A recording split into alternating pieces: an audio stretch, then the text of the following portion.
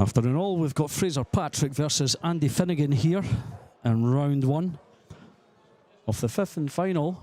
Is it the fifth? The fourth. The fourth and final Rasson series of 2025. I think it's the fourth one. I think there's only 4 this year.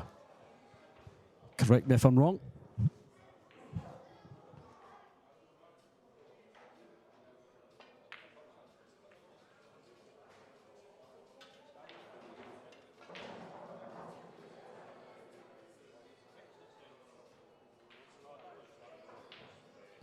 Fraser just having his practice rack here. He's playing Andy Finnegan.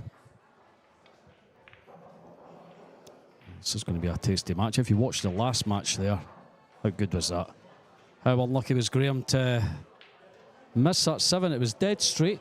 We've watched it back a few times on slow motion. The 7 was in the pocket. Hit the back of the pocket, straight back out. Very unlucky. It was a good comeback for him, but just couldn't get over the line.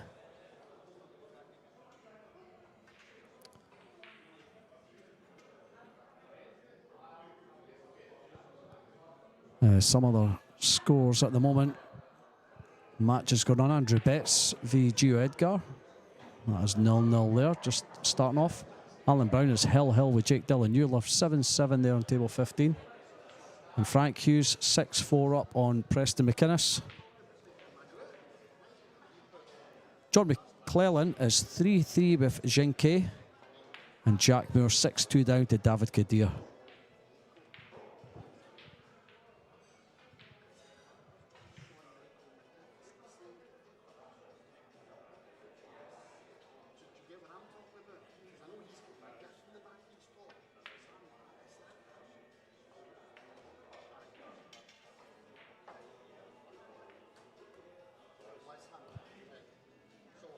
So Fraser's had enough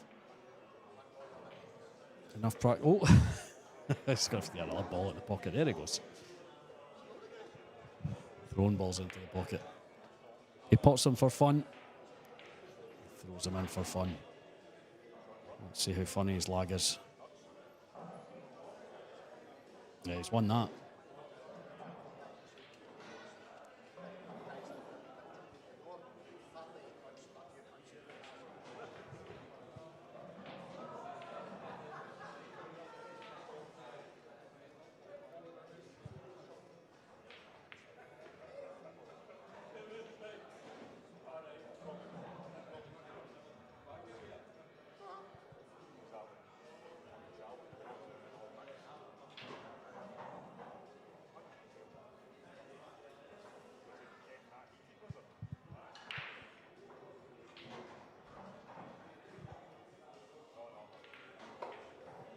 So Fraser Patrick breaking off in rack number 1. And this is a round 1 match on day 1. It's the Rasson Scottish 9-ball series. This is indeed event 4. It's the main event. We go tier 1, tier 2 tomorrow. But right now, this is what it's about.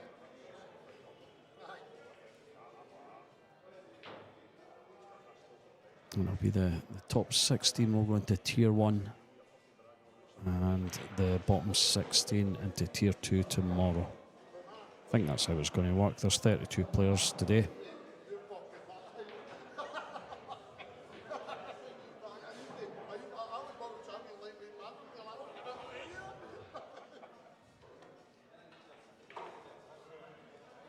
A little mistake there from Andy. Managed to catch that one on the way back.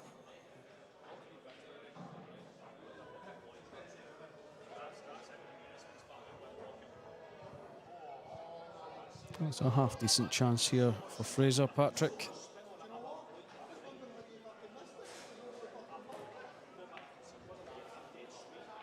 It's just not quite been able to control that one. It's early days, early in the match. Can cut this back, of course. We could just play it safe. Bring the 2 ball back over behind the 6. He has indeed gone for the cut. How about that? When you can do that, you don't play safeties.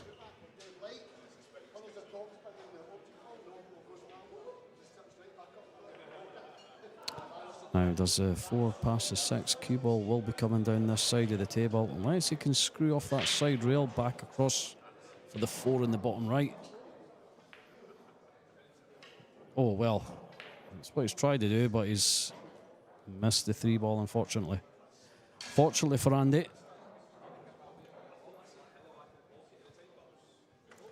And it's not easy.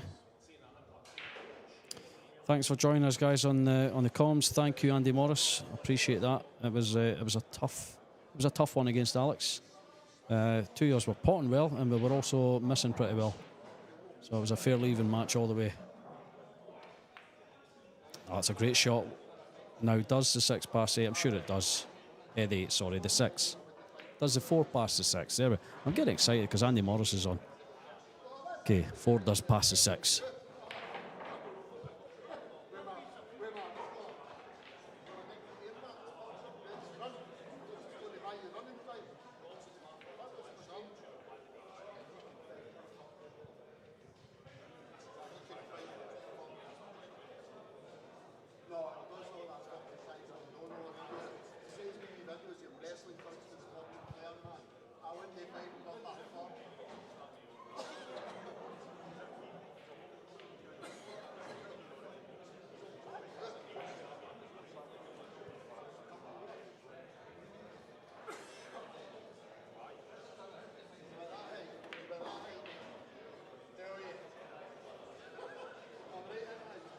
It's not bad.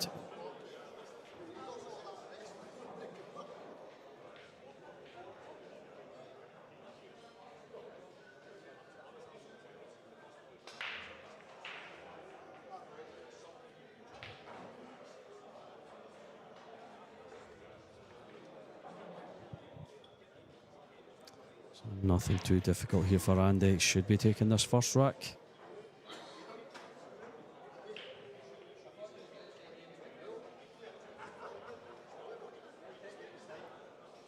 Just come off this bottom rail here, back up for the 8.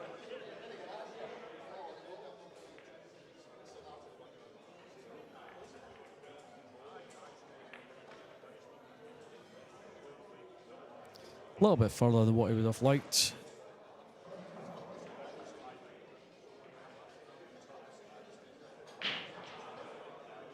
Now, can he just roll this forward and just bump the 9 down a little? Just depends on what kind of angle he's got here. Now he's screwing back. Does look like he's going to go into the 9 though.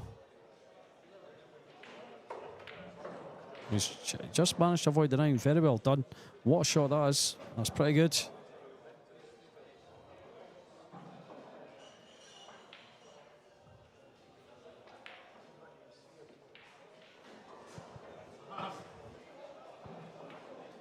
And Andy does go 1-0 ahead against Fraser Patrick. Very well done.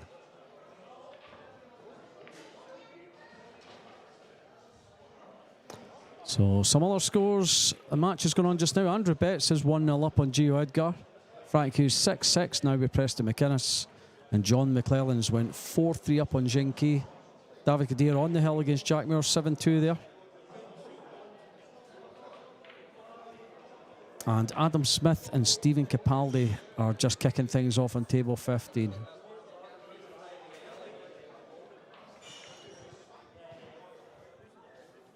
So there's one more match in round 1 still to get started. That would be Chris Cowie and Dean Shields. I think that may be the next match you'll see on this table.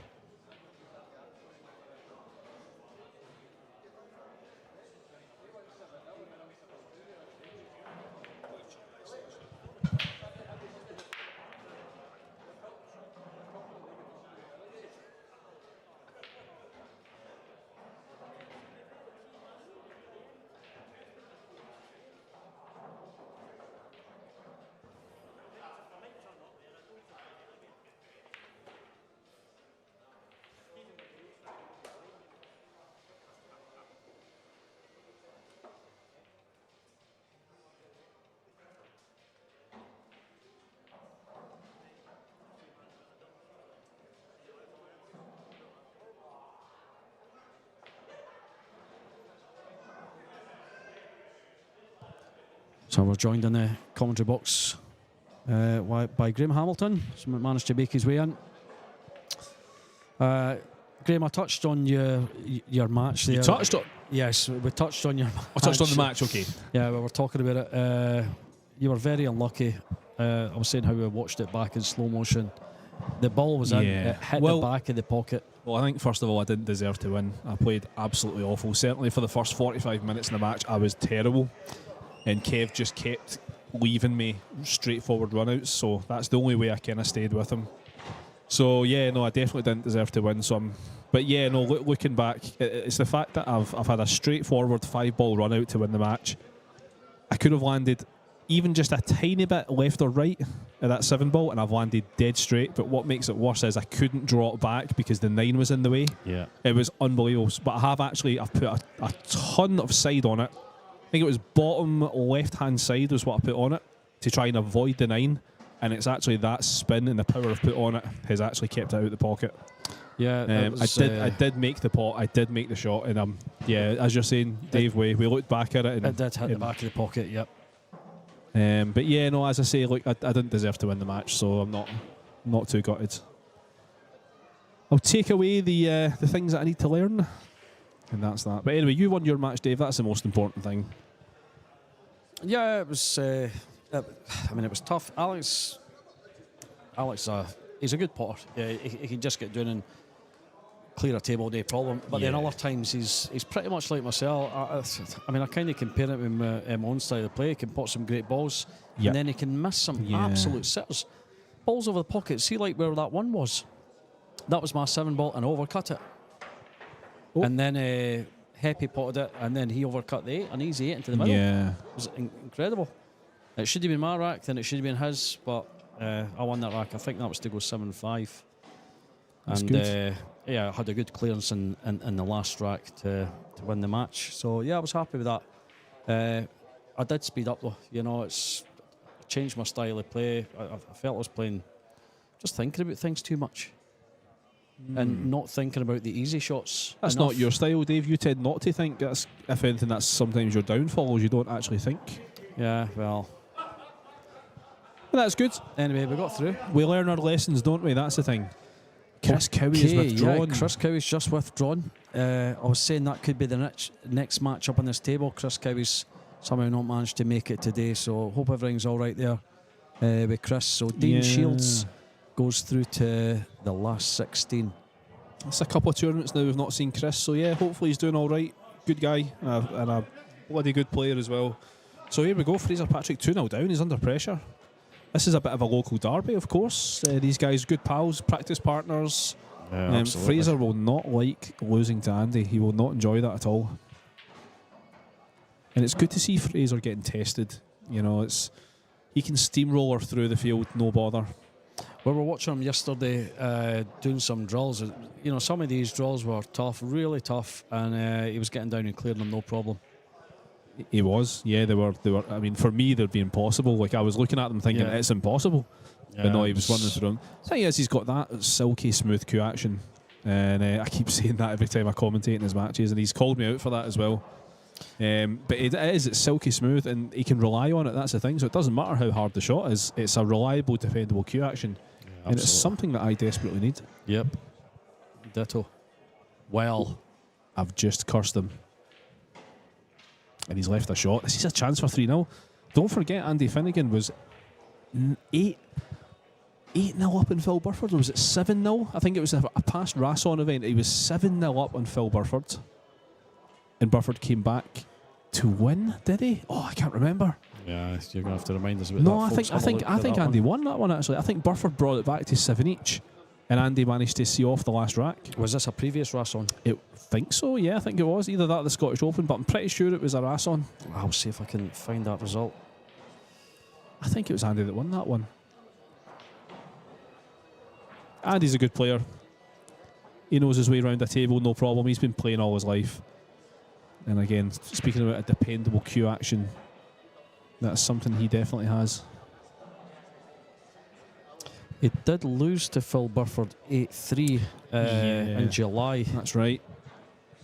And it might have been the first event of this year, possibly. Sorry, we're talking about Andy, aren't we? Andy Finnegan, yes. Yeah. It was 8-3. No, if you go back, this was a wee while ago, Mr. Jet. Sorry, Jet's just checking his scores Let's just have on a the look old here. Cuesports. Who was it? It was Phil Burford they played. Phil Burford. Phil Burford. Phil. Where are you, Phil? It must have been quite a while ago. Last year, wasn't it? Might have been last year. Good pot there. Needs it to travel. It's travelling. Yeah, he's played that well. The thing is, it is missable. But I would expect him still to make it. But there's a bit of pressure on this one, Andy. He's not used to going as much as 3-0 up on a player of Fraser's quality. Andy Morris on the chat has just answered it. There it is, yeah, and Dave's found it at the same time. Thanks, Andy. Yeah, Andy's, yeah. Thanks, Andy. He's missed it. Oh, no, that's a massive gift. Andy. And is that going to come back to haunt him? I think that's a massive miss. It's only 2-0, but that is a huge miss to go 3-0 up. Yeah, Fraser's going to be relieved to see that. Get a point on the board. I can see Fraser pulling away at this stage, and I know he's still got to pot the 9, but it's still early doors. This is the kind of situation, though, where, you know, he'll get such a boost, Fraser, from that. Andrew Betts now 2-1 up on Gio Edgar. That match is moving on pretty quick. Interesting. Yeah, very interesting. That would be a great result for Betsy. Absolutely. Adam Smith 0-0 with Stephen Capaldi still there, just kicked off. Genki has pulled another one back. 4-4 there with John McClellan. And David Kadir's just won his match against Jack Moore 8-2. Jack Moore. So there's a couple of tables free at the moment. I would imagine it would be Gus McDonald versus Jake Dillon Newlove. And, that could be up soon. Matthew Wrigley versus Marcel. Dave, very soon. I could be away very shortly, which is good for the viewers. Let's get... Cue ball! There's a 9. 9 is away. The cue ball's already away. I never saw the cue ball. I did just shout cue ball in your ear. I never saw the cue ball. Oh, my word. Oh, it's all happening here. We're getting a bit excited here in the booth. Yeah, you're seeing everything happen here today, folks. Promises to be a good match. There's going to be some good pots here. Yeah, I'm keeping a wee eye, by the way. Look, I mean, this looks pretty relatively straightforward for Mr. Patrick. Keeping an eye on Jin Key's match against John McClellan. That's what's his Scottish name? Jason. Jason, yeah. Plays in the club. Practices quite a lot in the club, actually. Jason, really nice guy. He's only just started competing. He's not won a match yet, so that would be a great one if he could pull that one. Does play quite a bit. He's taking it seriously. It's good to see. He's putting the hours in. Still a young guy. He's got lots of time on his side. He will improve at the game.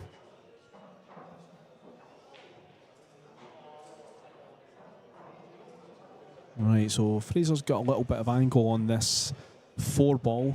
The 9 appears like it's going to be in the way a little bit, so needs to consider this. No, the way he's queuing it looks like he can just avoid it. Off the right-hand side rail and up for the 5. Perfect. Now, this is the key shot. Now, you were saying, Dave, about the drill that Fraser was playing yesterday. This is the kind of shot that came up on that drill. Yeah. He's having to land basically perfect centre table. Yeah, you can see where he's gesturing there. That's exactly where he wants to be. He's going to make this 6 no bother, and just purely because he's had that practice last night doing that exact same shot, and I guess that's why you do drills. He's tried to break them up. I'm surprised at that. I thought he would just leave it centre table. Yeah, because he was queuing that up there as if he wanted to leave his cue ball in the middle. What does he do here? Does he try and bank this across? Does Fraser bank much? Yeah, he's playing safe. Interestingly, Dave, your match has not been called. You've been skipped for Darren Murray, Kevin McLean. Maybe Craig knows that you're here. No, that's fine. Yeah, I'm quite happy to see out this match. This was always going to be a good one to commentate on.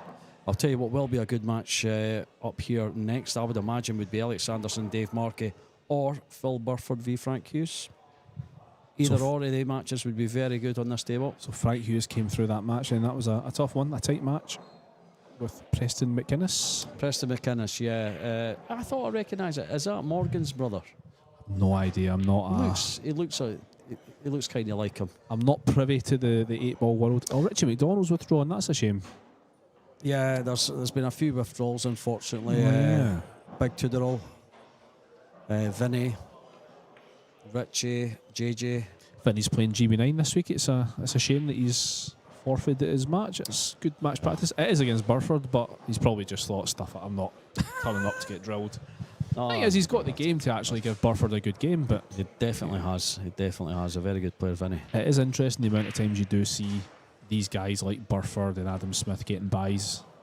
I think that is a factor that people literally do just look at it, especially when it's single elimination as well.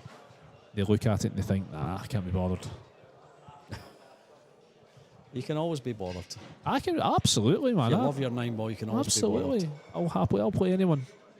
I didn't care. Well, Apart from Kev. and that I don't mind playing Kev. We always have a tight game. We've never had a game that's... Yeah, it's never a boring pumping. game there. No. It was always going to be a hard one to call. I was surprised to see our match go on the stream, but actually I can understand now because it was always going to be a tight game. Cue ball! Oh. I mean, for a guy of Fraser's height, I'm surprised to see him use the dart technique on the jump shot. Yeah. It's one I can't do. I can't dart the shot, you know. I've always got to elevate my arm. Well, he plays with he obviously is sponsored by Mez, as you can see by his shirt. I think the jump cue that they have is one of the best jump cues out there, I believe. I've never tried it, but it's got a very good reputation. So he's probably just that comfortable with it. He thought this is the one, you know. Absolutely. But it's cost him, and he needs to take this. It's okay. It's okay. A little. The balls we're playing with today, they are absolutely fresh. They could well be brand new. If not, they are very well polished. They feel brand new. I think Dave, we had a hit last night, and the balls that we played with last night are so different to these ones. They feel so different. I mean, the ones we play feel brand new, but these are spanking. I think these are only kept for these matches. They must have 12 sets of these balls. 6 for, general play when we come in. Great shot from Andy. Great shot. Tournaments. Yeah, he's cued that really, really well.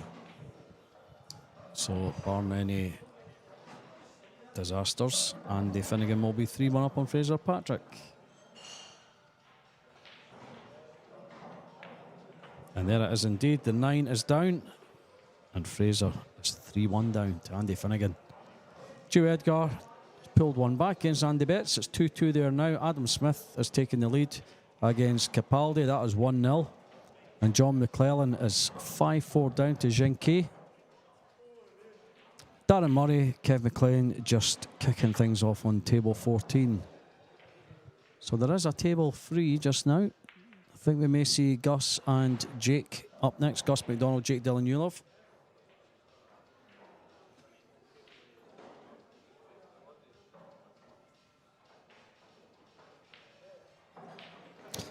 So here we go, rack number 5, Fraser Patrick the break, and round 1 of the Rasson Scottish 9-ball series event 4 of 2025, 4th and final event.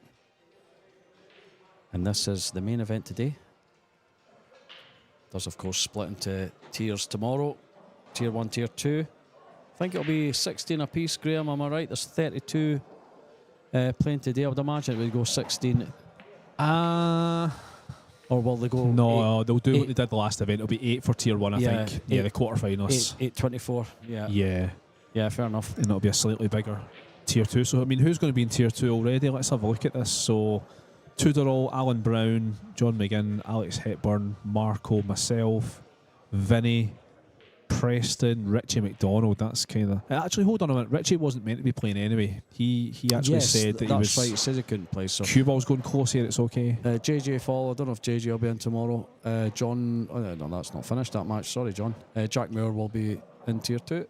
Yeah, so it's actually a relatively straightforward field for tier 2 so far, but I think once we get to the next round of matches, that's when we're going to start to see some of the big dogs drop in. So, for example, Dave Black, if you lose to Matthew Wrigley, you'll drop into tier 2. Yeah, absolutely. You're going to see Elliot or David Marque fall into tier 2. So, winner of 13, winner of 15. Yeah, so you're going to have one of these two. Well, the winner of this match will play Dean Shields. So you'll definitely have a very good player dropping into tier 2 as well. So yeah, definitely not the easiest. This is definitely not when we talk about guys realistically winning tier 2, we certainly don't have any chance, Dave.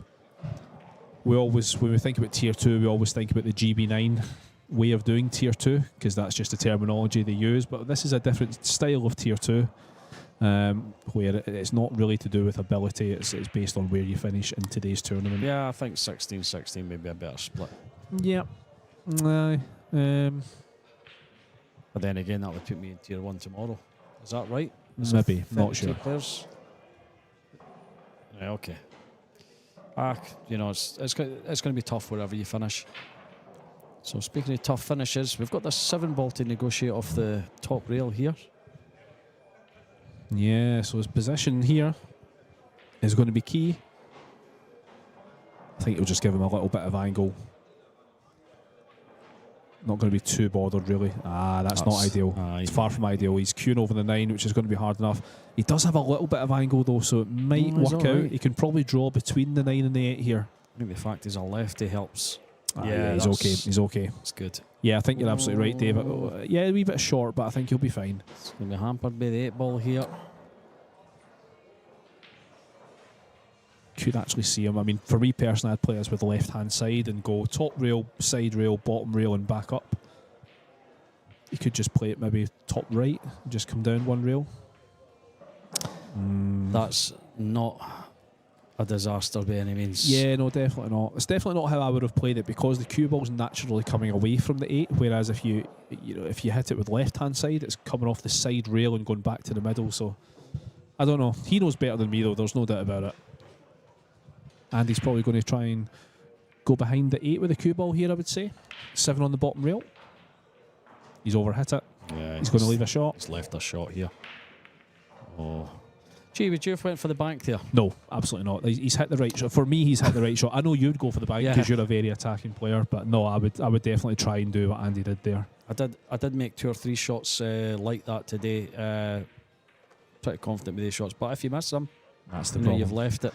And even then, actually, if you try and take on the safety as he just did, there's no guarantees you're going to make that either. So maybe your way is better, Dave.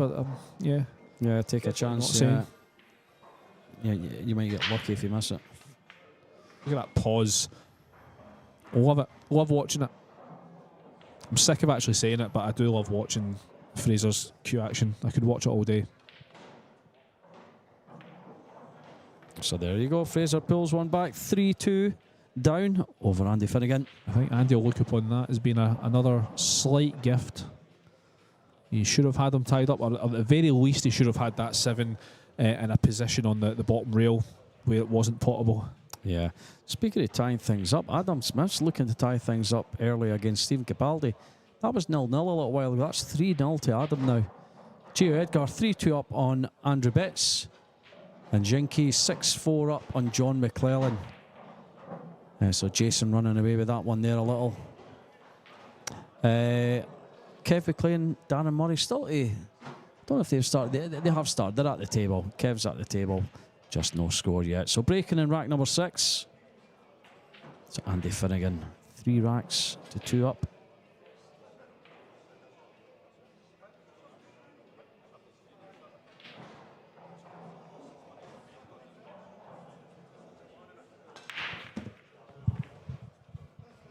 Okay, he's got a ball down. He's going to have a shot on this one. It's a good break. Kind of put his hand up in apology, so not what he was going for, obviously, but so one's going to be coming away slightly from the position of the 3, so he's going to have to draw this back a couple of inches. Yeah, leave the... I think ideally middle diamond for me in terms of the position. Yeah, leave the 3 for the top pocket, top left, and then he just has to roll that in to leave the 4 for the middle if it passes the 8. It's going to make the 1 first, and there it goes. Okay, he's played that great. Yep, really good. So does the 4 pass the 8? I think it does. If not, he can just run that through, play the 4 in the middle. That's what he's looking at just now. Yeah, that's what I'm saying. Oh, I thought you were talking... I thought... Oh, sorry, I thought you meant past the 7. My apologies. No. Because for me, it would have been the stop shot for the 4 in the top right. Yeah. That would be the right shot. But yeah, I don't think it passes the 7.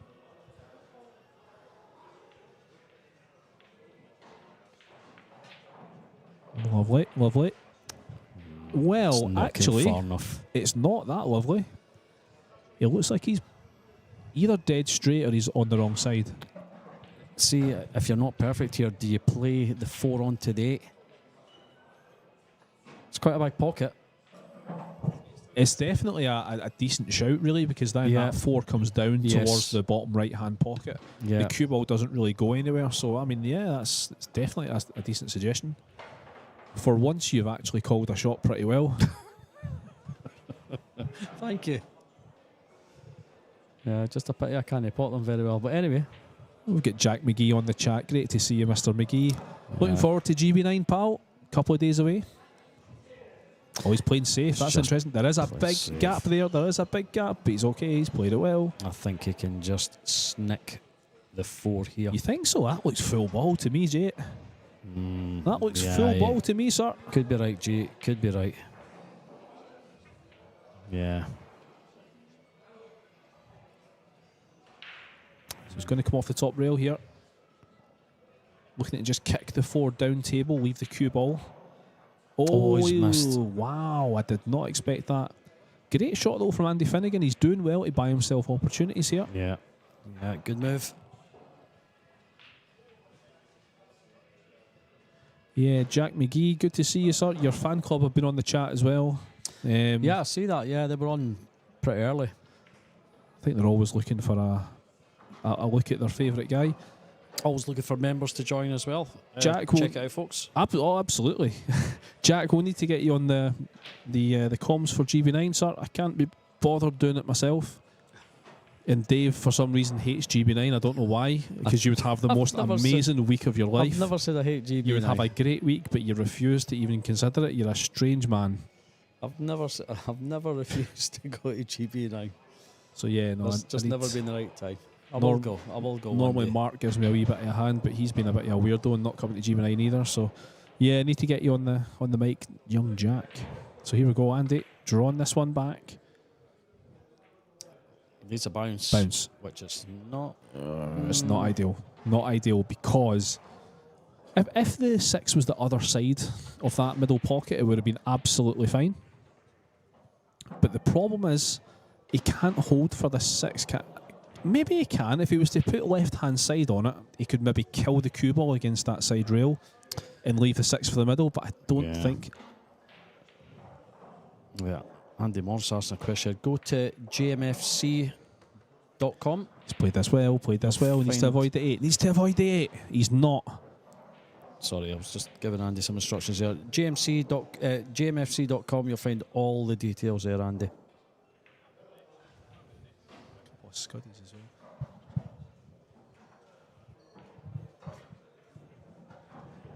Yeah, so he's in a wee bit of trouble here, Andy. I think you've got to come off this bottom rail, haven't you? And try and use that 8 to go behind. Yeah, because it's tough to pot this if that's what you're trying to do. Yeah, I think you're just trying to get this safe here. Yeah, it's really hard, that shot, and he's not got it safe. So chance for Fraser to tie things up. Not ideal, because I mean, Andy played a great snooker early on the rack and that bottomed the opportunity, and he really can't afford to not take his chances in this type of match. Fraser could potentially be 3-3 here without really doing anything spectacular. Yeah, this is a simple run out for Fraser. That's the kind of thing you would expect if you were watching the previous match, me against Kev. You know, that it's basically about who gifts.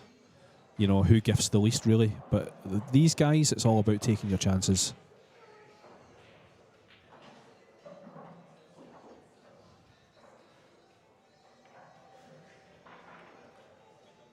There we go, yeah, so 3-3.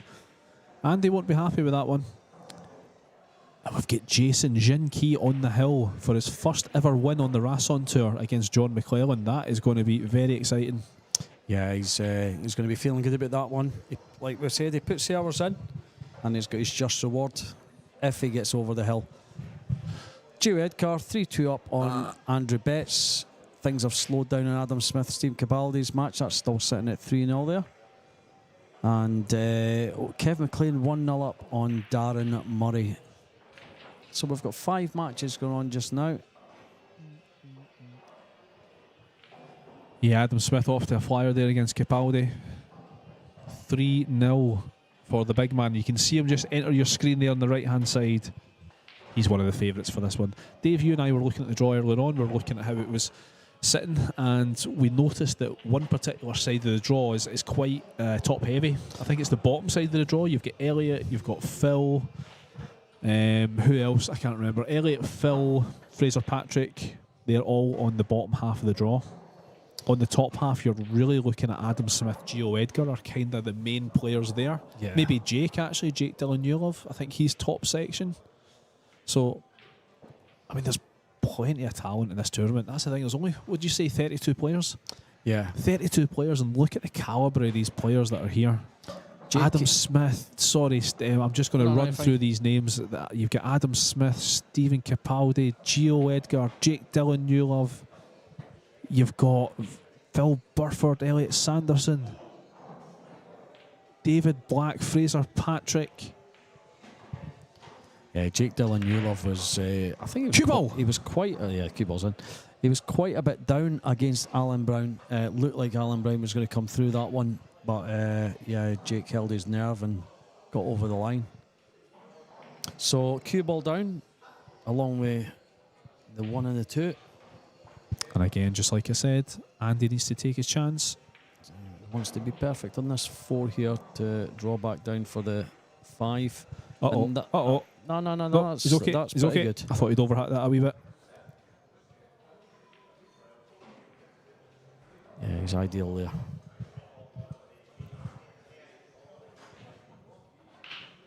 Put a wee bit of left-hand side on this. And there you go, that'll do nicely. So, I've no problems making the 5 and 6 here. It's getting from the 6 to the 7.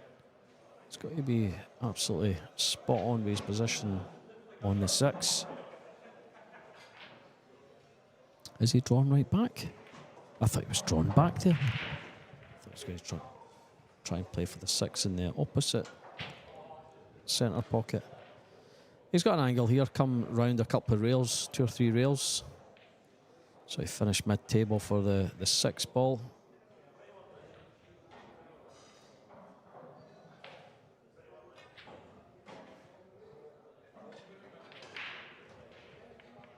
Doesn't want to be queuing over the 9. He's ideal there. He's not. Fine. He's not. He's queuing over the 9, Dave. No, I would not call that ideal. Nah, he's okay, but he's I don't know. I think a wee bit more to the left, a few more centimetres to the left, it would have been perfect. So he's fine. Hampered slightly.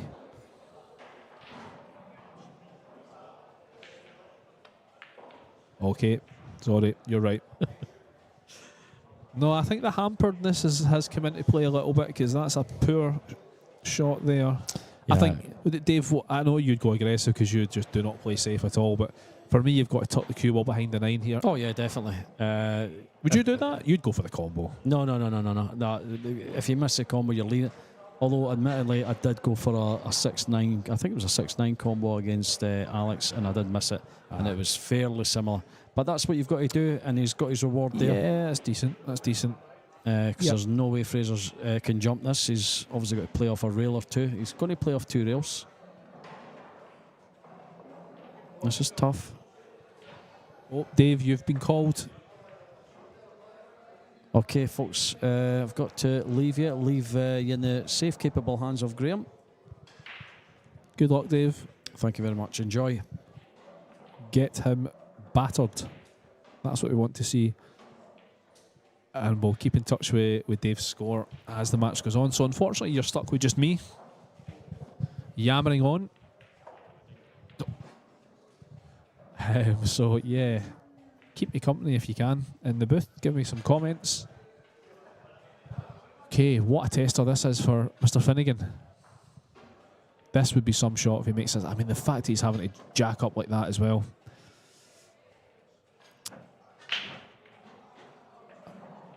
I guess he could play safe, but I think he's got to go aggressive. Nah, he has gone safe. Okay. Split the cushions. I fancied him to have a wee shot at that. There's Mr. Capaldi in the background there on the right-hand side. Currently 3-1 down to Adam Smith, so he's got one back. One of the good guys, Mr. Capaldi.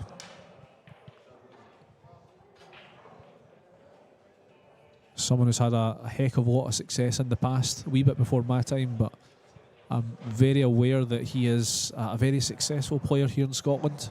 Been around for a long time. Mr. Capaldi, one of the all-time Scottish greats. So is Fraser going to go aggressive here? He is not. That's not ideal. It might do. And he's got a couple of options here. I mean, it looks like the bank shot goes.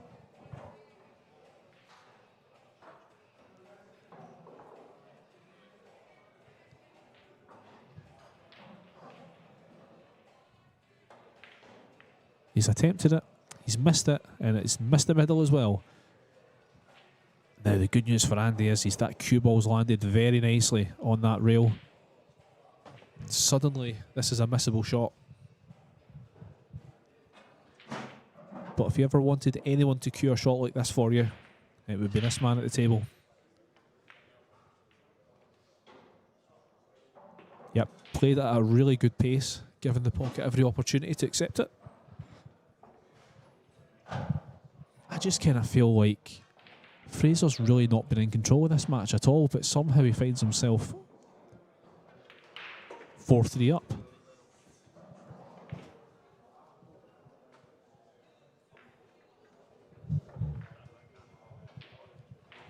Andy's got to be kicking himself.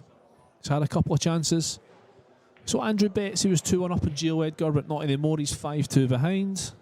Mr. Capaldi is at the table on an 8 ball. He's got a relatively easy 8-9 run out, so that will take him to 3-2 down against Adam Smith. And it looks like Jin Ki has just won his first match on the Rasson Tour. I've just seen Dave shake his hand.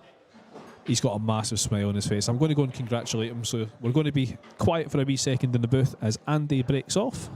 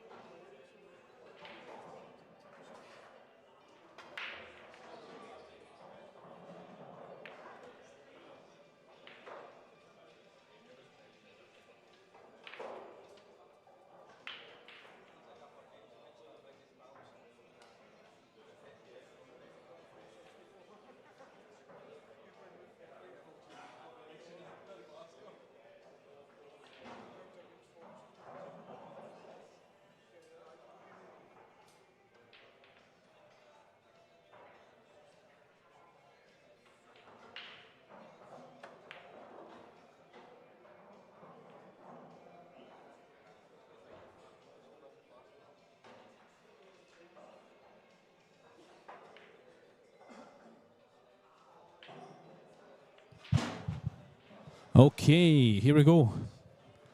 Big shot for Mr. Finnegan here. 4-3 behind. Needs to take his chance. He's not going to take his chance like that, though. And you kind of feel like the momentum's maybe switched a little bit in this game.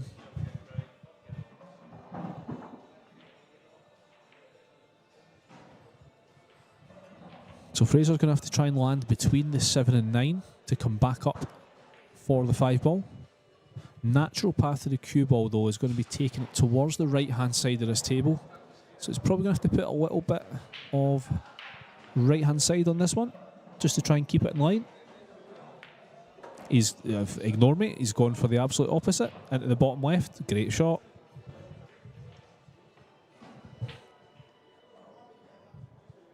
And that was the hardest shot of this run out. Everything else looks relatively straightforward.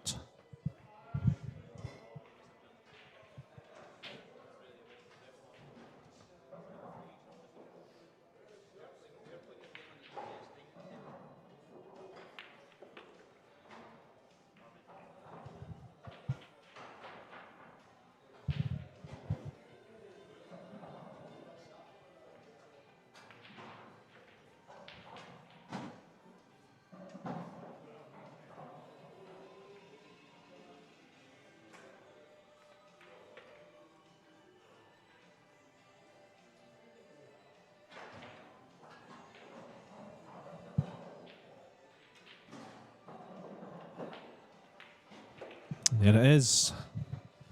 So Fraser 5-3 up, and it looks like he's well on his way through. The way this match started, looked like he was in a little bit of trouble, but Andy's allowed him to come back into it, and he looks relatively comfortable now. So Jake Dillon, Newlove, Angus McDonald has just started. So too is Wrigley against Black. Murray and McLean are still 1-1. They have been 1-1 for quite some time.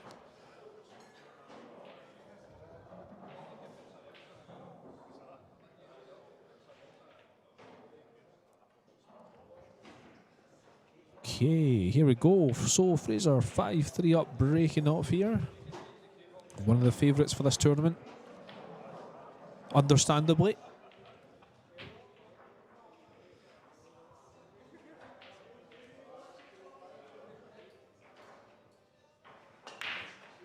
One on the side.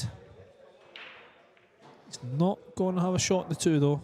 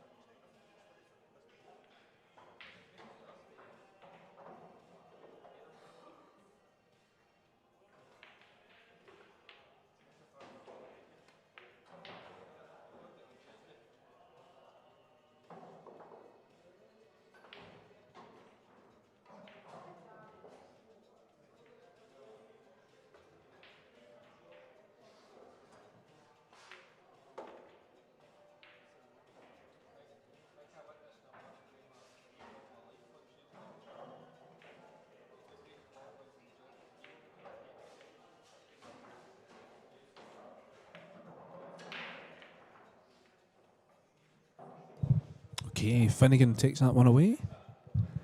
And he's still hanging on. Adam Smith 4-2 up now on Capaldi. Edgar is pulling away from Betts. 7-2 now. Wrigley's just taking the lead against Black. And Kev McLean is 2-1 up on Darren Murray. Okay, Andy Finnegan has the break. Looking to make it 5-5. I think that was a big rack there. 6-3 and 5-4, quite the difference between the two.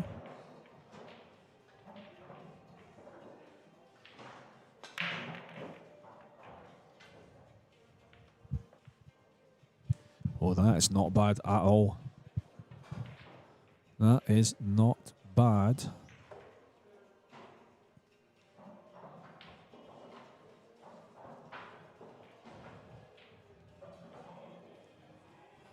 If Fraser can get past the 9, if Fraser can get past the 9, that is. Excuse me.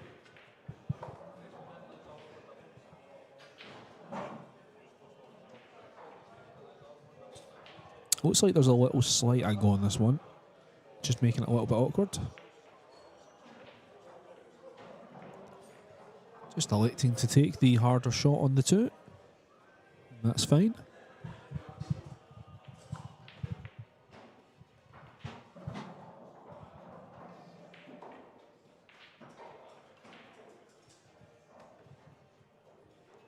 Everything's out in the open.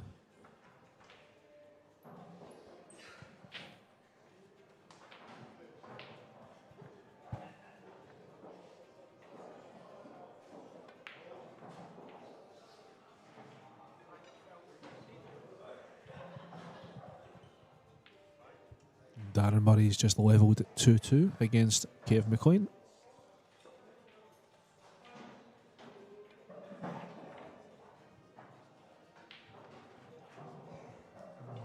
Right, so could land the cue ball. I mean, if he can land the cue ball where it is right now, that looks pretty decent for the 6 ball. He could come over the right hand side of the 8, hampered here by the 8, so doesn't want to take too much of a risk. I think anywhere where the cue ball is now is good. That's all right.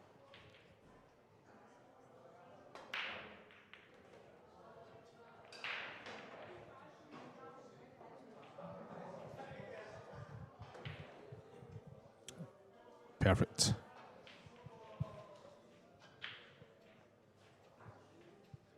Can travel with this cue ball if he wants, or just run it through what, a couple inches. I think that's what he's going to do. Yep. That's perfectly fine.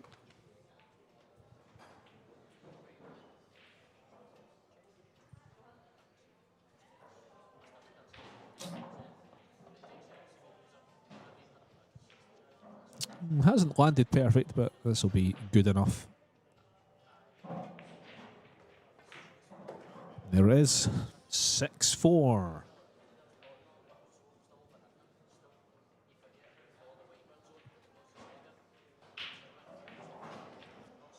Capaldi's making a good game of this one against Adam Smith on the table next to these guys. 4-3 now to Adam Smith. I think Smith was 3-0 up, I believe, at one stage. Jake Dillon-Yulov's just taken the lead against Gus McDonald. Gio Edgar's won that match out there on table 13. So Andrew Betts was 2-1 up at one stage, but that was the last time he's seen the 9-ball go. It's all one-way traffic after that. And Burford against Hughes has just begun on table 13. So, Fraser Patrick 6-4 ahead. Yet to put his score up.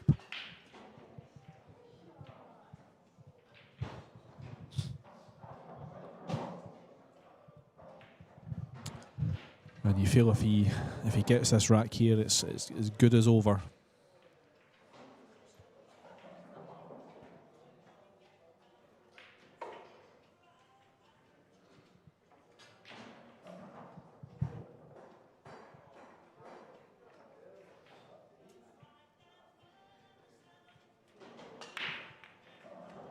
Got the 1. 2's gone.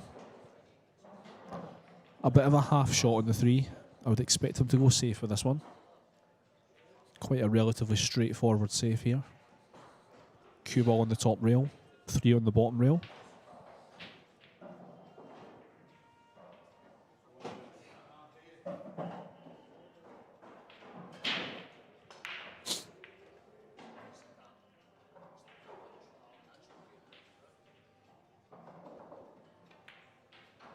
Oh, he's played the bank. Great shot.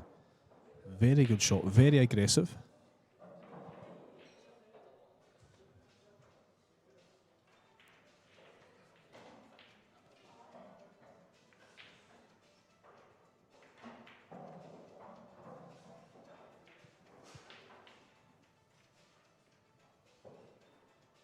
And thanks to that fantastic bank shot, everything is relatively straightforward.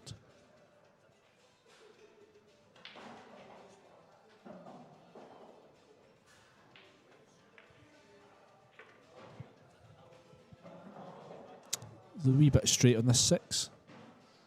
Should be able to manipulate the angle using English.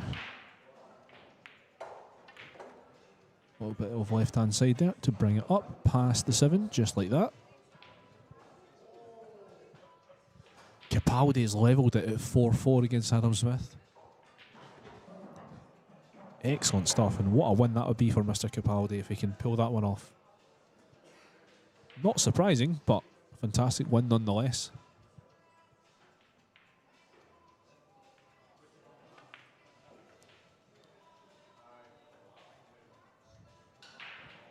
Okay, so an easy 9 ball here to put Fraser Patrick on the hill against Andy Finnegan.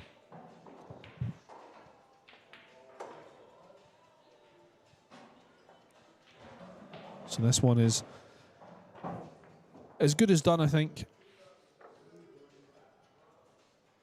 Gus McDonald has got the leveller against Jake. That's 1-1 over there. So I'll keep a close eye on this Capaldi-Smith match.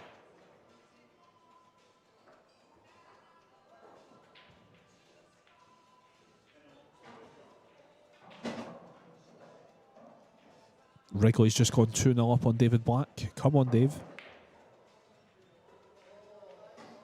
Dave is at the table on a 7 ball. I'm just going to commentate on a match that you can't actually watch. 7's gone. He's on the 8, Dave. Be great if we had that camera angle if you're a regular viewer of the Scottish Open. That amazing camera angle where you've got all 6 tables in the one view. That would be absolutely amazing. Craig, if you're listening, that's what we need to do.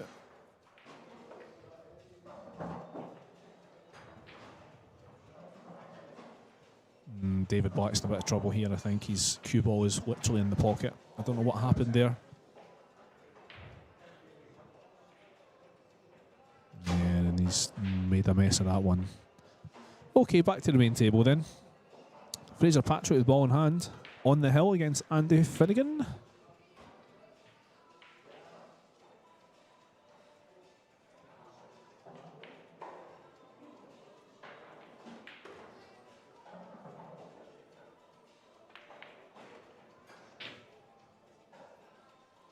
Played it at a good pace.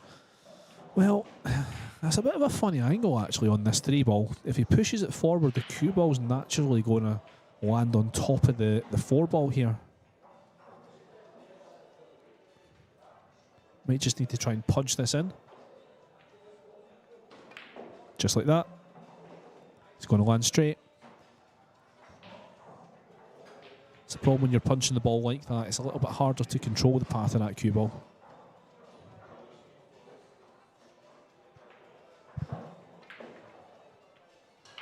Played it well with outside spin.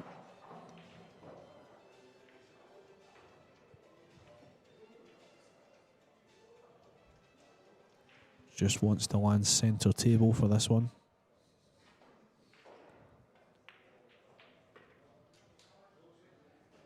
And that's pretty central. Nice angle as well, just to drop on to the 7. I think Andy Finnegan has played his last shot. Uh-oh. Uh-oh. Got into that way too much.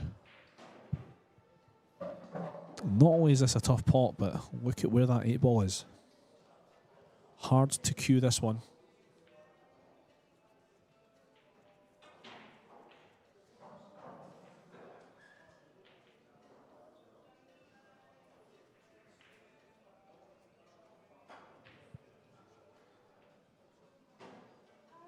This is awkward, even for a cueist like Fraser Patrick. Yeah, not surprised that he's missed that one. 7 has landed nicely though. And he's deliberately left that cue ball up the top end of the table, where if he made the 7, he would have a shot in the 8, but if he missed it, there's a good chance that that's going to be safe. And it is. So I don't think anyone really expected Finnegan to get back to the table, but here he is, looking to split the cushions. It's okay.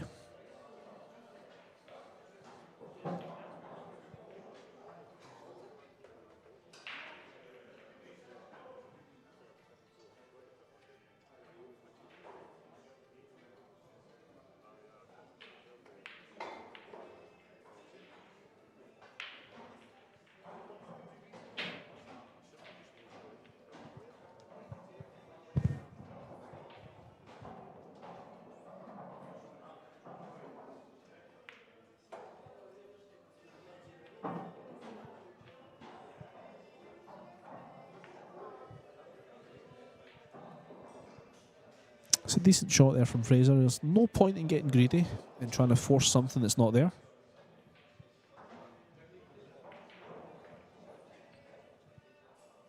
Question here for Andy is, do you go aggressive? He's got nothing to lose here. This is worth a shot. Oh, what a shot. Cue ball, it's okay. But wow, this is a nasty shot in the 8 that's been left. Really good pot though from Andy. Shows that he's still cueing relatively well. He's in all kinds of bother though. Even if he does make this 8 into the top left-hand pocket, he's going to be left a relatively tough 9.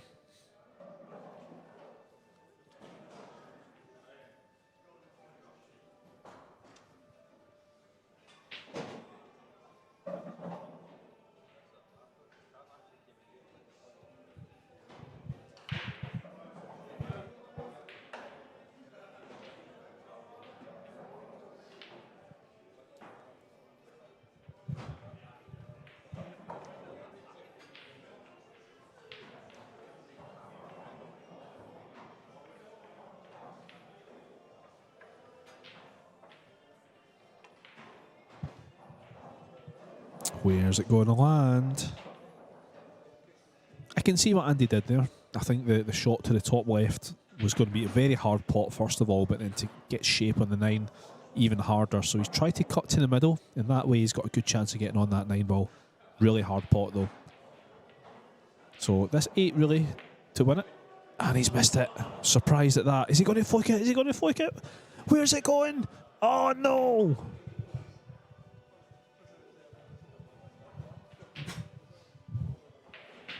Well, to be fair, he is in control of the match at this stage, Fraser. I think if this match was maybe 7-5 or 7-6, then that fluke, well, it would be pretty hard to take. But it's 7-4, maybe not that bad. Fraser's trying that shot again and he's made it. So there you have it. Fraser Patrick, the winner. Andy Finnegan got off to a flyer, 2-0 up. Had a chance for 3-0, didn't quite work. He was 3-1 up.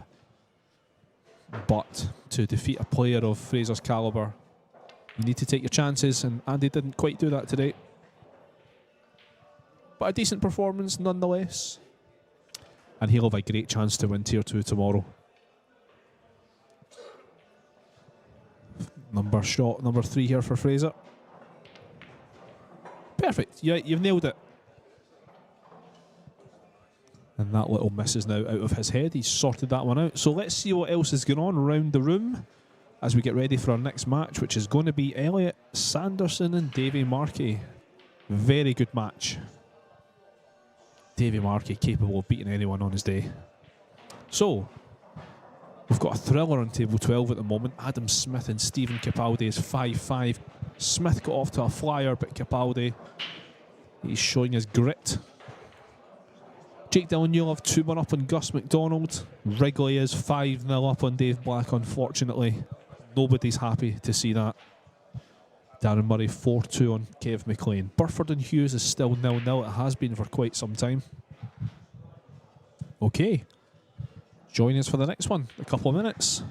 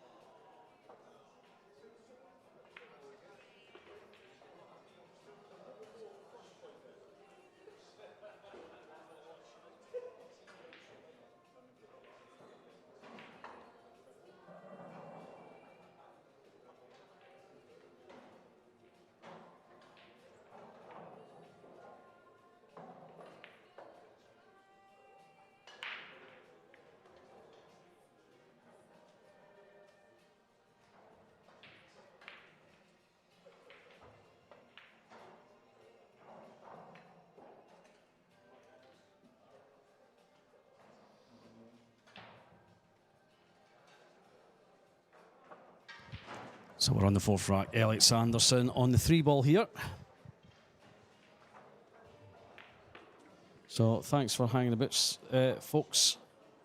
I wish I was away longer, but Matthew absolutely drilled me. So it's a case of thanks for coming. There's your donut. He actually asked me if I wanted to go Krispy Kreme, but I know what he's getting at there. But yeah, neither of us played very well. But yeah, Matthew's just a cut above me. So very well done, lad. Good luck in the next round. So it's good safety there by Elliot. 2-1 down against Davy Marque at the moment.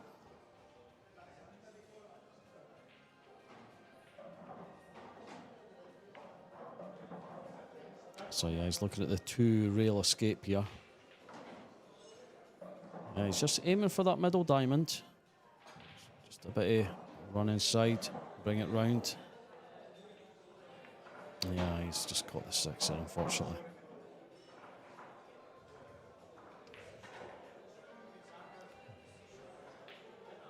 Across the table a couple of times, back over for the 5. That'll do nicely. Well, if it pulls up. Oh. Yeah, I don't think he can see enough of this.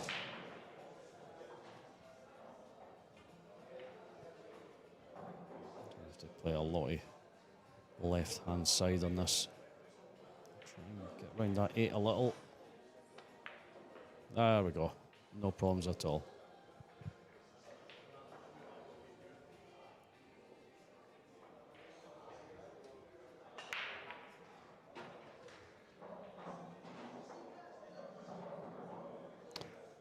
Put the extension on.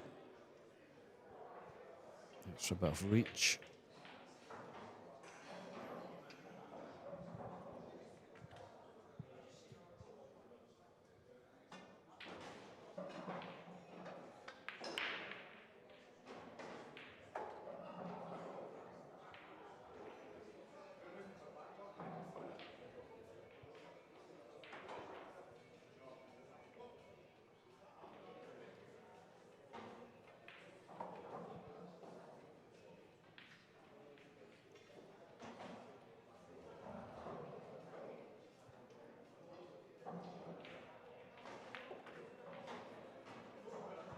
That'll do nicely. And that is going to be 2-2.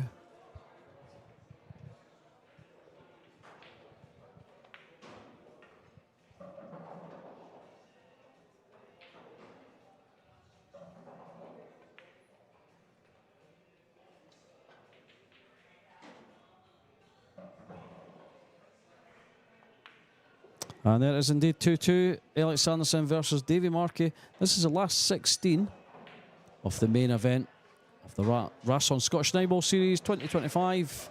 And this is event number 4, the last event. Do, of course, have tomorrow to go in Tier 1 and Tier 2. Gus McDonald 7-2 down to Jake Dillon Newlove. Darren Murray 6-4 up on Kev McLean. Phil Burford 4-4 with Frank Hughes. David Kadir is 2-1 up on Jason Genke. And Fraser Patrick and Dean Shields just starting off on table 12. That's 0-0 at the moment. So Elliot breaking and rack number 5 makes a 1 ball. And they can see the 2.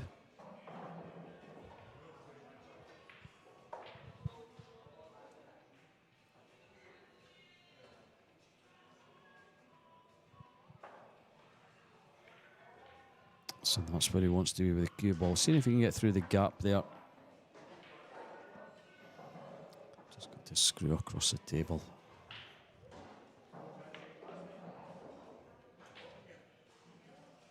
Could use the bottom rail here, just tap the 7 out of the way.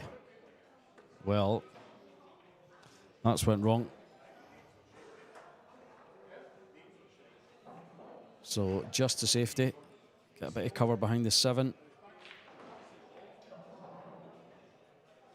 And that is not ideal. He needed to be tighter. Not sure if Davey uses a jump cue. He's predominantly an 8-ball player. very good 9-ball player as well.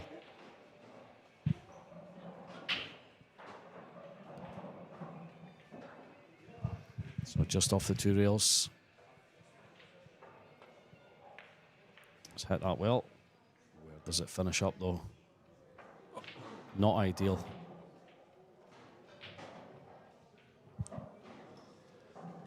Yeah, Dave, we were just out amongst the people there before we came to the booth and having a wee chat away, and was keeping a wee eye on this match.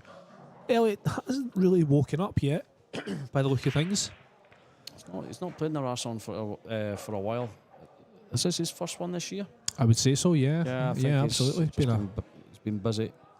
It's been a good while.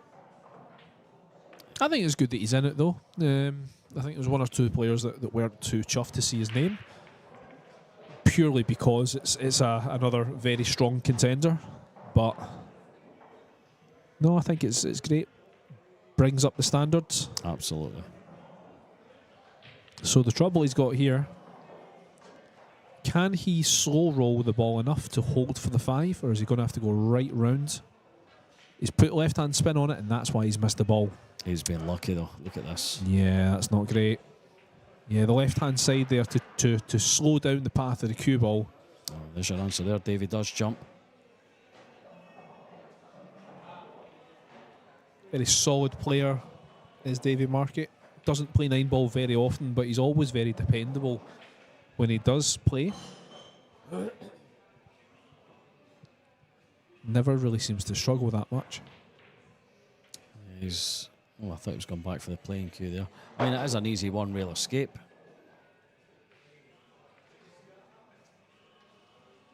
He fancies the jump. Can't pot it.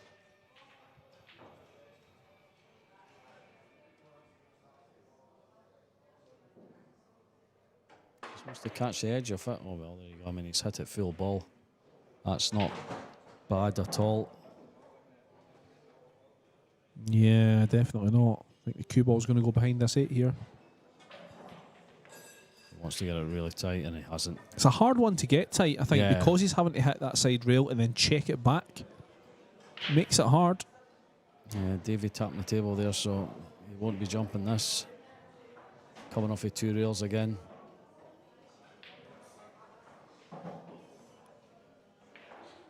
Or just 1 rail. Probably a 1-rail escape here. I'm a big fan of 2-rail escapes. I love almost like a kick and stick kind of shot. But the problem is he might bump into the 6 if he does try and send the 4 down table. I would still go 2 rails here, and that's what he's tried to do, and he's missed it. Yeah. And that is purely down to the fact that Davey's not a 9-ball player, and he doesn't play this game very often. Plays 8-ball, I'd say about 90% of the time, and he's not been able to judge the slide of the balls there, or the slide off the cushion. So Elliot's got a good chance to take the lead for the first time in this match.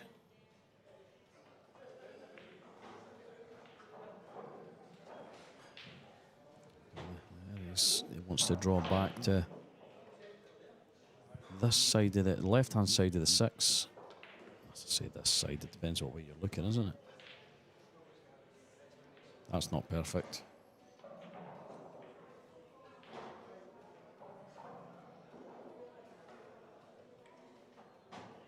The good news is the 6 will go to the middle right-hand pocket. He can go 2 rails, side rail, top rail, even 3 rails potentially, to hold for the 7. Oh, it's a great shot. Even better. It's a great shot. Good recovery.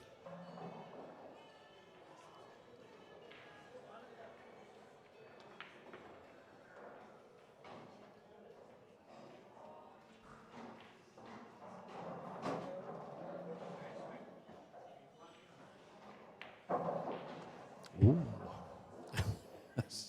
You grimace on his face there. Yeah, it was a really good pace. There was never any danger in missing that one. And there we go. That is 3-2 Elliot Sanderson over Davey Marque. And this is a last 16 match. Frank Hughes has just levelled it up against Phil Burford, 5-5. Fair play to Frank. His game's really come on massively in the last year or so. It's a tight match, that one. It has been all the way. Darren Murray is on the hill, 7-5 over Kev McLean. David Kadir running away with it now over Jason Genke. Jason had a chance to go 2-0 up, we were saying. And Yes, that's right. yeah, that's made the an 8 ball. difference. Yeah, not great, not great. But he was absolutely delighted with his win earlier over John McClelland. Fraser Patrick 0-0 with Dean Shields on table 12 there. You can just see Dean at top right of your screen. We're starting to see Tier 2 take form for tomorrow. Yes, that'll be my good self, And me. unsurprisingly. So yeah, some of the names confirmed for Tier 2 tomorrow. Andrew Betts, Stephen Capaldi is going to be a big contender. Alan Brown, John McGinn, Marco Pediani, possibly Vinny Bemendi, who pulled out today, Preston McInnes, Richie McDonald is going to be a big contender for Tier 2 tomorrow. John McClellan, maybe JJ Fault. I would say probably not. The cue ball's gone. Cue ball's away. Table's wide open. It is wide open. Not a single problem here whatsoever. And you're going to see Elliot go through these relatively quickly.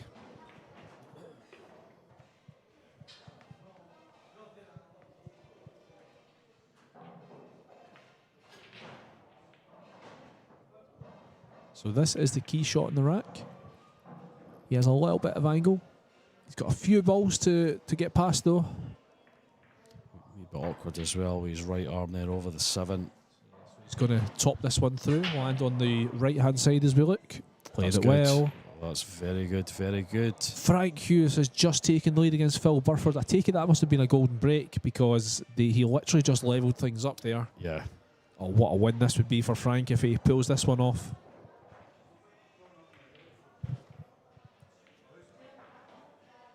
No problems here for Elliot. Andy Morris, one of the top Scottish players, is asking in the chat how many are in Tier 2. We don't know. I think So- it'll be about 24, won't it? Yeah, There's I would say so. 32 contenders today. It's likely going to be top 8 for Tier 1 and 24 for Tier 2. It'd be nice to have seen a 16-16 split, but there you go. Yeah, so I mean, you know, if you want to be picky, he is on the wrong side of the 8, but it's not going to be any problem whatsoever. Gives him a chance to let his stroke out, and that is going to be 4-2. Dave, hit the music. Oh. You missed the button, just like you missed that 9 ball earlier on against Pressed it Wrigley. twice. Oh, that was- You missed the button. Yeah, thanks for that. Yeah. Yeah, sorry Dave. Yeah, I was doing a wee bit of comms on the previous match, and I popped outside and I came in just for the last rack of your match, and you took away a great finish. You were knocking the balls in no bother, and then you missed a straightforward 9. It was straightforward. I was close to the rail. It was one of them. Yeah, I handed him it. But no, listen, taking nothing away from Matthew. Very well done.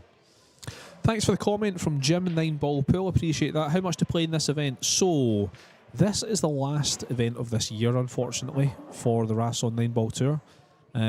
So I'm sure dates will come out for next year. You need to keep your eye on the Facebook page of McGoldrick's Pool and Sports Bar. Normally we do 4 or 5 events a year, roughly. Normally 5. It was we had to cut it to 4 this year for some reason.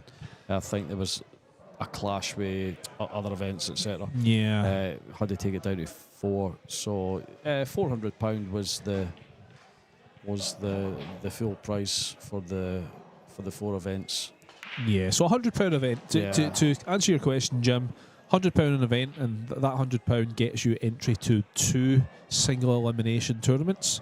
So the main event that we're watching right now, main event on the Saturday where every player is playing, and then on the Sunday it's the separate event where the field basically splits in half almost, where the guys who cash on the Saturday play in their own separate tournament, and the guys who didn't cash play in another tournament. Yeah, so Tier 1 and Tier 2 events on the Sunday. That's pretty good. Yeah, that's the thing. Look, it's always. I've played in the Rasson Tour since it began a couple of years ago, and it's always a great weekend to play in. I would say that it's definitely the hardest competition in 9-ball in Britain. There's no doubt about it. Yeah, even just for these tables, the conditions. I think even talking about pockets. the actual players as well. I mean, even comparing it to GB9, which is of course back this year, I would say the GB9 is probably an easier tournament. There's more players in it, but there's probably an easier field. Whereas this one, I would say about 90% of the field are very good players.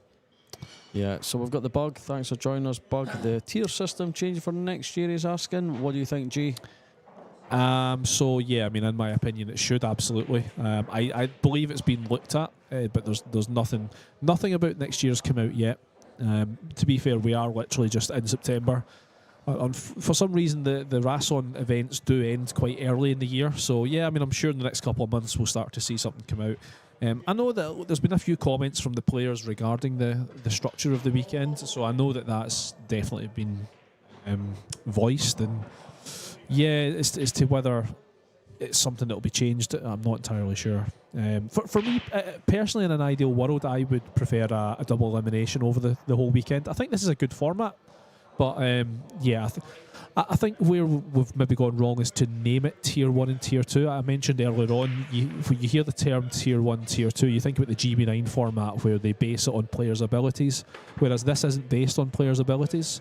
It's based on where you land on the Saturday event. So, yeah, I think the naming of the Sunday tournament has probably been a mistake. And that's maybe put a couple of players off. But, yeah, who knows? Let's see. We will see. Double elim, I think would be good, Dave. What would you think? Would you like a double elim? Are you happy with the format as it currently is? I mean, I've enjoyed it this year. It is very, very tough. Like Jim 9-ball Pool's saying, it looks like it's for the elite players. You could be right there, Jim. It's very much the elite players that are cashing in. And it is difficult for the normal players like myself that are trying.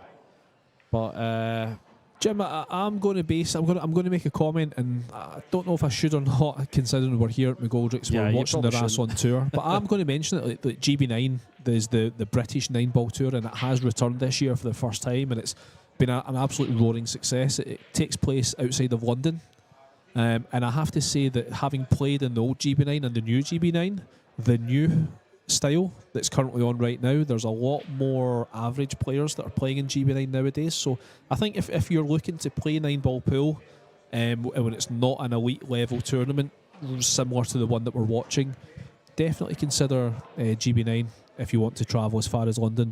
But these events are great to play in as well, so don't let the level put you off.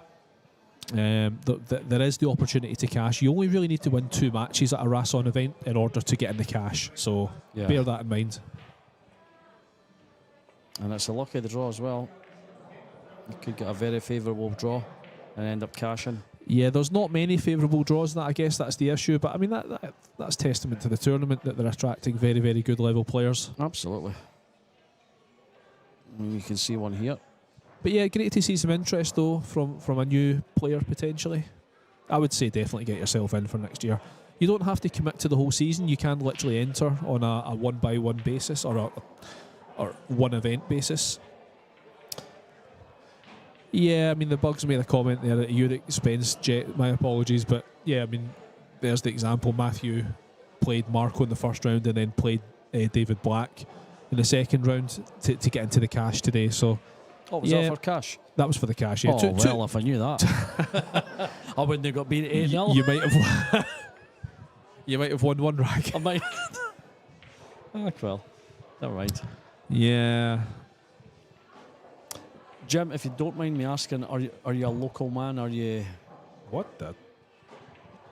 I'm just for pool reasons. For, okay, yeah. Sorry, yeah. For the Monday nights and stuff, you know. Like, for example, if he's anywhere near Edinburgh, there is a very good competition on the Monday night. So, yeah, if you were looking to get more into 9-ball, certainly a good place to start.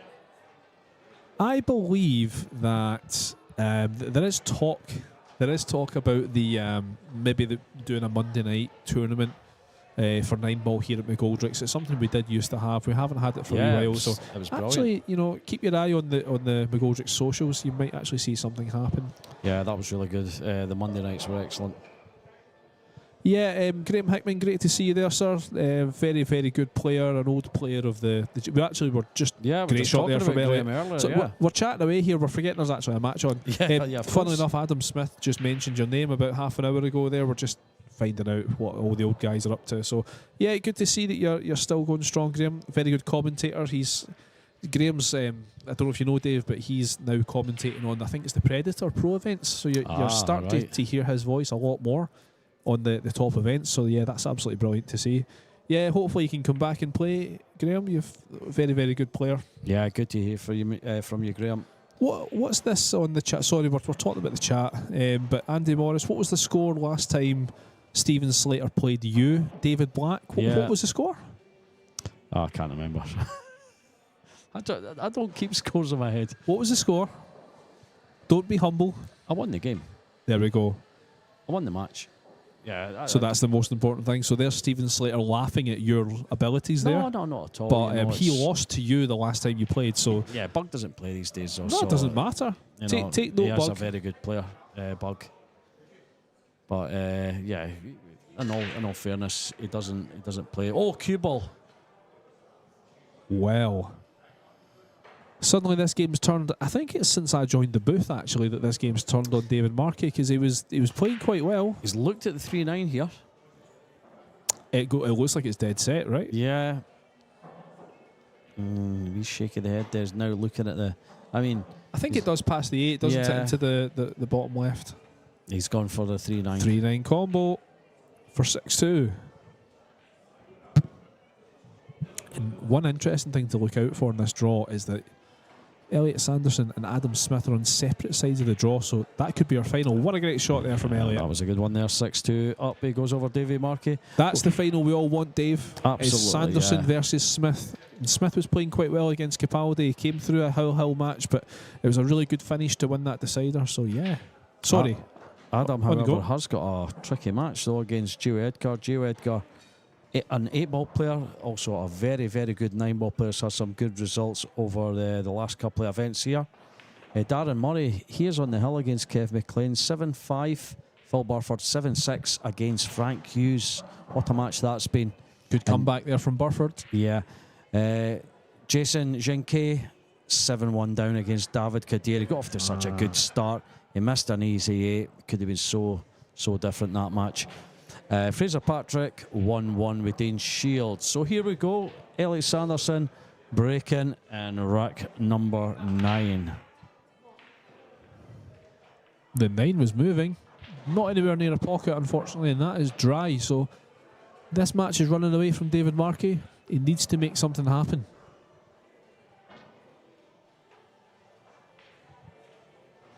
I don't think he can do much here. I mean, the bank is a possibility. Shape on the 2 is also a possibility. Oh, wow, we can't get closer than that. Rattled it in the pocket. 4-inch pockets. Yeah, this is the thing with these tables. They are exceptionally hard to play on. You've got to be on the top of your game to have any kind of success on these tables. They are very hard to play on.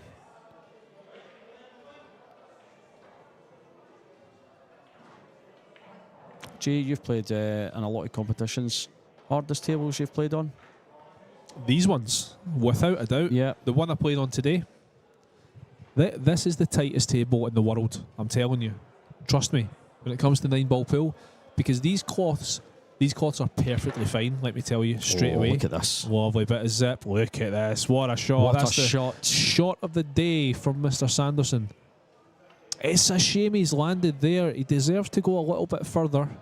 That's still okay, though. Yeah, so these cloths are perfectly fine, but they're not brand new. I think they were last changed in May for the Scottish Open. And the fact that it's 4-inch pockets on a Rasson as well, in the way that those pockets are cut, when you've got a slightly worn cloth with 4-inch pockets on a Rasson, you can't get harder. And, you know, I'm open to opinions, but I don't think it can be any harder than the conditions that we're watching right now.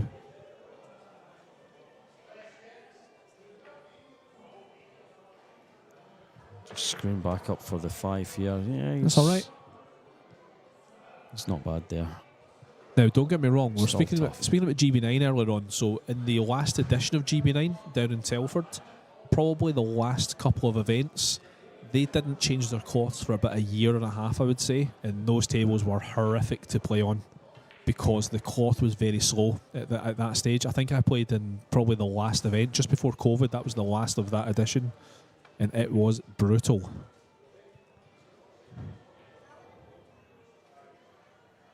That's all right. That's not bad at all.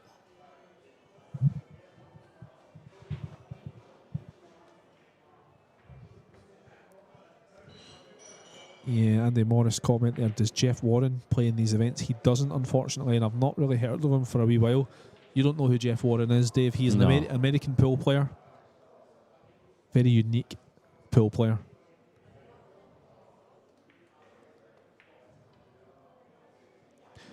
Jim Nineball, good to see you commenting. Appreciating all the comments from everyone. This is great. It makes commentating so much easier when you've got an active chat. Yeah,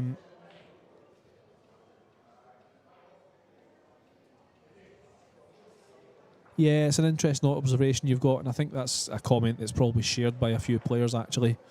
Yeah, I mean that's the thing, you know. It's I think the name Tier 2 is probably the one that's kind of, you know, put a couple of players off.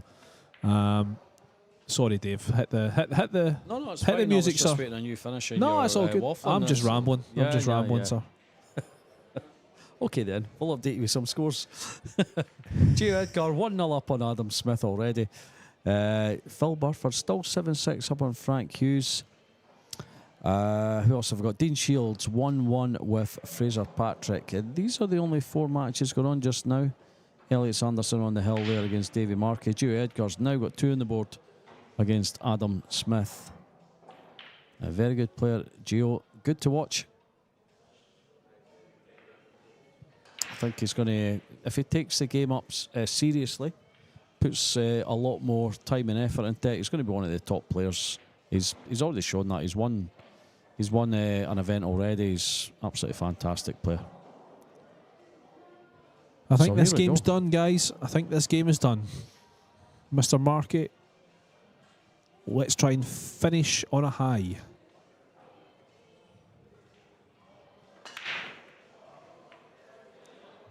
Clattered into them. Sanderson's left going a to shot. have a wide open table. Nice. There we go. Lovely. Lovely. We don't have our next match lined up yet. Who We're are we still- saying? Matthew and Darren Murray? You think? Matthew v Darren? No, I mean... Oh, Elliot's missed that one. Oh, Took that wow. one for granted. So, a little bit more table time here for Davy Marque. Yeah, I mean... we're just having a look at what our next match in the stream could be. So Burford's come through that tight match with Frank Hughes. So he will play the winner of this one. So for me, that's got to be a stream match. A potential Burford v Sanderson quarter-final match. Yeah. Got to be. Could be a stream match. You get David Kadir playing the winner of Patrick and Shields, so that's a possibility. It looks like we're probably going to be... slack there from Davy Marque. He's not happy with that. We're probably going to be waiting a little bit, I think, for our next match. We're waiting on some games being completed, unless they do just put Wrigley v Murray straight Yeah, I on, mean, because that's the only quarter-final that's currently ready to go on. But That would be a bad match. It depends what happens here. Elliot's on the hill. He's going to be up against Phil Burford. You know, like you said, that match could go on. Wouldn't be a bad match to put on.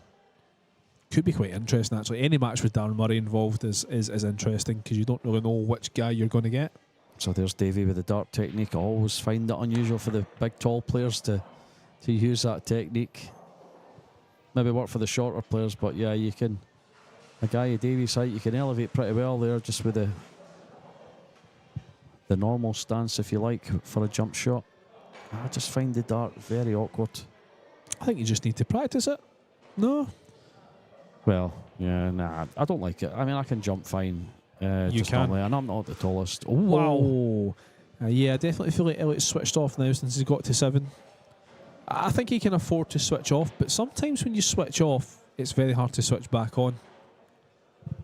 And that's why you see the very top pros, you don't really see them throwing in bad misses like this, because they are just in that mentality of they just want to, take the game by the teeth and really get into it.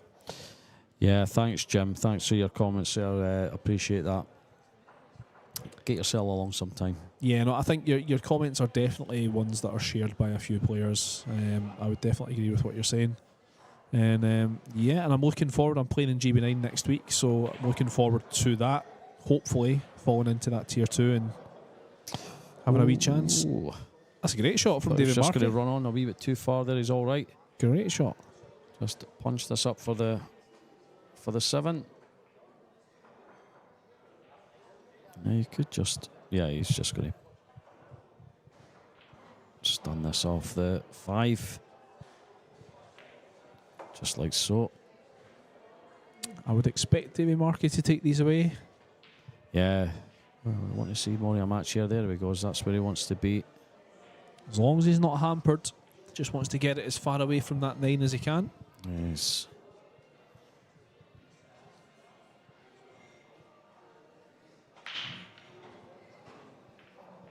So just roll it in. Absolutely fine. So yeah, he is going to be queuing over certainly his body's going to be over the 9 by the look of things. Let's see. He's a very tall guy. He's reaching that, no problem. Well, I mean, it looks like he's gone for his extension. He certainly has.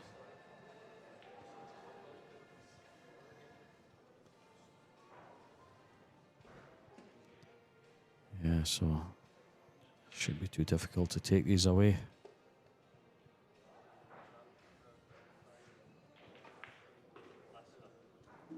Slow down. It's okay.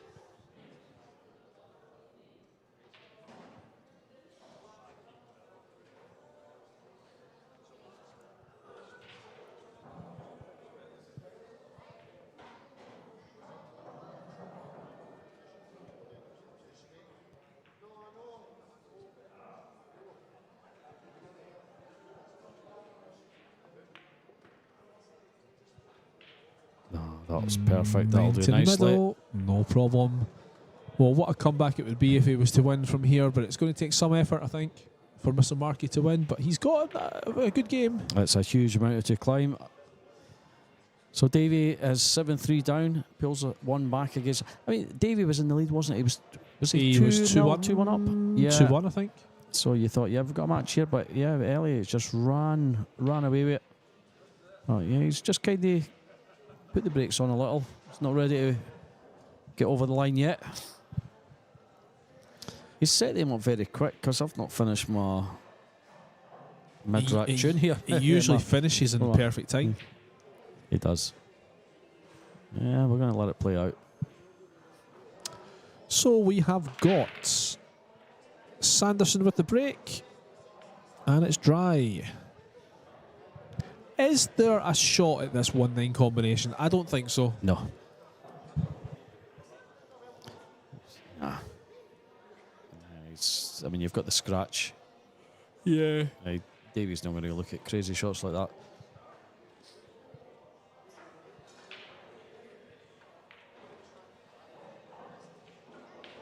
I think a wee cheap rack or two would be very beneficial at the moment for Mr. Marque. So yeah, we have got 5 of our 8 quarterfinalists confirmed. So Jake Dillon Newlove, Darren Murray, Matthew Wrigley, Phil Burford, David Kadir are in the quarterfinals, waiting on the conclusion of Fraser Patrick against Dean Shields, Elliot Sanderson against Marque, Gio Edgar against Adam Smith. So plenty of big names flying around. Dave, put you on the spot. Oh, here we go. Who's winning it? Now, the first name that comes to mind, tell me now. Gio Edgar. Wow. I'm not saying that's a terrible idea. He's very capable. He's a brilliant player. You didn't expect that, did you? No. Tell me why. It's the first name that you looked at. It kind of was, and he's playing Adam Smith. We all know Adam's a very good player. I know it's early doors. He's To- 2-0 up on him. To be fair, Dave, that is the not saying there's an easy section of the draw, but that is here we the go. slightly easier section. Here we go. What's he doing here? Is he doing it? Is he going for the 9? He's not. He certainly is, you went know. for the 9. Well, Yeah, could have finished a lot worse. I mean, yeah. I think he'd. Yeah. He could bump the 7 into this here. This is a crazy shot, but yeah. Nah, he's not taking any unnecessary risks.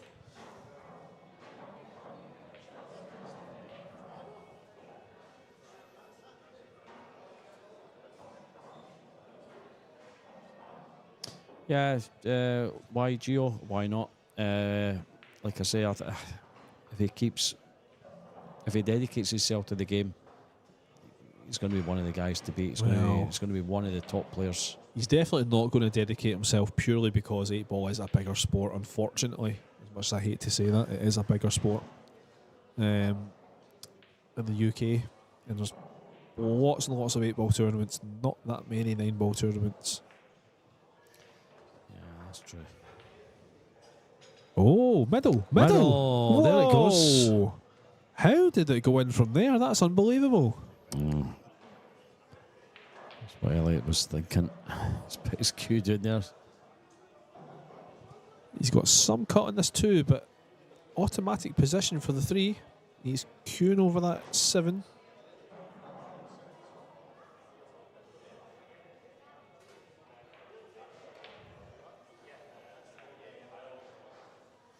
That's the very poor safety. You wouldn't expect that from David Marque. Normally a very solid safety player. Yeah, Elliot's going to pounce on this. So here's a chance to win the match. I mean, the 7. Yeah, I could say He's missed. He's missed. He's missed. Oh my word. Elliot's switched off big time here. Yeah. And I don't think he's under any threat at the moment. But if David Marque can take these away, potentially take the next rack, then it's game on. Definitely is. And Elliot will be feeling the pressure if that happens. David knows he can take these away. I think you've got to play the 7-9 combo. Yeah, no doubt. Yeah. Let's get rid of the 3, 4, 5, 6 first. Unless you can move the 7 off the 4. No, there's no need. I think you're exactly right. Because look at where the 6 is as well. Yeah, true. Yeah, it's just drawn back to the 7. Yeah, fair enough. I mean, they've got a couple of options here, but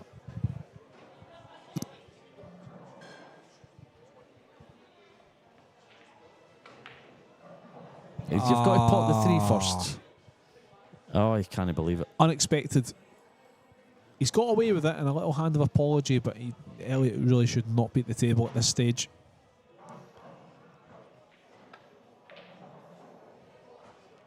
That's pretty good. That's a good shot. Is there a gap? Yeah, I think there is. Can't do much with this shot. Definitely is a gap. 3 over by the 7, maybe? I don't know. Don't think he's got the angle. Just come off the edge. Oh, well, he's hit the 4. Cue ball. He's hit the 4. Now, the saviour for Mr. Marque's got a little bit fortunate again because look at where that 4 ball is. That 4 doesn't go, the 9 doesn't go. Nah. I think Elliot's going to have to run into these. Yeah, well, you can see what he's wanting to do. He's wanting to come off the bottom rail and just bump the 9 into the 4. You can see the cue ball dancing a bit here. There we go. Boom. He's unlucky. Just wanted to catch an edge of that 9, but he went straight into it. So this is not over yet, folks. He's just going to tie the 9 up to the 4 again. Oh, that's a good shot. Yeah, I mean, that could have went wrong. If he didn't get that 4 close to the 7, that was an easy 4-9 combination. He could play the carom. Can he Nah, draw this back? yeah, he's just. No, he's not. He's just going to have to play for 3 fouls here. I wonder if he could have drawn back off the 4 and make the 9 into the bottom right. Yeah, I mean, I think it's too close. I don't think it's possible, really. Yeah, Karen, maybe. Yeah. And it's a good shot, really, because of the where the 9 ball is. It's kind of blocking off the bottom rail. He's just checking to see if it's frozen. Yeah, it is an easy escape. It's a one rail escape here. I don't think it's that easy, Dave, because of where that 9 is. I think there's a chance he's going to catch this 9. Yeah, fair enough. That kind of narrows the corridor for the he can cue only ball. really catch the left-hand side of this 4. He's still got to hit a rail, hasn't he? So that shows it's not frozen. It's a foul anyway. Yeah. Now, So that's 2 fouls. the 4 does not appear to pass the 9. So yeah, as you say, Dave, Yeah, could be looking at a 3 foul situation. absolutely. Send that 4 ball up table, get the cue ball tight behind that 7, and I mean it has to be tight.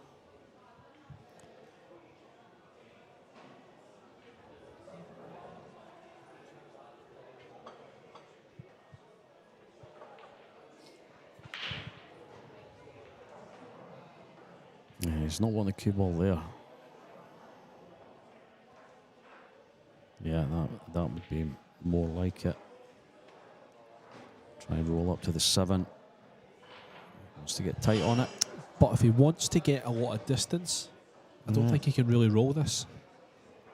Yeah, 'cause he's still got to make the rail, hasn't he?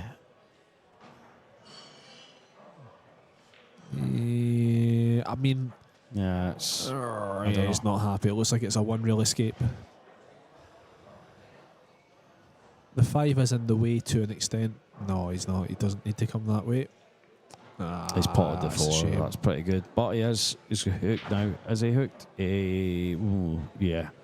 Well, the 3 fouls are not part of the consideration anymore. Yeah, that's out of the equation. So I don't know if you can see an edge of this 5. You can. Just got to watch a scratch.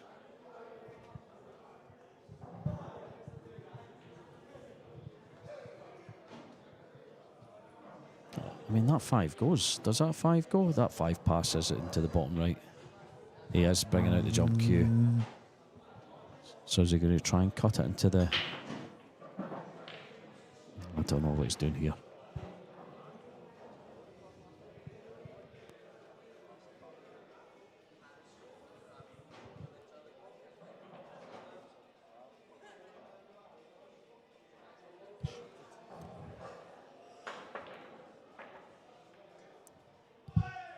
Oh. Well, Yeah, that's tricky. there is a shot for Mr. Marque. 7, of course, is still to be negotiated. Doesn't pass the 9. There is a 7-9 combo still there. It's a wee bit more difficult than it was 5 minutes ago.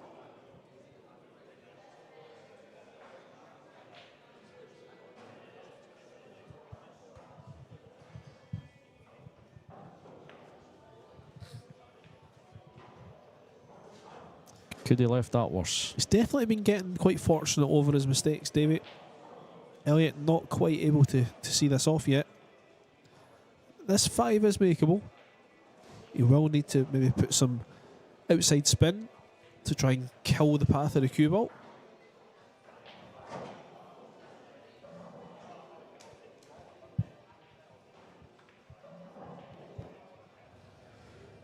Yeah, I think Elliot's getting a wee bit frustrated there. He's coming to the table and it's awkward every time. He's raging with himself there. So, very good chance here for Davy Marque to pull another one back.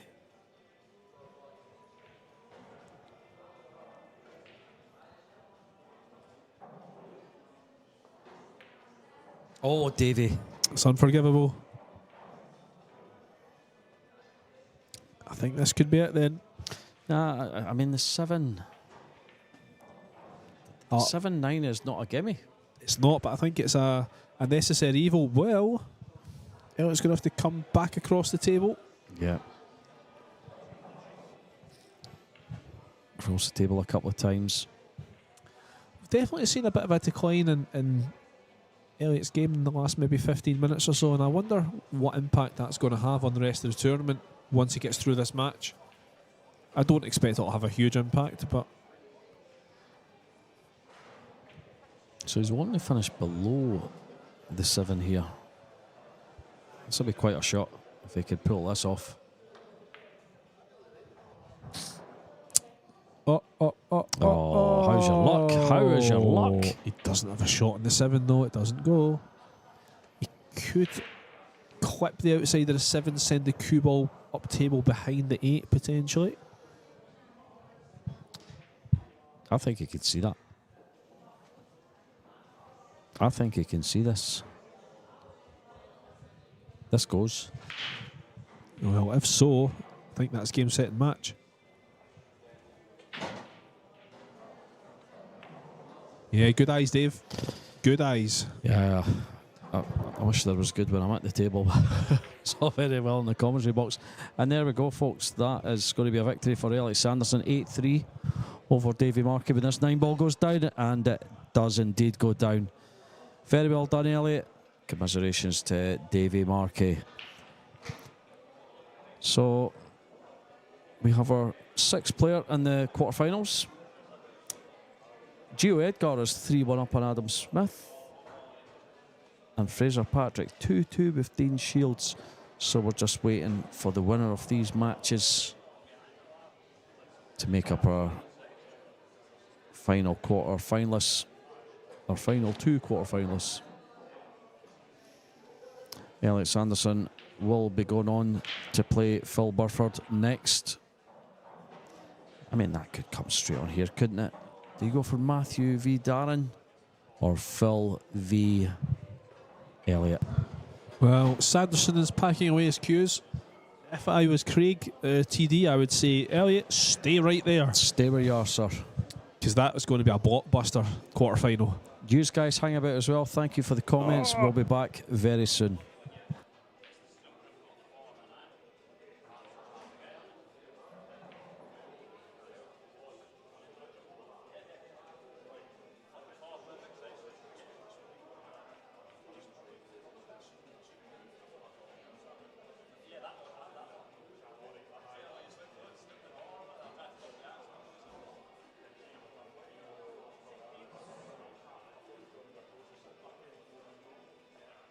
Also,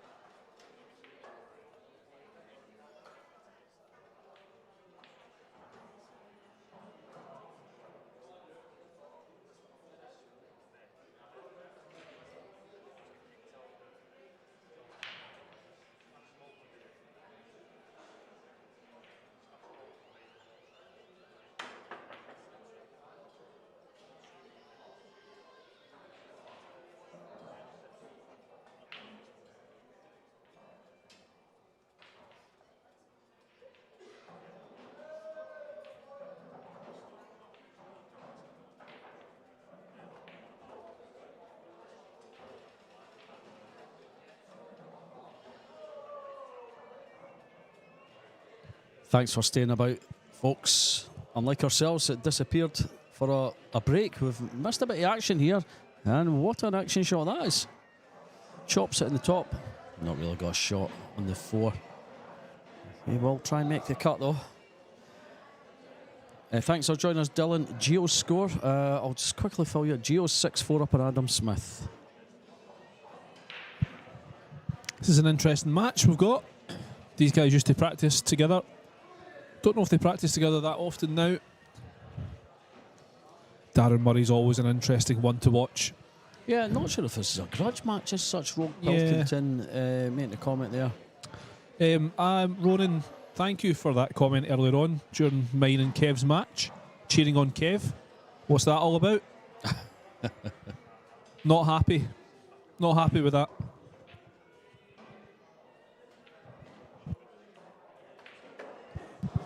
So here we go. Darren Murray. Could do with this rack here.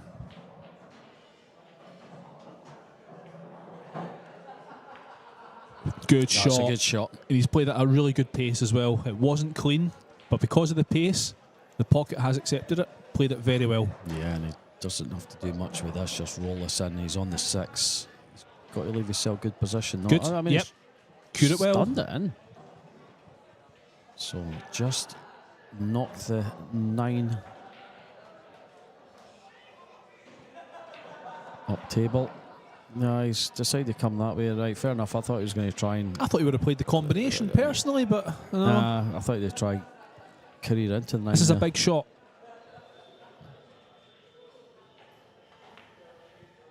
Yeah, it wasn't easy.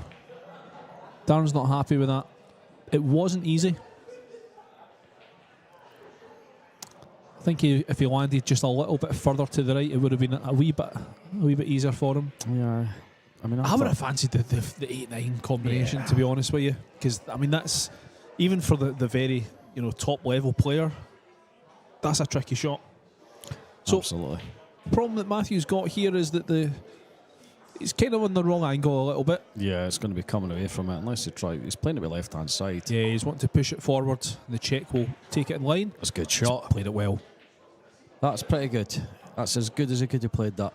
Still a missable shot here on the 9. But I would expect him to make it.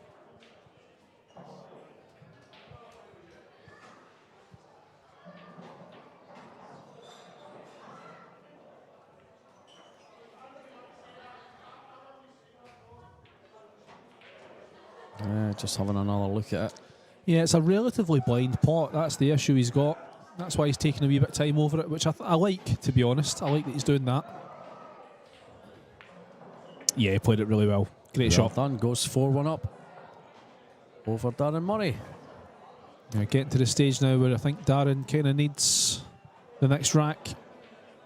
We're also at the stage where Adam Smith's needing the next rack. He's 6-4 down to Gio Edgar. Quite interesting the way the matches are being scheduled today. We've got Elliot Sanderson, Phil Burford. That match is ready to go. There is a table available, but it's not been called. So I wonder if we're going to see that quarter-final next. I think we will. And look at this. Dean Shields on the hill against Fraser Patrick. Wow. 7-2. Wow. And not wow because, I mean, we all know Dean Shields is a brilliant player, yes, but Fraser absolutely. does so well in these tournaments. You don't expect to see him lose. And, of course, you know what that means.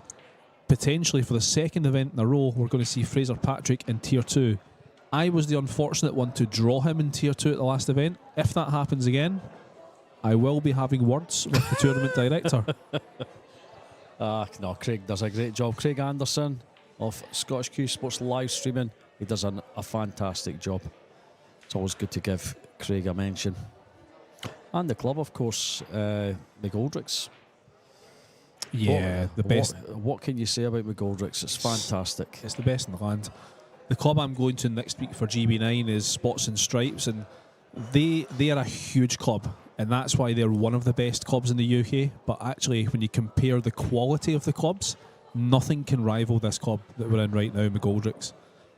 I just wish the club was a little bit bigger than it is, because it would be beyond spectacular. Dean Shields has won that match, by the way. Sorry to jump in there. He has won that Cue match. ball. To cue ball. Yeah, so Dean Shields goes through to the next round. He plays David Gadir. So that's a big shock. So Fraser Patrick is out of the main event and into Tier 2 for tomorrow. So Darren Murray will be looking at making a shock comeback here. I say comeback. He's only 4-1 down. Yeah, this is a big rack though. He really does need this. Darren capable of knocking off 2 or 3 racks on this spin. Now if he does this here, he'll be putting Matthew under a bit of pressure. Unfortunately, we're not going to see Phil Burford against Elliot Sanderson. That's been scheduled for table 12. What's happened here? Oh, what about that? Well. Holds his hand up in apology there. He knows he's been very fortunate. Underhit it. Yeah, there's a wee... Darren's just not queuing as confidently as we're used to seeing him queue. A wee guilt miss there. He has got down quite quick in this one, though. I think he's going to make this. He's getting around that table quick. Brilliant. Yeah, very good there from Darren. Well. Made a bit of a mess of the 2 shots before, but that was a great 9. Redeemed himself. Very confidently struck. I like the way that he just got straight down on that, because that's a very missable 9 ball. Darren just explaining what happened. Don't know if Matthew's interested. Yeah, you're right about that match. G on table 12, Phil and Elliot have been called. Adam Smith pulled one back there against Gio Edgar. That's now 6-5 to Gio.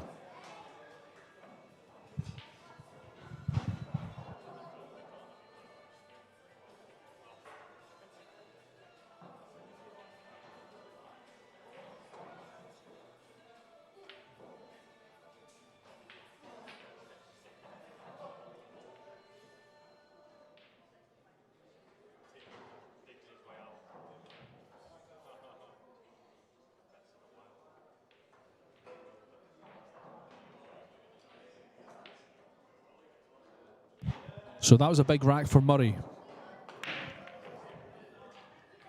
It's a dry break, and it looks, well, certainly a shot at the 1 for Mr. Wrigley. Yeah, he split these up well. These are all, I'm going to say they're all there. They're not clustery in the middle. There's a lot of balls in the middle of the table, but they all go. So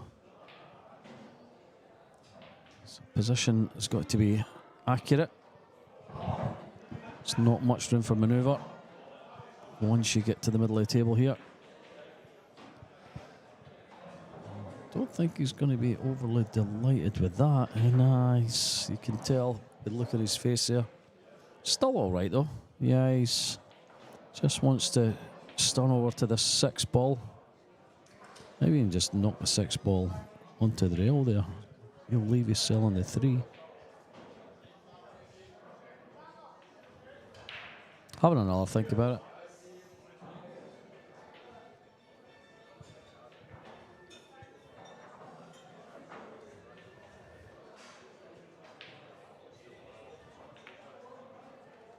Yeah, that was a danger. Not only is he sniggered that, the 6 is now more awkward. It interferes with the 5. Yeah, he's just made this rack a bit more interesting and a bit less straightforward. And he's opened it up again. It's wide open. Oh, he's got a wee roll there. Darren's not happy. Look at his face. A wee comment. I wonder what he's saying. A bit of chit chat. Do you know what? It would be great to get mics on these players. Yeah, they're having fun. Craig, if you're listening, yeah, that's the next thing. You've got mics, haven't you, Dave? We need to work that out. I do have a little radio mic. Try and find. Yeah. Wouldn't that be amazing if we can hear what the players are saying? Yeah. Oh, unbelievable. These are only good for plugging into a phone, though. They're no good for this fantastic setup. We can work it out. But you do get road mics, road radio mics. I would love to listen to Darren Murray in the middle of a match. Not great when you're playing against them, but as a spectator, this isn't going to work out. Yeah. This isn't going to work out. Now, the only saving grace for Darren is that the 7 is going to hamper Wrigley. You've got to play safe here. You know, that's to try and get onto that 4. Although I'm going to say one thing, Dave, I think you're right, but at the same time, he can only hit the top portion of that cue ball, and that's actually the spin that he needs to push it forward 2, maybe 3 rails. Yeah, he's not dead straight, is he, here? So, no, so he might be okay. Get off a couple of rails. Getting his extension out. He's pulling out the extension.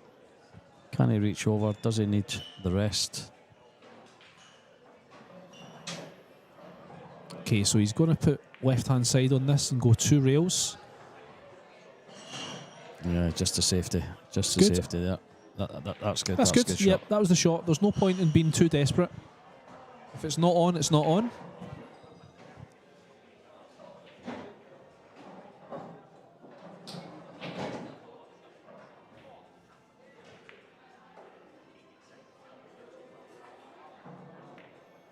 Good escape. Cue ball! Oh, the cue ball's away.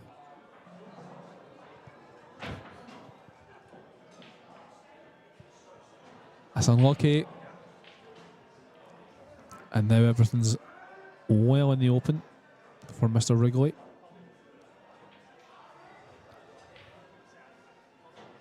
Got a great match over there on table 14. Edgar and Smith are 6-6.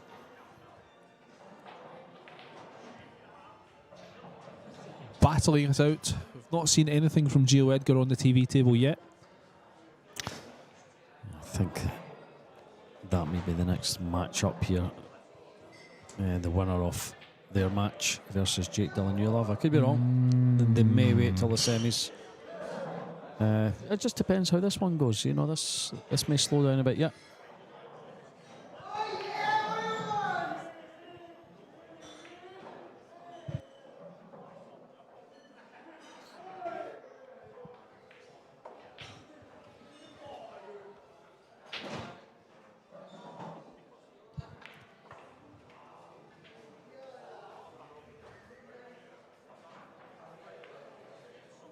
Yeah, that's not bad. That'll do it. He's all right. Hit the inside of the pocket, but he had it at a really good pace. Yeah, I mean, the cue balls came a little bit further up than what he would have liked. Does he just screw across for the 8 in the right middle? I would say so. Yep. That'll. Oh, doesn't want to marry it. He's all right. The gap probably looks bigger than it actually is. Yeah. He's all right there. Yep. That's good. It's fine. It's worked out. And And that that's- is going to be 5-2. And there it is indeed. Oh, look at Darren smiling. He thinks he got away with one there, Matthew. Yeah, definitely. Gio Edgar 6-6 with Adam Smith, as Graham just announced 2 seconds ago. It's 7-6 to Adam Smith. Adam Smith. 7-6. Just when we had Gio tipped to win this. You did, thank you very much. Yes. You didn't even ask me my choice. Who was your choice? I don't know. Okay, Phil Burford, Elliot Sanderson still sitting at 0-0 here. Elliot is at the table. No, he's given that up to Phil. I tell you what I'm going to call. I'm going to call the final. I don't know who's going to win it, but I think Okay. we're going to, and this is what I really want, is a Smith-Sanderson final. That's what we want. And they are on opposite sides of the draw.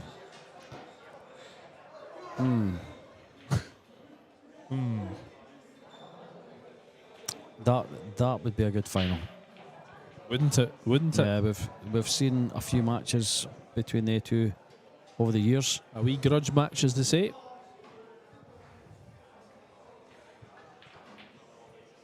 And once that Edgar Smith match is over, we'll then get the draw for Tier 2 tomorrow. Yeah, I know I'm going to play Fraser Patrick anyway, but there's a good chance I'll get him. I might even get you, Dave. You Wouldn't never that be know. great for both of us? Well, yeah, I mean, I think in tournaments I tend to play a bit better when I'm playing UG. You do? Yeah. When we're just mucking about, you know, you usually have the upper hand over me. Yeah, absolutely. I agree with that. But You do. You get your act together when it actually means something, and we're a lot closer. apart from the last Monday night that we Oh, played. on Monday nights, Yeah. I've got you on the Monday nights. Yeah. Well, I mean, you But were, an actual proper yeah. tournament play, Yeah, though, aye. I think you're 2-1 up on tournament play, Yeah, if I remember potentially, rightly, aye. which I don't like. No, I'll take that. I'm not happy with that. I have to have the upper hand over someone, and it may as well be you. Speaking of upper hand, as you can see, Matthew 5-2 on Darren Murray.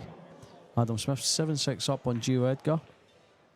And Phil Burford is at the table against Elliot Sanderson. They're now just looking for the first point on the board. I was going to pop to the loo, but I'll wait till Darren's back. Yeah, we'll just... Well, There we go. Right. There he is. Dave, you take it over. Okay, so Matthew Wrigley breaking in rack number 8, 5-2 to the good. Doesn't make a ball.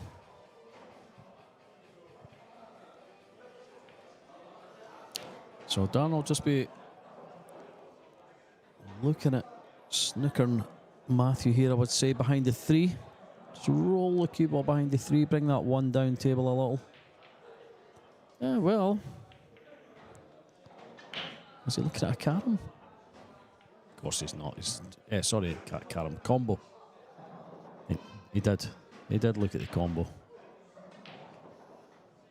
Yeah. Tough. He's got away with it though.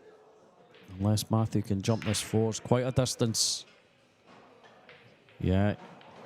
He's just looking to see if he can catch the edge.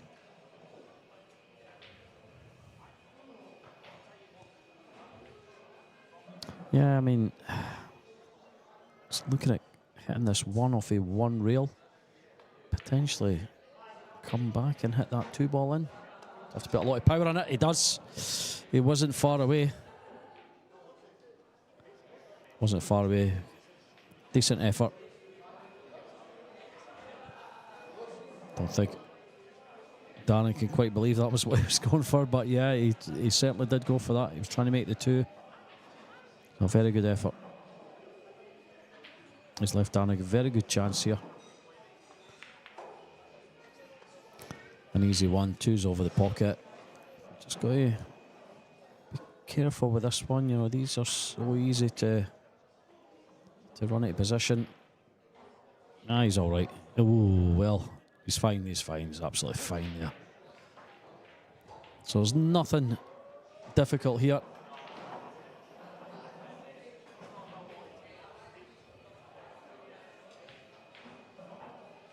I do like watching Darren Murray when he's stroking well. Makes it look effortless. I mean, that's came a little further than what he would have liked. Or maybe not far enough if he was looking at the top right pocket. So he's just got to think about it now.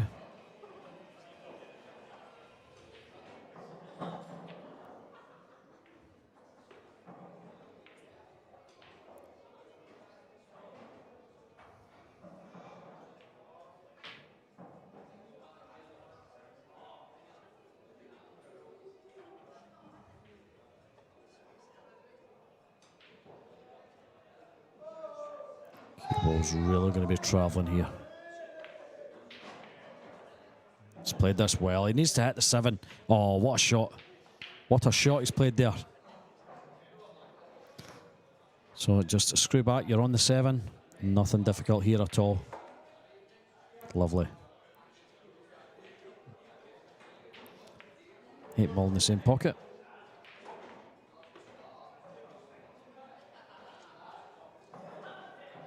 And probably the same with the 9.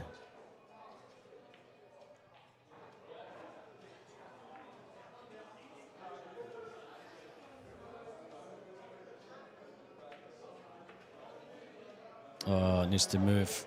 It's not come far enough. It should be okay though.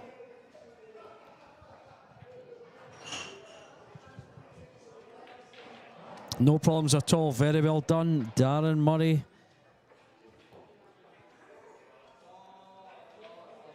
Yeah, however, there's still 5-3 down over Matthew Wrigley in this quarter-final match. Phil Burford 1-0 up on Elliot Sanderson on table 12. And Gio Edgar, I think Gio Edgar's leveled things up. Yeah, he's setting them up. That must be Hill. So an exciting one there, Gio v Adam. So it is Gio Edgar breaking, and this is for the win. What have I missed? Gio has went Hill. Yeah, absolutely. We're just going to try and keep an eye on this one. Mr. Murray's brought one back. That's good for the match. Yeah, he took them away well there. Good.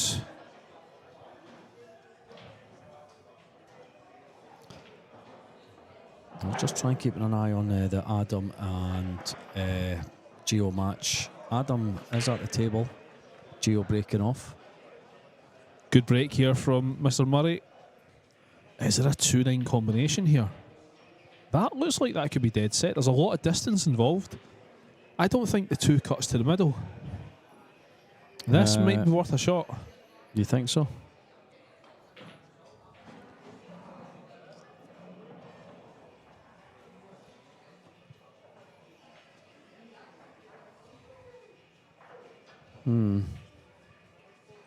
I mean, he's taking his time over it. The thing is as well, look at where the 4 is. It's a big pocket. It's a big pocket for this 9. No, okay, he's gone safe. Where's he going? That's all right. That's all right. That's all right. That's all right. Yeah, I think he's just tried to get the cue ball on the bottom rail rather than going behind the ball. Yeah, don't think he was really interested where that 2 was going. He's got the cue ball where he wanted it. And he's okay there.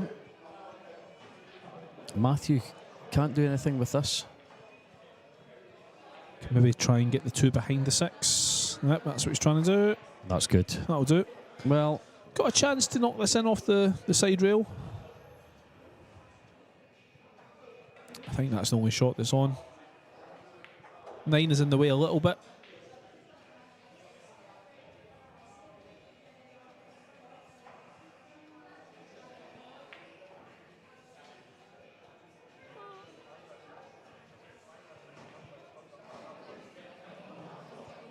still keeping an eye on this match of Gio and Adams.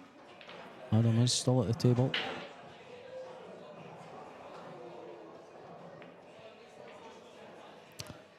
So Darren trying to work this one out. Is he going to try and come off 3 rails? Knock the 2 down table? It's a big ask.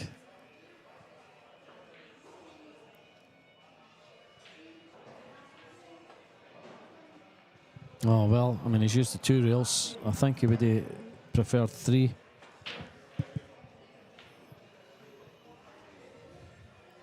And if Matthew can chop this in, doesn't have to do too much with the cue ball.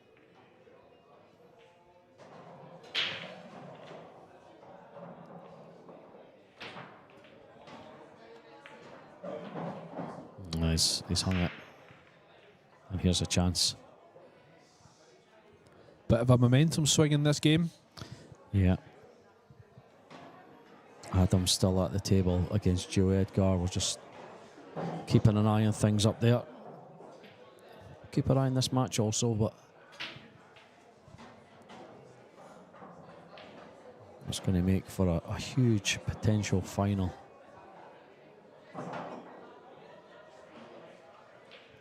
If Adam can come through over Gio. That was always going to be travelling. And he is hooked behind the 7. Does Darren jump? Darren jumps. Certainly does. Certainly does.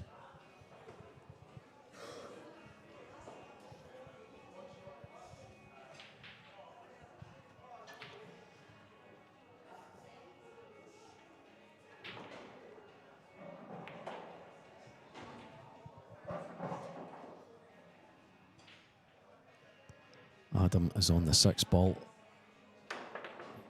Down on table 14. Yeah, that won't do it.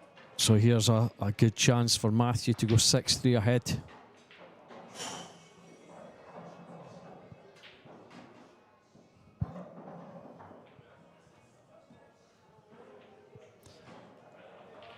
Just keep me posted on Adam's match Whoa, here. He is nearly at the missed table. that. Nearly missed that. And he's not happy.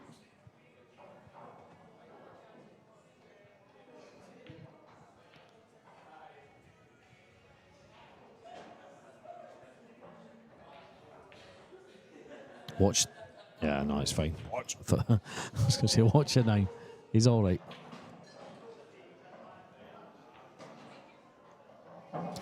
Yeah, Adam really taking his time on these last 3 balls, 3 or 4 balls.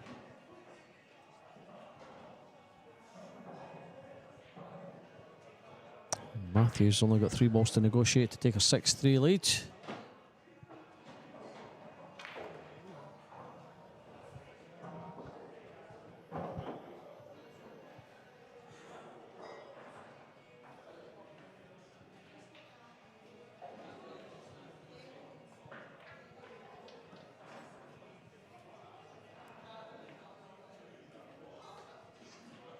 Adam's gone wandering to the back of the club, looking for a rest, a rake. Yeah, he's managed to find one. He's a big lad, but he's not that big. This is a toughie for him. I mean, he's... Oh yeah, I thought he put it down on the other table there. I thought he changed his mind. So Matthew on the 9. He's looking at chopping this back into the middle. No, he's got to go to the top right, surely. Can't go middle with this one. He was looking at the angle. Wow. And he does indeed. play. What a shot he's Cue ball. played there. Very well done. 6-3 It's a lead great he shot. takes over Darren Murray. Okay, Adam is on the 7, so it looks like that could be as good as over. Yeah, so the Adam Smith Elliott Sanderson final is still very much on.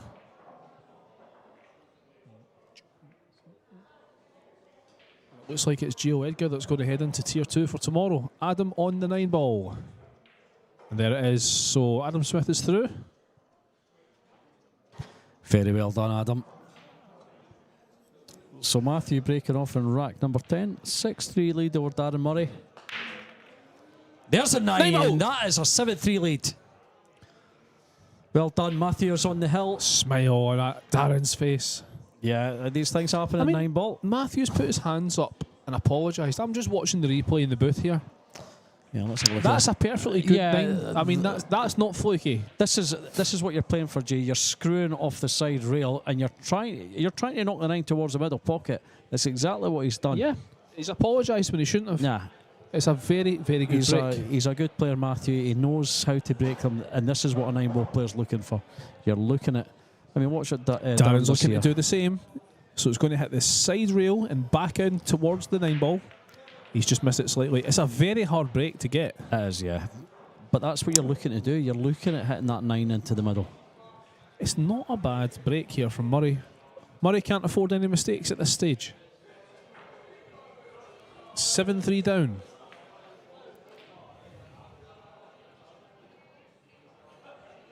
Nice conversation going on there with Gio and Adam by the looks at it. Yeah, just talking about their match there. Nice to see. So Adam, Jake Dillon, you love that match has been called. So Adam, you'll take a short break and then get straight back on with things. As is David Kadir and Dean Shields, been called to table 14. Good shot. I mean, you never know. We could get on. They could put another match on this table if this finishes very soon. I don't think they will, because the tables have been called already. So it looks like we're going to have a little bit of a wait in between matches now for our next stream game. There was an opportunity, I think, to put another quarter-final match on here, but I don't think that opportunity has been taken. Nah. Which is a shame, because we do literally have... I mean, this match is about to finish now. We do have 2 that are just beginning. I mean, the Adam and Jake Huzz came up on the board. Jake is getting his stuff ready. Yeah, they're at table 13. But David and Dean at 14? David and Dean are setting up at 14. Yeah, it's too late to change. So we will have a wee break, folks.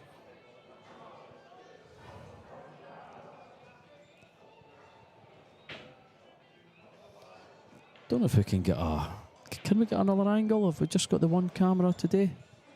Yeah, just the one camera. I don't know if Craig's listening to this. He might be able to turn it, and then we can watch 3 matches. Well, that's not ideal, Matthew.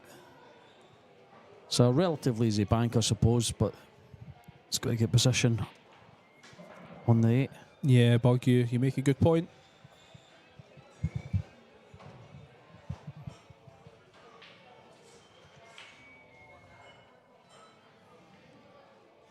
I still fancy him to bank this. 3 rails round for the 8.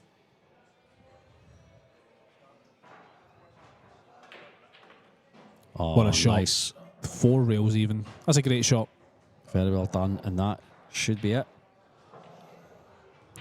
Could just roll this in, even with a bit of right-hand side, to try and kill the cue ball off the right-hand rail. Or you could come off 3 rails. Yeah.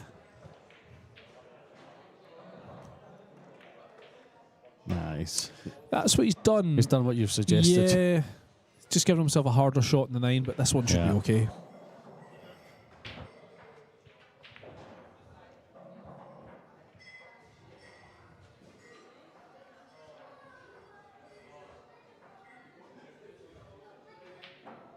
And there we go, Matthew. Very well done. Takes on 8-3 win over Darren Murray and books his place into the semi-finals, where he will be playing. Let's try and work this one out. Adam Smith or Jake? Adam Smith or Jake Dillon-Yulov. Yeah. So Burford and Sanderson are 2-2 at the moment. That's a great match there on table number 12. And yeah, David and Dean yet to kick off. So hopefully Craig can hear us and maybe spin this camera around. That would be good. I know he's only got the one camera today.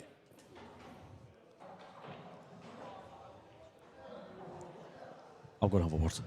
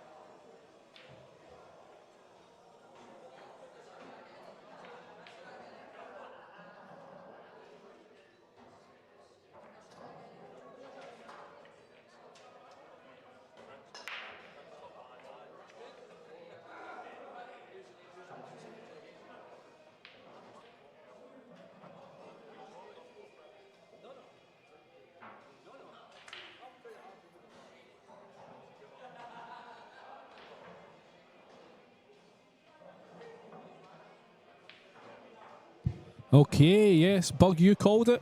So thankfully, Dave has sorted things out over at the tournament desk. And David Kadir and Dean Shields has been moved to the stream table. So we've got a wee bonus match. Oh, it certainly has. Was that your doing, Dave, or was it? No, it wasn't. It was already sorted. I was saying to Craig, I says, we could get a 3-table view here. He says, I've only got one camera. I didn't realise he'd put this match on. This is brilliant. Well done. Thank you very much, Craig. Yeah, I was just looking at the draw for tomorrow. The draw's been made. Oh, right. Oh, no. Here we go. Have I got Fraser Patrick? I know I've got a buy. Have you? Yeah, yippee, I'll take that.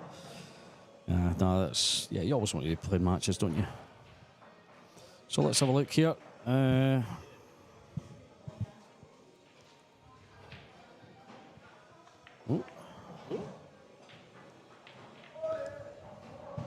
Righty-ho, here we go. I have got Andy Finnegan, one of the favourites. Oh, it's not a great draw for me, but bring it on. It's not as bad as what you thought, though. Oh, well, yeah, well. Still a very, very tough match. So Dave, I think have the winner of match 14, John McClellan and Vinny Bimendi. So you need to win a match and the money, Dave? Well, we'll see.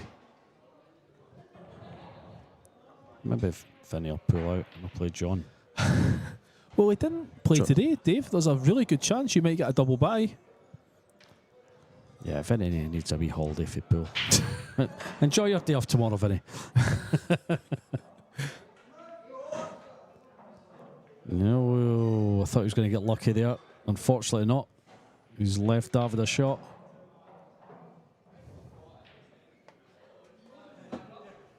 Yeah, so according to Bug, I've got Andy Finnegan and the winner plays Fraser. Yeah, that's your Tier 2 for you. Anyway, the good news is I'm going to be playing in the actual Tier 2 next weekend at GB9. That's the most important thing. No, listen, a match is a match. I'm more than happy to play. Gives me a chance to get some match practice ahead of next weekend. Absolutely. Tough matches for you as well. That's all right. Really got to be on your game, listen, G. So Finnegan and I have played once and it was a close game, so let's see. But he's playing good just now. Andy certainly won't be taking that for granted. And Bai won't be taking you for granted either. No, Bai will not. Bai would probably still win though. Oh. Yeah, the way I played against Matthew, I think I think I could get a donut against Bai. Anyway, back to this match. Right, here we go. This is our bonus quarter-final. David and Dean Shields. We've not missed there from David. We've not really seen much from David recently. You know, of course, he had that unbelievable win last year against Niels Fine at the Scottish Open. I'll be honest, since then, I don't know. I don't remember really seeing David doing a huge amount. Does, of course, play a lot of 8-ball. He did qualify for the UK Open, but he didn't with the best of times there either. So, it'll be interesting. Hampered a little by the 8 here, I think. Dean Shields, on the other hand, he's been here, there and everywhere. Very much a touring player on the World 9-Ball Tour. Played the Florida Open recently, the US Open. I'm sure he'll be going to Vietnam in a couple of weeks' time as well. I think he'll be playing GB9 next week too, so this guy's very committed to 9-ball.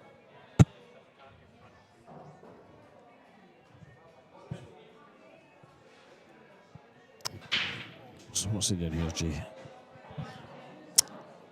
I mean, I would just play the stop shot, I think, and then just draw the fight. Oh, what do you mean? What's he looking for? What is he doing? He's just having a wee look in his bag. He's not looking for an extension, is he? He might be. I mean, he could reach that fine, surely. I know he's hampered a little by the 8. No, he's... What's he looking? Maybe he's chalk. Yeah. Who knows? Yeah, maybe. I don't know. Oh, I mean, he never chalked up, so... Just going to try and push this one through. That's good. Doesn't want to be queuing over the 9. He's okay. He's fine.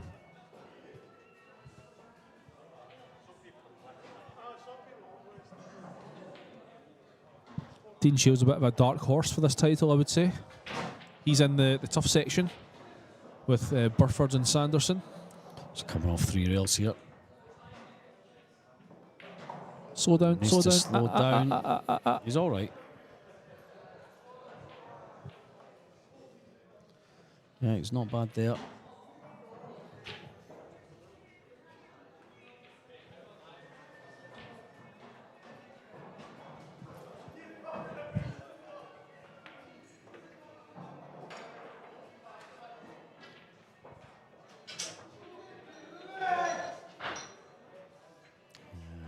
Just needs a bit of extra reach here. Using the rest. Don't like using the rest, G. No, same. I'm not a fan of the rest at all.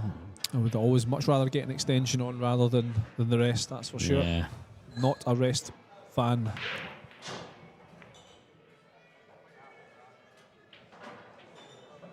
Can't think of one pool player who actually prefers the rest or is good with the rest. Nah, I don't like a rest.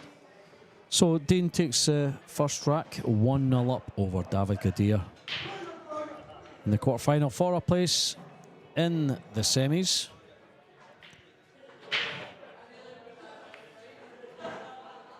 And the winner of this will be playing the winner of Burford and Sanderson. As Sanderson's got the upper hand, 4-2. He's just went up over Phil. Adam Smith, Jake Dillon-Newlove still to score. I think they've started. Yeah, they have. Yep, Adam's at the table, breaking off in the first one. So Dean Shields with a 1-rack lead, 1-0, is breaking off in rack number 2. So what's David's route looked like? I can't remember seeing any of his matches actually. There's Jack Moore in the first round, 8-2 win. And then it was an 8-1 win against Jin Ki. So yeah, not the hardest of draws for David. So this is his first major test of the day. No disrespect to those particular opponents. Who were we talking about there? David. Right, okay. He's only dropped 3 racks, David, so far today. Sorry, 4. The one that's just gone. Yeah, his first round match, yeah, like you say, 8-2 over Jack Moore. I think Jack took the lead in that match actually. Yeah, he was playing pretty well, but David too strong for him. Yeah, and 8-1 over Zinke. Jason, of course, getting his first win in the Rasson today over John McClellan. He was absolutely delighted. Yeah, good lad, Jason. Dean Shields, yeah, he got a bye in the first round. Chris Cowie withdrawn. And what a result that is, by the way. The one you're just about to announce. 8-2, yeah, what a fantastic win that was over Fraser Patrick. An absolute smashing. And that's why you've got to say Dean Shields is a pretty hot favourite for this match. You don't beat players of Fraser's Patrick's quality by 8-2 very often. Absolutely. So, plenty of distance between the cue ball and the 2 here. Let's try and tuck this cue ball behind the 6 maybe. No, he's went there. Oh. The DDK, dreaded double kiss. Dave, I think I'm going to go and order dinner. I know it's only 4:30, but... Is that all the time is? Yeah. Oh my word. What's on the menu today, G? I'm going to give you a guess. Some fantastic food here. You've got 3 guesses. I mean, I think I know what you're getting anyway, but... Oh, did I say earlier on? I think I did. I'll just mention a couple of things anyway. Well, I mean, you could there's get no point in guessing if you lovely blooming big know. pizza. No. I mean, No, listen, you're not. pizzas are fine. Oh, yeah, they are Nah, fine. listen, let's not beat around the bush. Legend burger. Big, massive, double cheeseburger. What about a Legend hot dog? Nah, I prefer that. I mean, that's brilliant as well, but no. Well, Legend burger. I think a Legend burger could be on the menu. I don't know. That's just been greedy. I had fish and chips the other day. Very nice. The menu's unbelievable. Baked potatoes. Oh, I've never had a baked breakfast potato on tomorrow. here. You the can have a breakfast Sunday tomorrow. Bullseye And breakfast. the good thing, Dave, is you've got a bye in the first round, so you can just sit watching everyone else slug it out while eating you're my breakfast. munching your beans. It does taste really... Oh, what a shot there from Dean. It needs to come out. Bug It's said not going to tastes come good. out far enough. He says tastes good. Yeah, he's retracted that. Tastes good. Tasty spotty meant. It did taste good. It does taste good. Yeah, okay. Nah. Tasty spot. Yeah, I can't bring it in. That's the only problem. Bug lad. They won't let me bring in a kebab from next door, so...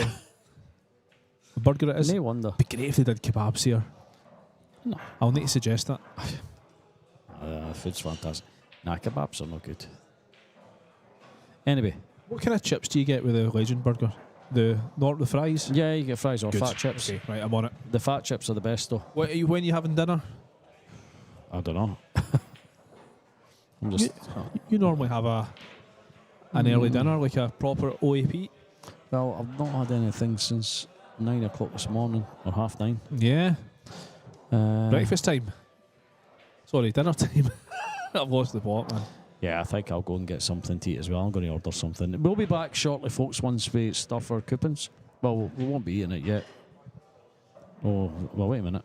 Oh, here we go. Look at this. This could be special. It's a jump kick. This is hard. This is a 1 out of 10. What a shot! Oh, he's unlucky. What an effort. What a shot that would have been. Did you see the bend in the cue ball after the contact with the I've seen cushion? Swerve. So it's a jump kick swerve. Oh, that's an unbelievable effort from Shields. It is, but it's cost him the rack. How often would you actually knock the cue ball off the table when you're going real first like that? That was unbelievable. Yeah, you've really got to be good with the jump cue there to keep that on the table. Yeah, he did really well. He was very unlucky not to pot it. Yeah, we'll see this rack out before we go and get some grub. Yeah, it's just a pity we couldn't put the photo up here, Bug. Yeah, It would that'd show be you the good, burger. wouldn't it? Fantastic burger. In fact, I took a photo of it yesterday. I had one yesterday, which means It I looks should amazing. really get one today. Dave, it looked so good, the one you had yesterday. That's why I'm... It is half eaten, The thing is, however. they actually put like... Is it like a hot sauce? It's not like hot sauce, but it's like spicy tomato. Yeah, it's got a zing. Aye. It's got a kick. Ah, it's brilliant. Right, I fancy there to be No problems here for Mr. Kadir. There we go. And that will be 1-1. 1-1. We will be back soon.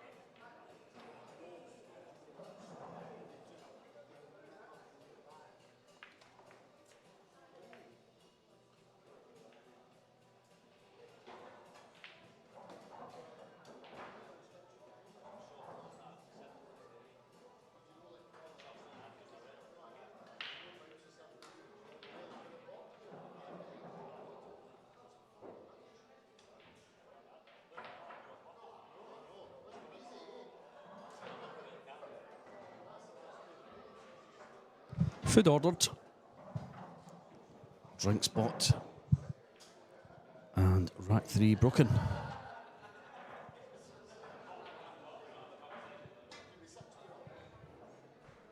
Could bring that 2 all the way up. There it is. Oh, what a shot he's played there. I mean, fair enough, the cue ball was died against the 9. He can still knock this in, though. Just roll it in. Cue ball off the top rail. Cross for the 4. It's a tough one.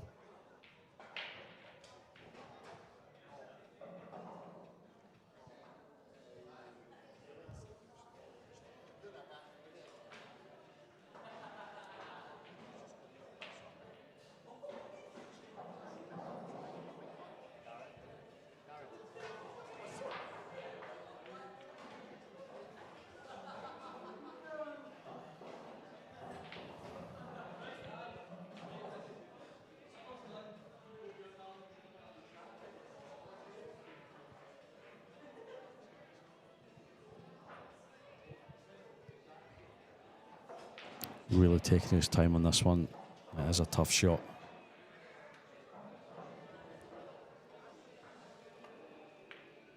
Oh, what a shot he's played there. That's a great shot.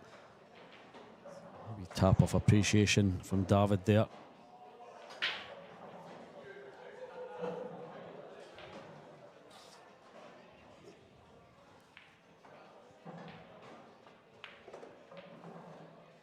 Oh, that'll do nicely.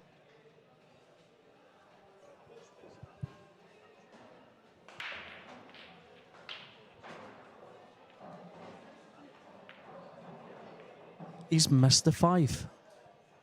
I'm going to have a look at the replay on this. I can't believe he's missed that 5 there. Just when you thought it was the rack was over.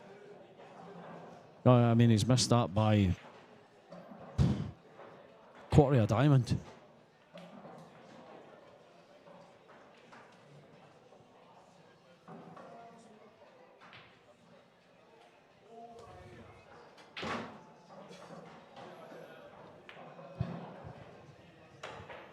He's killed it.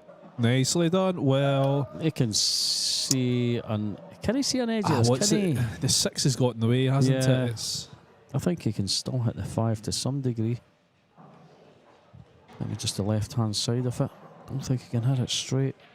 If he can, be worth his while taking a wee bash at this combination. 5 onto the 6. Although, if he can't see the right-hand side of the 5, he'll just come up and down the table with a cue ball like that. And that is not too bad. It does, however, give David a shot at the 5 in the top left. It's a toughie. Again, David played the 5 up and down the table. Just nestle it down by the 9 ball. Leave the cue ball up behind the 6.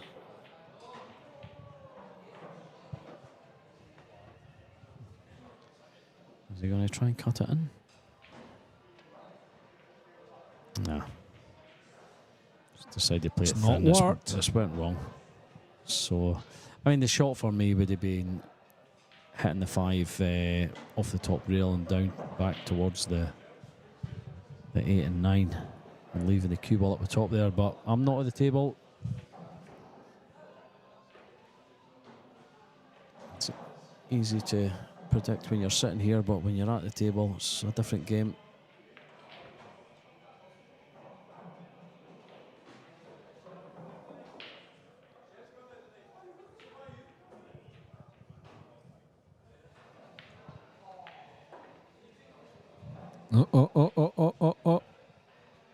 Yeah, it's just... As soon as he hit it, he knew he made a mess of that. Just having a wee break, getting a drink.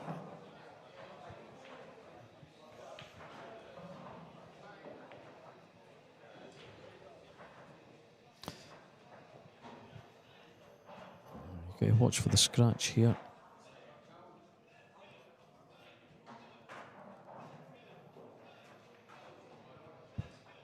Oh, that's nice. That's really well. shot. Such a solid cueist, Dean Shields, isn't he? Yeah, and that should be enough to take the third rack. And a 2-1 lead for David Gadir. Oh! He's furious with his sell there. That should have been enough, but never say never. He just kind of quit on his stroke there. Definitely did not hit that anywhere near the way he wanted to. Does have a bank here. Yeah, I don't know what he's going to do here. Just going to knock it up towards the top rail. Oh no, he has went for the... No, Nah, he's gotten safe. Just as you said, rail. Dave. Yeah, You got it right. that's fine. I thought he would have gone for the bank, actually. I would have expected him to.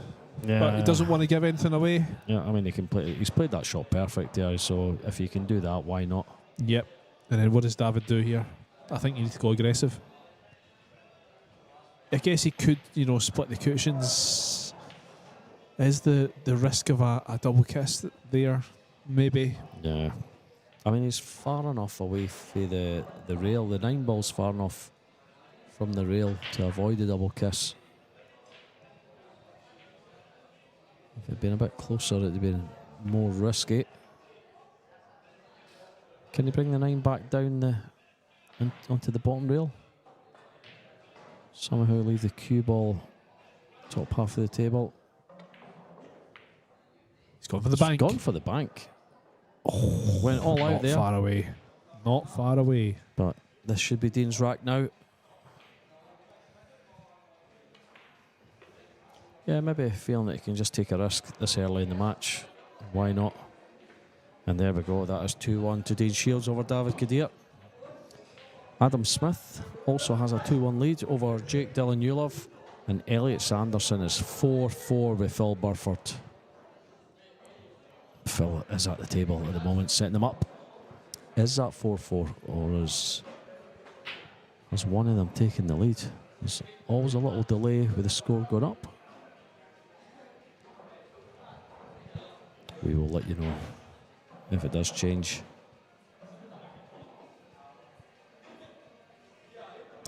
Yeah, Phil is 5-4 up on Elliot Sanderson. The Dean Shields breaking in rack number 4, 2-1 over David Kadir. They're all raced to 8. All matches to date. He makes a 1. Cue ball came close to the middle. And he doesn't have a shot on the 2. You can see an edge. Can I see enough of this to knock it back up table, get safe?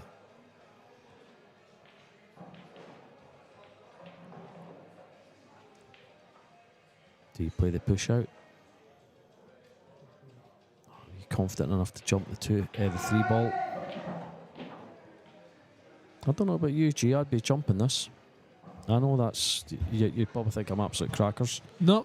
But Dave, I'll tell you something. On the stream earlier on today, I nailed 2 jump shots. I only had 2 of them, and I nailed both of them. Excellent. You'll be very proud of me. Very well done. Yeah, Graham using his jump stick more and more these days.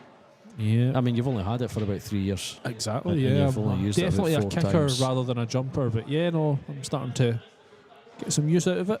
So, speaking of kicking, yeah, David's given that one back to Dean.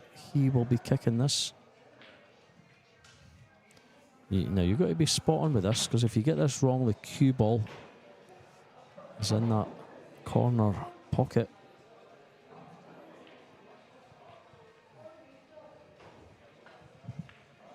Yeah, that's absolutely fine. Yep, killed the cue ball. Well, it's came not, out. It's not going to work. Yeah. I thought he put his hand up in apology there. I mean, that goes.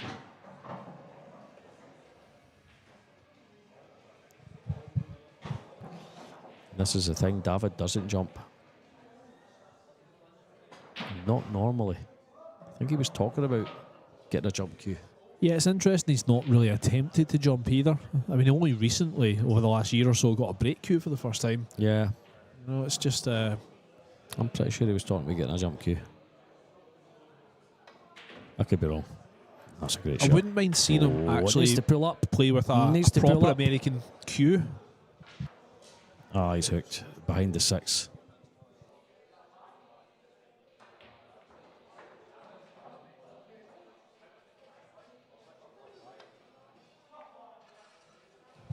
The foot has arrived. Oh, you can almost smell that through the telly, folks. Can you stop eating on mic? I heard that crunch through my earphones. That was the onion rings. Unbelievable. Folks. How crunchy they are. They're really nice. Aye, the food's unbelievable. We might go silent a wee bit over the next 10 minutes or so while we scran these amazing burgers.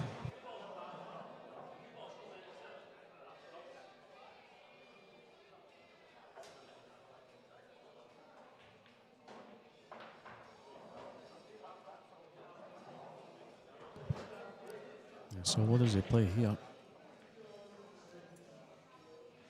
He's just going to glance off of this 3 ball. Does he leave the cue ball though? Yeah, he's just going to come off the bottom half of it. Well, I mean, I'm not sure what he was playing there, but yeah, I mean, it kind of worked out whatever it was.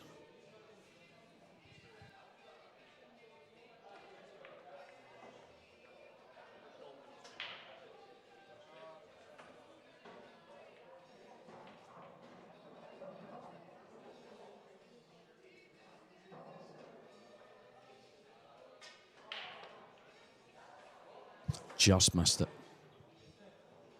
It's not a disaster though. Dean will, however, go for a second snooker here.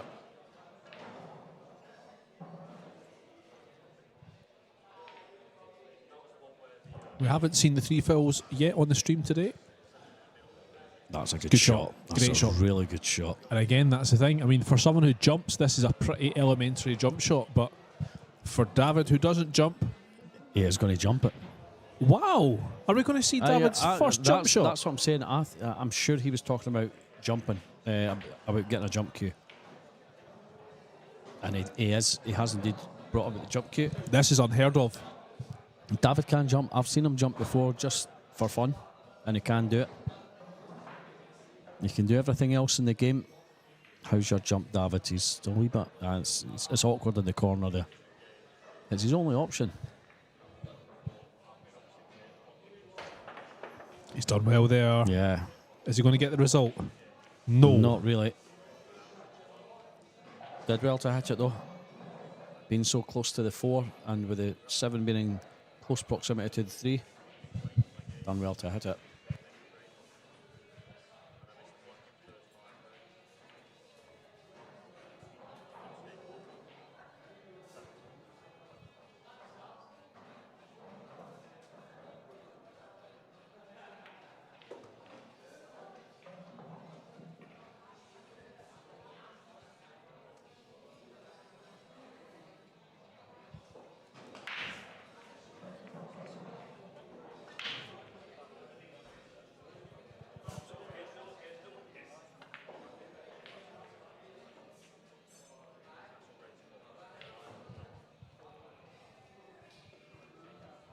So, position of the cue ball is going to be quite important here. 7 to 8, considering how close the 9 and the 8 are together.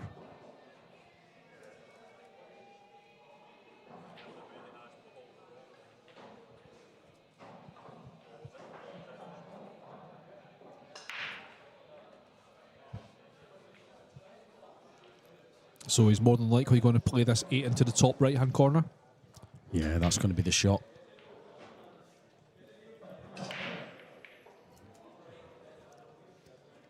Needs to be... Well, no. He's went for the bottom right G. Well, Did that very well.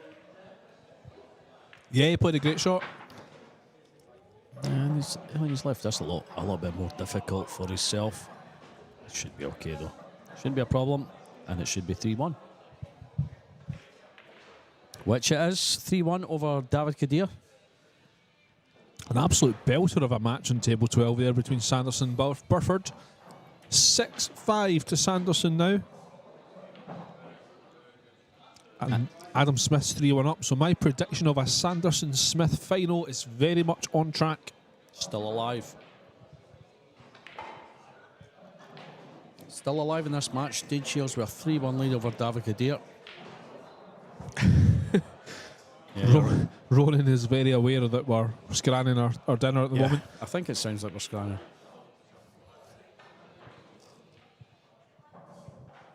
Okay, so David, here we go. What have you got, sir?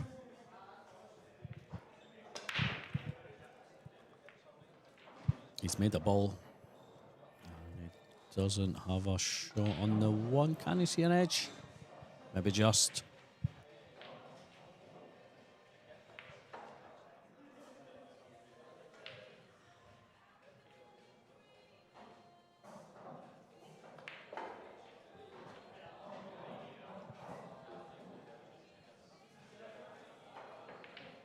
Yeah, nom indeed, Roke. Very good foot here, as you know. That's good shots. Uh-oh, cue ball. He's all right. Well, I'll say he's all right. Wow. This is nasty. He's hampered with the 8 ball here. The thing is as well, look at where the 4 is. He's not going to have a shot in the 4, so I think he's got to play safe here. There's very little value in making this 2.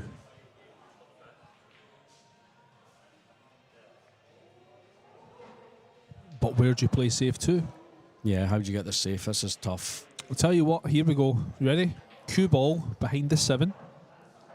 Hit the 2 off the centre of the top rail and back down.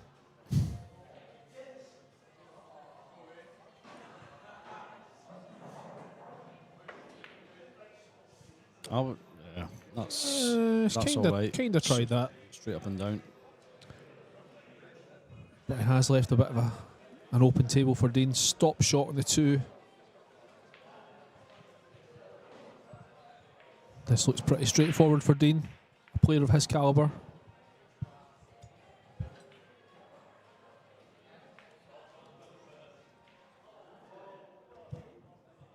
Rogue Pilkington is in tomorrow.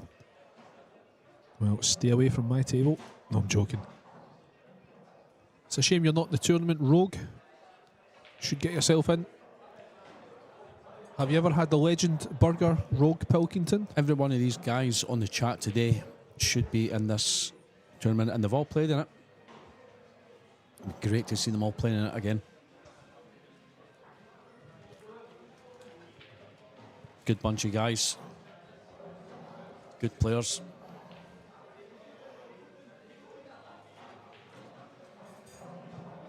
And out of all the commenters we've had today, rating their pool ability from top to bottom, stick them in order, Dave.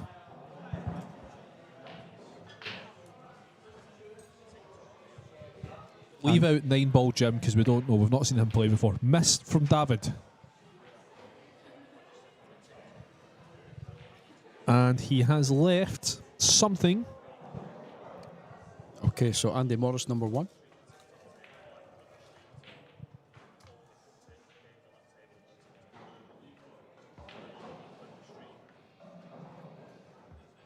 Can't remember who's all been on.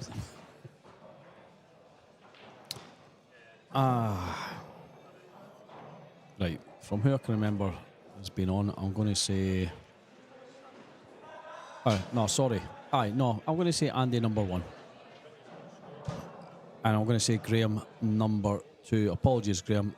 It's very tough. I know you've not played for a long time, but right now, I'd say Andy 1, Graham 2. Bug 3. Jack 4. Oh. David snookered behind the knuckle. So that's interesting. So you would put Jack McGee ahead of Ronan? That's a little rivalry within itself. I agree with you. I've thrown down the gauntlet It's there. a good effort there from David. That's really, really hard considering that he was knuckled. It's a really hard one to get shape on that 5. But he has snookered himself and he's got a bit of a problem. We're going to see this jump stick again. And there's Mark Ayers on the chat. Thanks for joining us, sir. Good lad from down south. Yeah, don't sell yourself short, Mark. Very good player. He's made good contact with that, but he's going to leave a wide open table for Dean Shields for 4-1. David's in a bit of trouble here.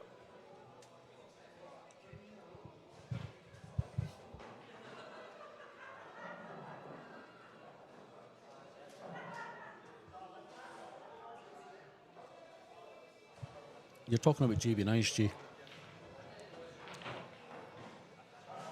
What's the worst match you've ever seen at the GB9 streamed? So I know you get some fantastic matches, but you get the odd one that's just a bit, can't watch this. Well, there's one very infamous match, and I think it's available on YouTube. Edinburgh's very own Simon Ricks playing his first GB9. Played our very own Alan Brown here from McGoldrick's. And that's an interesting watch. That's all I'm going to say. Simon Ricks versus Alan Brown at GB9. And you won't want to look away at any stage. Yeah, find that on YouTube, folks. Anything could happen. Very entertaining.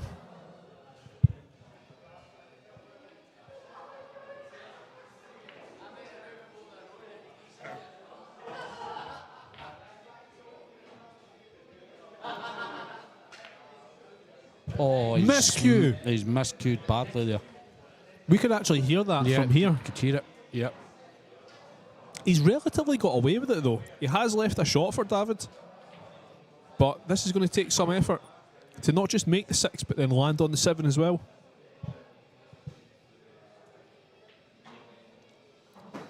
Yeah, that's very unlike Dean. It's a terrible miscue. The thing is, there's not a lot you can do about it, a miscue. You know, Yeah. sometimes it's technique, but a lot of the time it is just the application of chalk to your cue. Sometimes one of the, I don't know, the cue ball might be a bit dirty.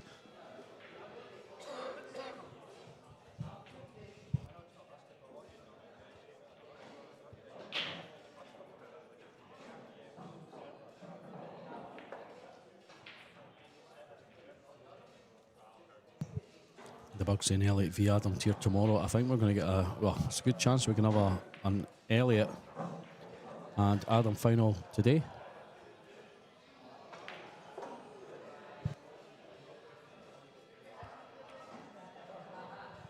Great shot there from David. Absolute blinder. He's got a nice little angle. Even then, he can just run it through a wee bit as well. Yeah. He cues really straight, super straight, David. He can depend on his cue action here, just to roll it through for the 8.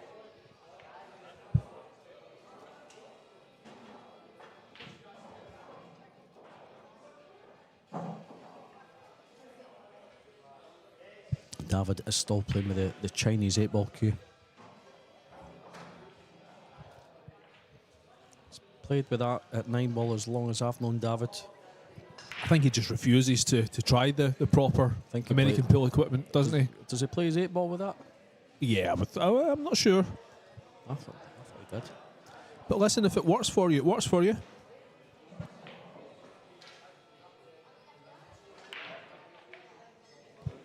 Dave, how are you getting on with your burger? I've half demolished it. I've eaten the top tier. Same. It's absolutely amazing.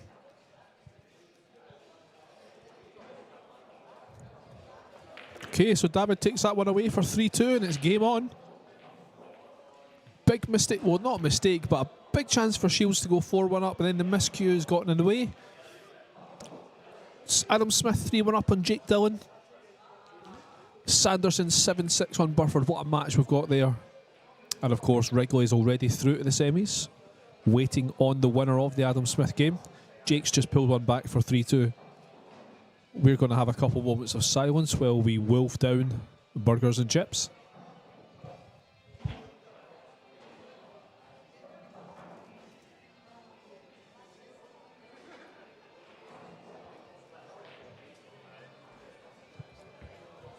Yeah, just to interrupt that silence, I believe that Phil has made a mistake there. He's walked away from the table, shaking his head, scratching his head. He's let Elliot back in. Elliot is on the hill. 7-6. Oh, is Elliot going to finish this off? Well, doesn't like what he's left with. So Dane breaking off, rack number 6. Doesn't make a ball. And he's left a shot for David.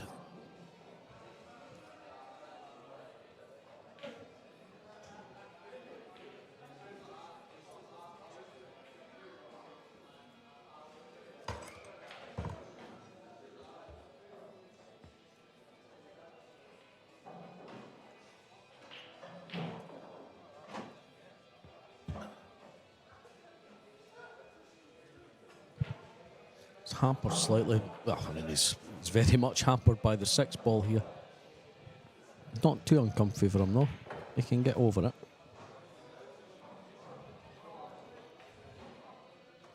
Just made away, it. Yeah. Just. The 2 doesn't appear to pass the 5 into the top left. No, this is gone in the middle. He can come back. So he's going to have to come round the back of the 7-3, right? No. Just off the top rail there. Middle diamond, straight back down for the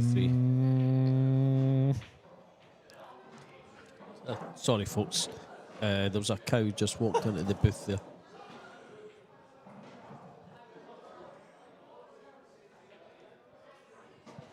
I'm going to say he's going to go round the back of the 7-3. 2 rails.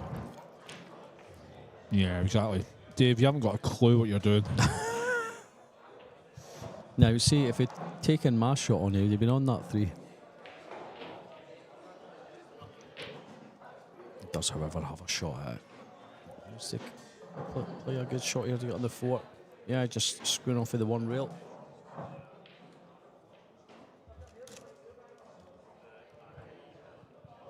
Did you actually have the audacity yesterday to say that you called shots better than Jeremy Jones when you called matches with him?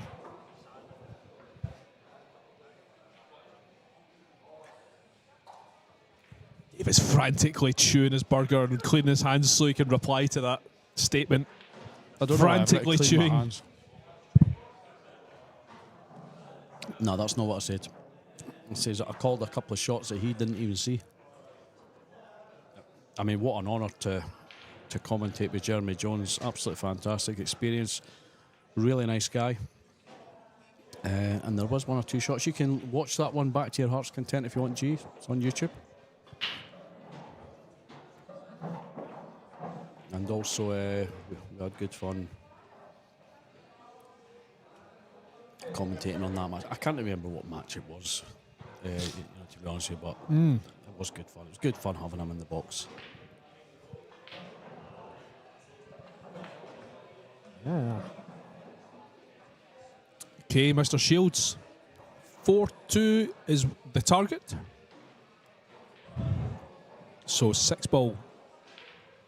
He's going to have to put a bit of work into this to get the 6 for the middle. Does he elect for a 6-9 combo? Dave made a double entendre in his last statement there, and he's currently laughing to himself as he's munching a burger. Good shot here from Dean.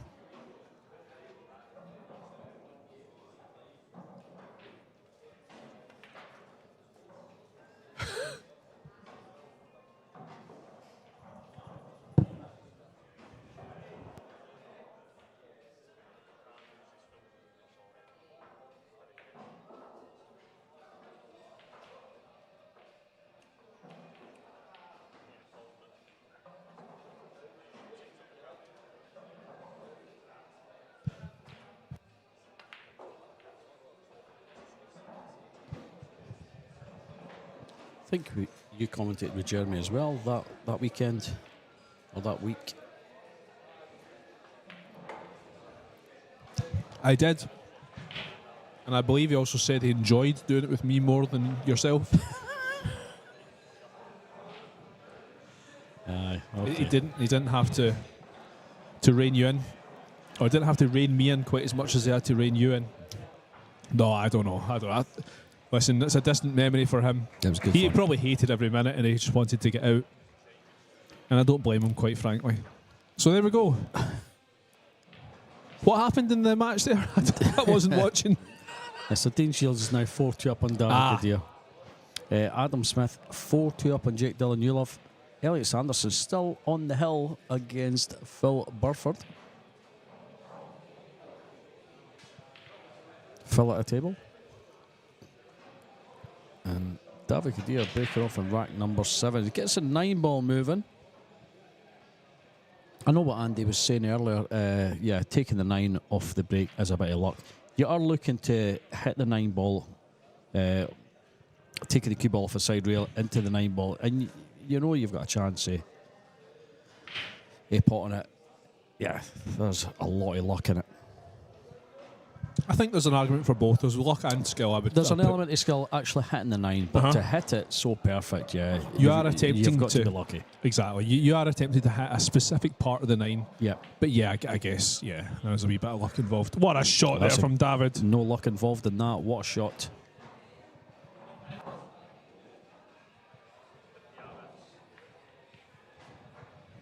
And how's Dean going to get out of this one?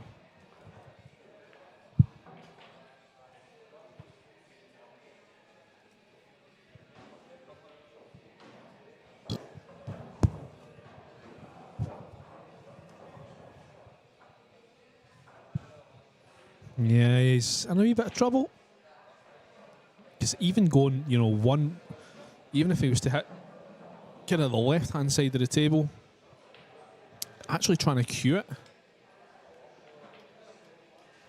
would be quite difficult.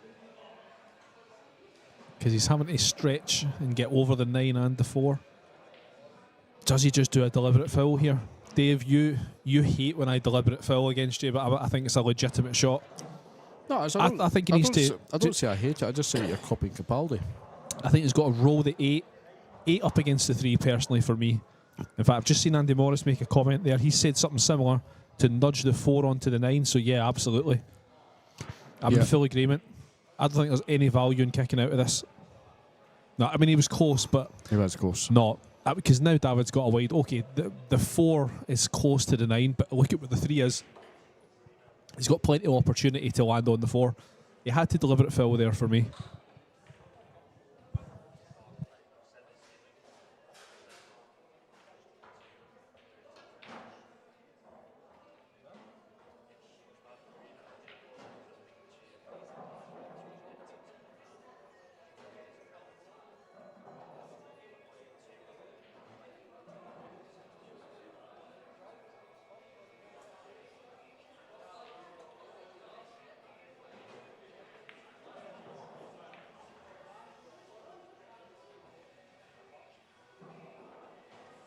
I guess he needs to be careful that he doesn't snooker himself behind this 9. He's going for the 3 fouls. Interesting. I think he doesn't see a way taking It's that. not worked. It's four not out. worked. Yeah, it certainly has not. I mean, if anything, it's now put that 3 into a better position. He can now put that in the bottom left if need be.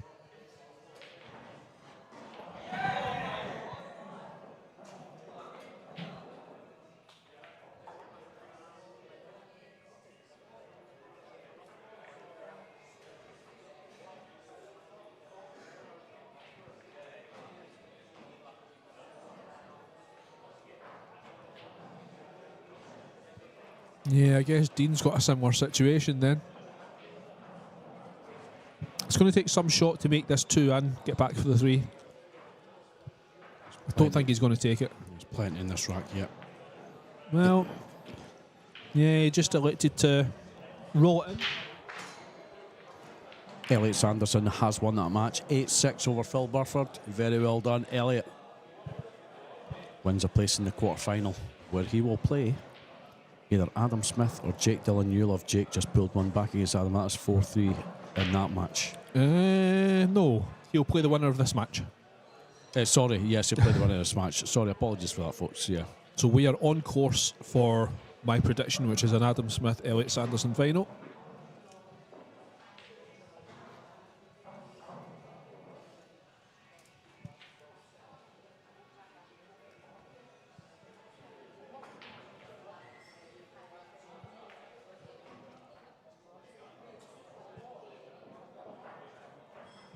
Dave, we are neck and neck when it comes to finishing this burger chips.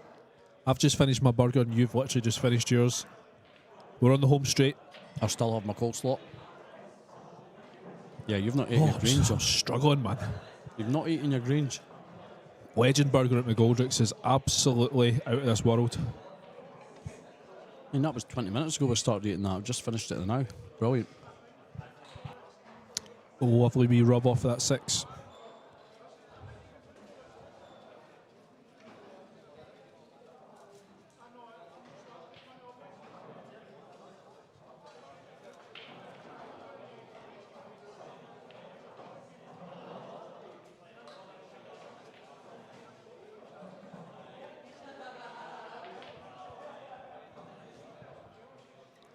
Five's going to block this. It's not bad.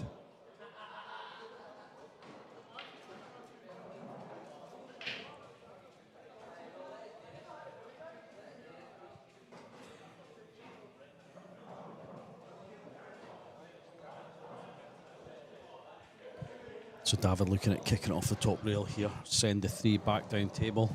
It's a bit of a cluster going on down there. Yeah, Andy, no fish in the booth this time, I'm afraid. Dave was not happy last event. I got fish and chips in the booth, remember? You Yep. were not happy. Yeah. Yeah, out of courtesy. He's made it. He's made the He shot. doesn't want this to go in. Thing is, he doesn't want it to go in, but he doesn't want to leave it hanging either. Yeah. Because Dean has now got a chance of splitting this little pack up. Thing is, how do you really? It's tricky, isn't it? I don't think he can. When they're so tight over the pocket like that, this can go wrong. He doesn't like it.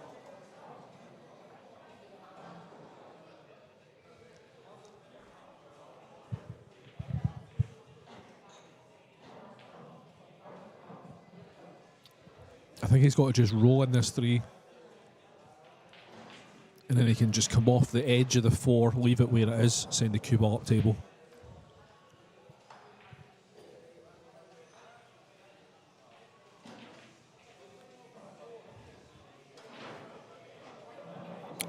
Yeah, this is tough. Dave, you've left all your chips. Are you done? Oh yeah, I'm full, man. That was Wow. great. The burger's huge, man. I don't know why I asked for chips. It's just the burger's enough. It's massive.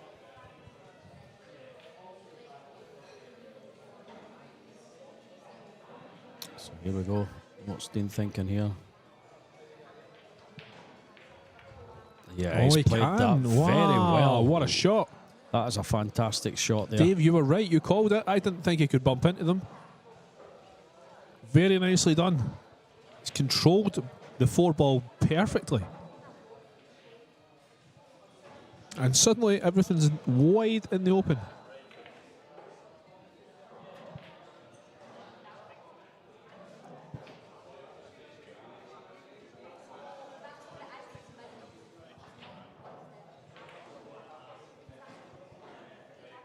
Oh, he's not happy with that again. He's looking at his tip. I think he's okay. Yeah, he's shaking his head though. He is all right, but he's not happy with something. I think even a stop shot is absolutely fine because the natural angle will take it down for the 8. He maybe felt it through his cue there when he potted that last ball. He's just not happy.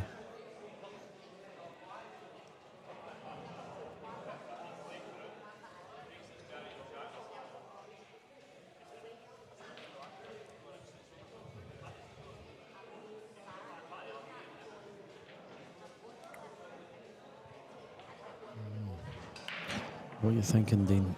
Just screwing back to just where you are there? I don't think he has to, honestly. I think there's a bit of risk involved if he does do that. I think a stop shot is absolutely fine. Yeah, and just roll the 7 and Yeah. the 8's there. Yeah, I mean, it's still fine what he's done. It's no problem. He's relatively straight and he's against the rail as well. I don't like that shot personally. Screwing back again, is he? No, just off the side rail. Yeah, couldn't really screw on that. Couldn't get enough elevation. Oh, man. Okay, G. That was a great meal. Absolute credit to everyone here at McGoldrick's. That was delicious, man. Compliments to the chef. Oh, wow. So good. Right. Just doing a wee bit of housekeeping in the booth here. Dave, you've left all your chips, man. I can't believe it. They're yours. Oh, no. That's the last thing I need. Concession there from David. So 5-2. 5-3 to Adam Smith over Jake Dillon Newlove. Haven't really seen much of Jake today. Yeah. He's just kind of been silently doing his business in the background. As he does. We haven't actually seen Adam Smith. Haven't really seen much of Adam Smith either.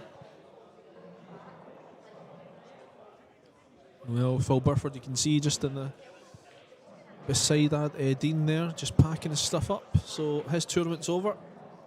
But he's still got Tier 1 tomorrow to play for. Losing 8-6 to Elliot Sanderson there. Elliot booking his place in the semi-final. Who will play the winner of this match? And Matthew Wrigley will play the winner of Adam Smith, Jake Dillon Newlove. Dean Shields breaking in rack number 8, 5 racks to 2 up over David Kadir. In the Rasson Scottish 9-Ball Series, event number 4 of 2025 here at McGoldrick's Pool and Sports Bar. Winner of the Best Sports Bar of the Year for the 4th year in a row. What a nice wee touch off the 8 there from Mr. Shields. Open shot on the 2. A lot of traffic to negotiate though to get to the 3. He might even go to the middle with this 2-ball actually. Yeah, that's what he's looking at. Maybe bump the 9. Or is he going to go into the bottom right? That's the problem. Yeah, that's went wrong. Just tied the 4 up as well slightly. It doesn't go in many pockets now. Only goes in a couple of pockets.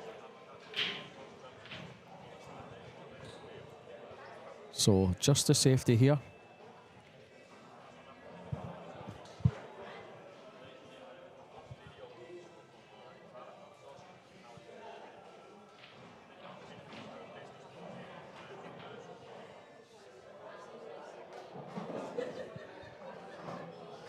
It's not too bad. I mean, he's left a shot. He's not happy with it. Not a disaster. Well, I mean, the problem there, I think he knows he's going to be in trouble on the next shot. David needs to get this right. That's not right. So, Dean will have another chance to hook David. Yeah, I don't think David's going to like his next shot. Dean's got to get it right this time.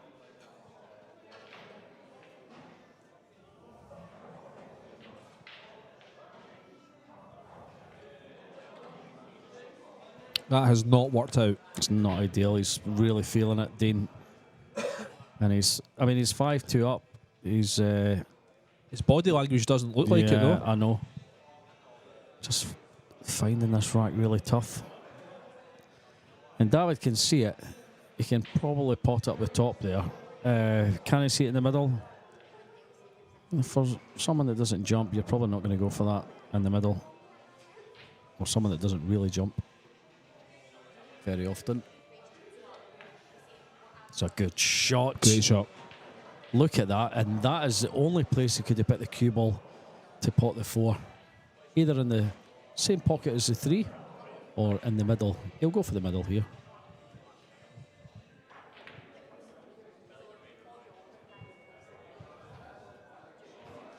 Now, he just stopped this, G, against the 5.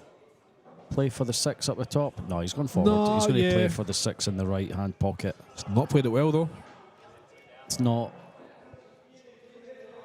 Ideal. It's not ideal at all. It's not a disaster by any means, but Might have to run into the 7 here. yeah, I mean, I'm thinking. I thought he could just tap the 9, but I don't think so. There's not got the angle to hit the 9 here. And just stop against it. He's screwing off this 7 in the middle. Oh, it's a gone good a shot. little too far. That is risky, that's the thing, because it's very hard to get a proper full stroke into that sort of shot. So he's actually done quite well, I think, just to give himself a half shot in the 7. But it is very much a half shot. Yeah, and he's going to have to play with a bit of check. Yeah, he's Gone safe? Just gone safe. Good idea. Not doing anything too risky at the moment. There we go. That's not bad. Dean just checking his tip out there. He's not happy with it. He's had a couple of incidents with it. Well, he's in a good place because the shop down the stairs, EBS, does tip fitting. Although it's shut now, isn't it? So, Yeah, I think okay, sorry, a bit late. I think it'll be closing out. It's not travelled far enough for him, so he's going to leave David a shot. I'll tell you who else does tip fitting? Our very own Fraser Patrick. Fantastic at fitting tips. He's done a couple of mine in the past. Is he still here? I'm looking around. I mean, they don't work for me, but they stay on the queue, that's for sure. They're fantastic. So, that's a nice shot, David. Needs to stay down on this one. Yeah, he doesn't have to do a lot with the cue ball. Doesn't want to be on the rail with it, though. It's just a slight angle just to pop it off the rail.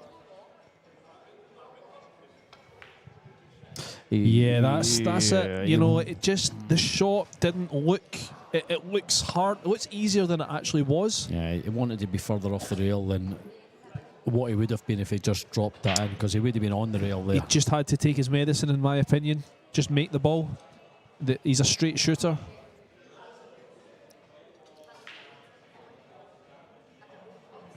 So, very good chance for Dean to steal this rack. Great shot. And he has. That should do the trick.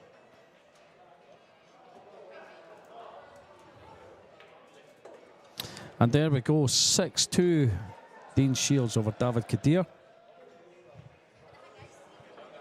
Adam Smith is 6-3 up over Jake Dillon Newlove in the other quarter-final match that's gone on.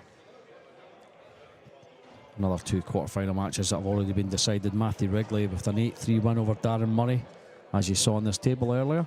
And Elliot Sanderson 8-6 over Phil Burford.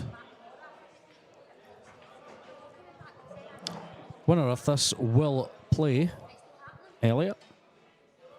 And then in the next match, semi-final. And the other semi-final will be Matthew Wrigley versus the winner of Adam Smith and Jake Dillon-Newlove. So there's David with the break in rack number 9, and it is dry.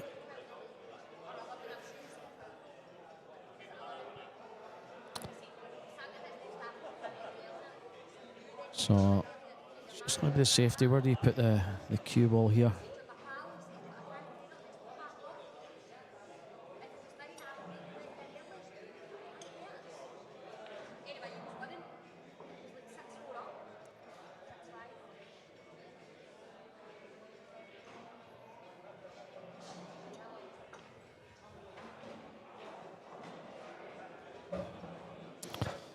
Just try and get the cue ball down behind the 6, maybe. No, just decide that, oh, that's a good shot. I'm thinking he could come off that rail and down behind the 6, but that's a good shot. David's going to have to pull out his jump cue here. It's tough. I mean, he would have to be jumping the 4 as well. David, being a new jumper, yeah, he's just going to do what he does best, kick off the rail. And he does hit it. Yeah, absolutely nothing wrong with his kick. He's left the shot though, which is unfortunate.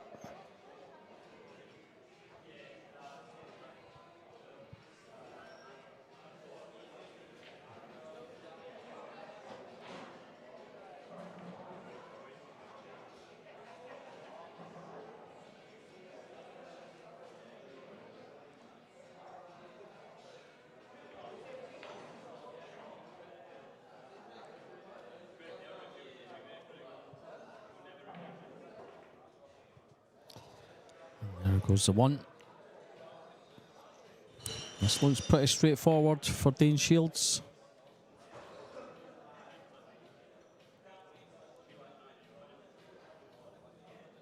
Just going forward off a couple of rails. Should get down behind the 5 and the 6. 5 and the 8, sorry, but he hasn't. Yeah, I mean, he caught that knuckle. Still on the 3, but doesn't offer him good position for the 4 on the next shot.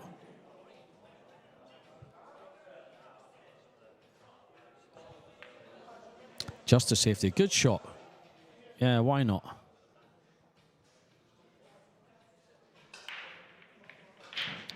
So again, it's an easy kick for David, but it's where the cue ball and the 3 ball finish up. That's what matters. It's all very well hitting it. You've also got to get it safe. He's certainly not going to jump that, that's for sure.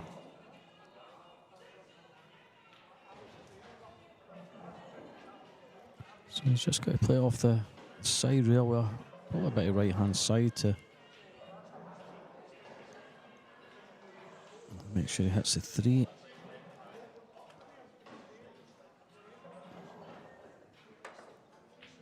Yeah, maybe a bit much right-hand side. It's missed altogether.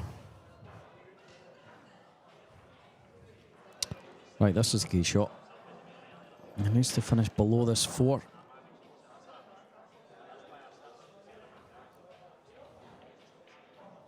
So it's critical where you place this cue ball here.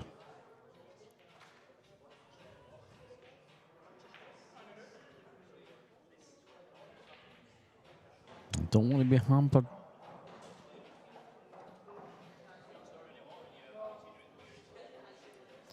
Don't want to be hampered by that 9, that's for sure. It's not ideal. Still very makeable.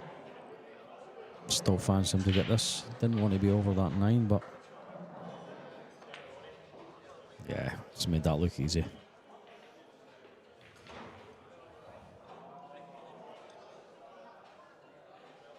So one more good shot here. Screwing right down for the 6. In the bottom right pocket. That's pretty good. He played that really well. Yeah, nice little angle. What a risk in that one. I know for a fact that you would scratch there, Dave. Yeah, that's the natural thing to happen anytime I play that For shot. you, absolutely. It's like a magnet. The cue ball just flies in the pockets when I try and play something fancy. Anyway, no problems here. Dean Shields should be on the hill. Tell you who else is on the hill. Adam Smith, 7-3 over Jake Dillon Newlove. I'm telling you, we're going to have a blockbuster final. I can feel it. Saying that though, for me to have the blockbuster final that I want, Elliot versus Adam, Elliot's going to have to come through Dean Shields. Yep. And he's going to be hard to beat. He certainly is. He is now 7-3 up. Oh, came through Fraser earlier on, of course, 8-2. Did Dean Shields? Adam Smith, Jake Dillon Newlove is actually 7-4. Jake's point just got up on the board there. Adam is, however, at the table on the hill. And this man here is on the hill, breaking for the match and a place in the semi-final against Elliot Sanderson.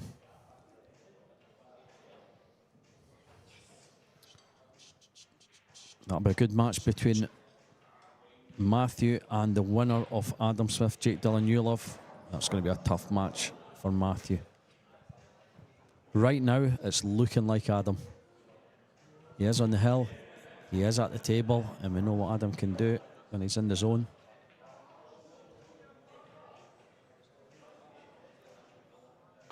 Dean on the hill, makes the one. And that's where it finishes. So just the push out.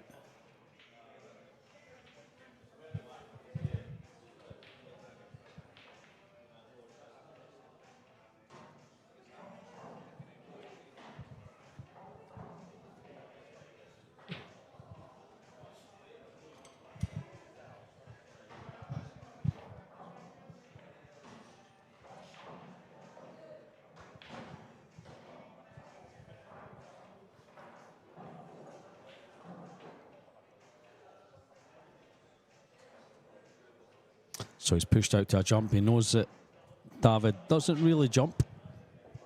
Interesting. He's put Dean straight back in. Dean does jump.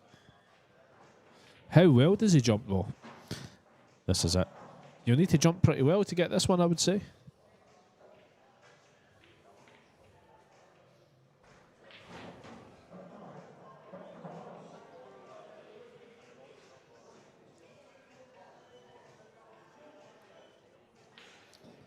He's taking the gamble. He's hit the ball and he's not left anything really except an opportunity for David to play a nice safety. Get this cue ball back down table if he can. And he's got to watch that middle pocket, of course. If he glances off the 3. Maybe try and get the cue ball up behind the 6.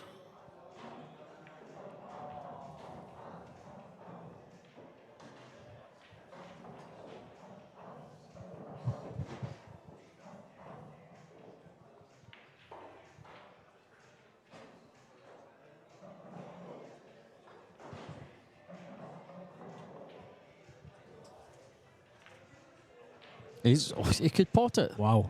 Didn't know he could pot that. It's just not travelled as far as he would want. This does offer him good position to get this cue ball down table, though. Offers him better position than it did for the 3. Can't believe he potted that. What a shot. So 4 up behind the 6.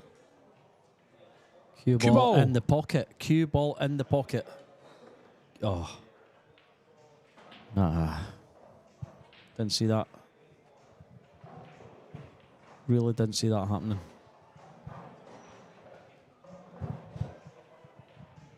That could be David's last shot of the day. Going to have a wee look at the Tier 1 draw for tomorrow. We know how Tier 2 looks.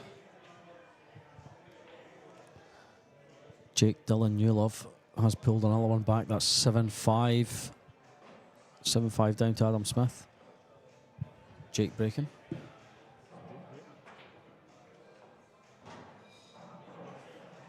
Well, first round of Tier 1 tomorrow.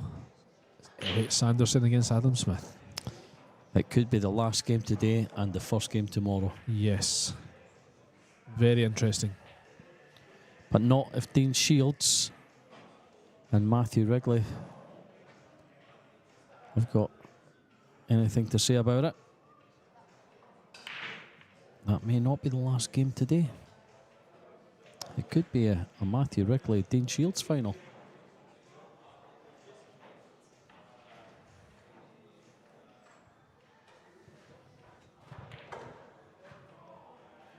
That's not came far enough. Puffing the cheeks out there. That wasn't good enough.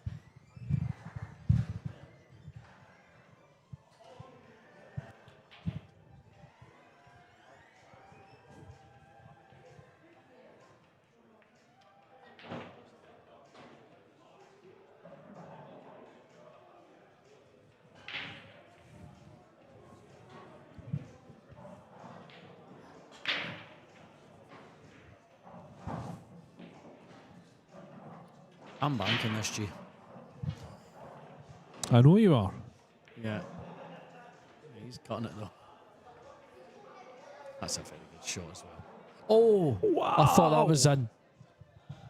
Unbelievable. Where's the cue? Oh, my word. No, he's got away with one there. 3 reels. Well, I say he's got away with one. He's tried to play shape on the 7, so. Yeah. 3 reel escape here, G. Do you know the shot I'm thinking of? The old classic. Yep, it's possible.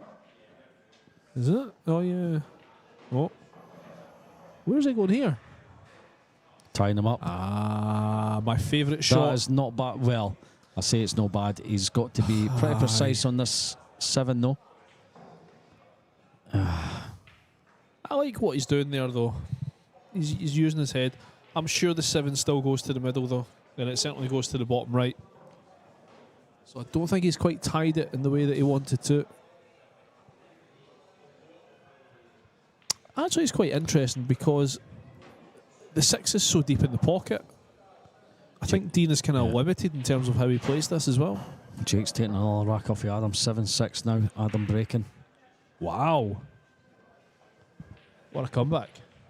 Adam could be another hill thriller for him, having just come through Capaldi earlier on.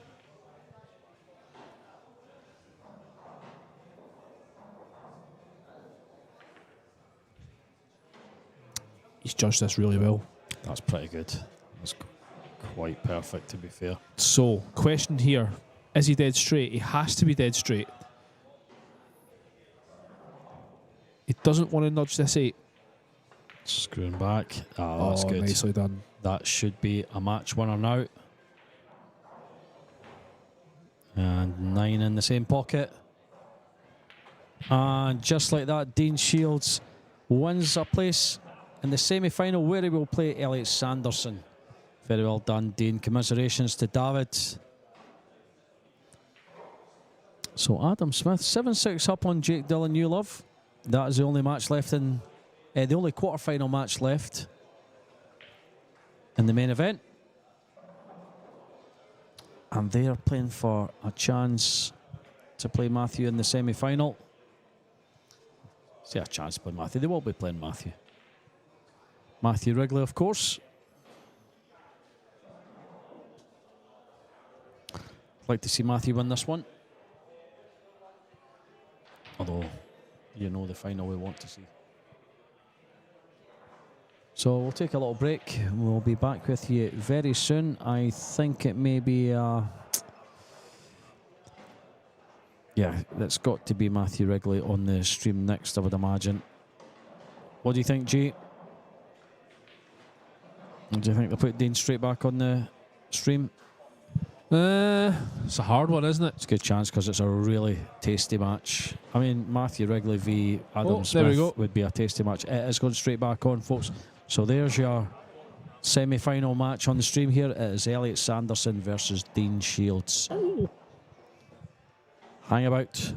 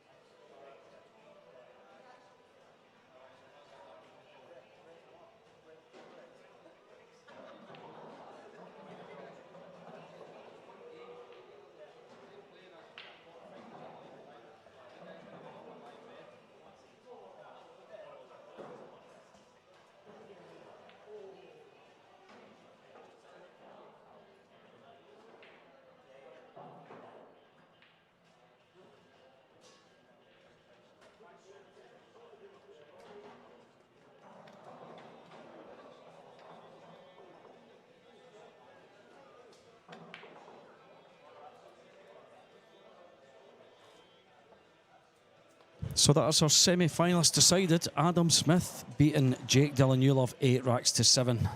What a match that was. So we've got Adam Smith v Matthew Wrigley on table 12. And right here on table 11, Elliot Sanderson v Dean Shields. Here is the lag. And that will be Elliot's.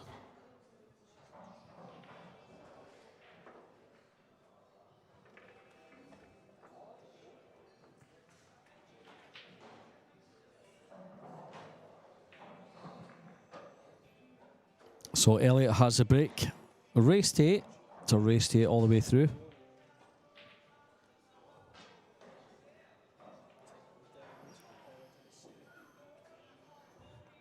Now I think this match is going to depend on who makes the most mistakes.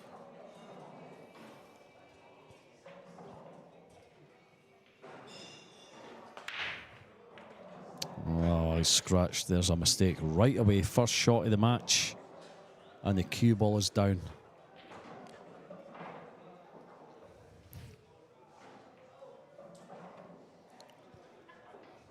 So, nice split as well.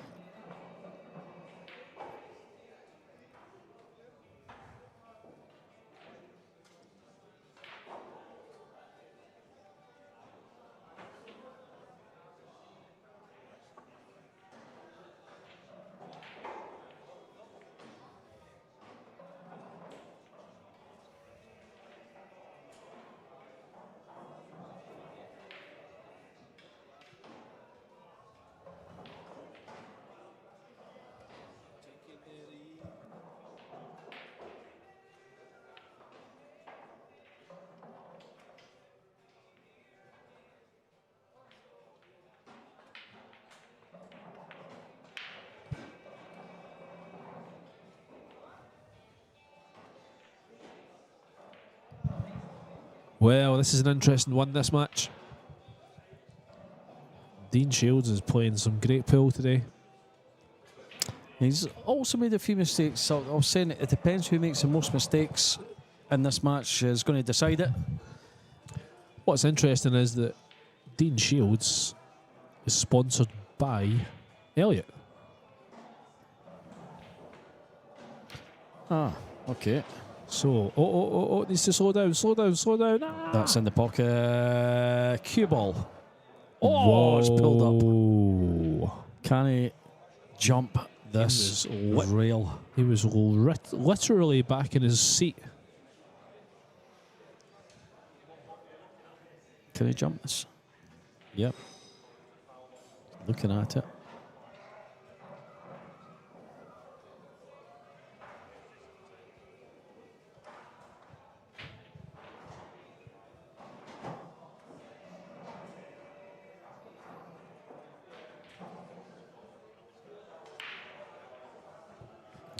He thinks he's a bit close to that knuckle there. I think he can clear the knuckle. I'm not sure. He's got the jump cue in hand. He's going for it. He has to pot this. This is tough. He'll do really well to clear this cushion. See, look how much movement there is on the dart shot there. It's not... Oh, yeah, he's caught the knuckle. Yeah. It just doesn't look very accurate, you know. They're not really. It doesn't look like they're cueing that straight. You know, there's a lot of movement on the butt end of that jump cue there. Don't like the dart. That was a good view that we had of it there. So chance for Elliot here to take the first rack of this semi-final.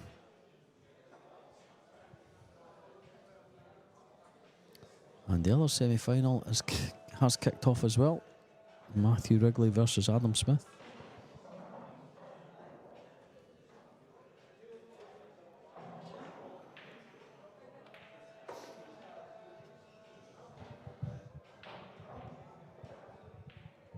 It's all right there. A couple of easy tap-ins.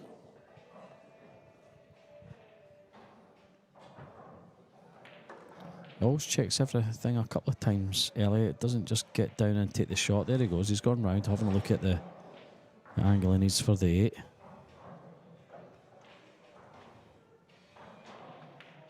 And he knows it's the obvious shot, but he's just checking anyway.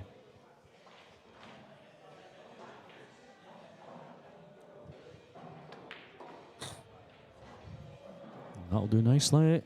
Doesn't want to be on the rail, he's okay. It's just off the rail enough.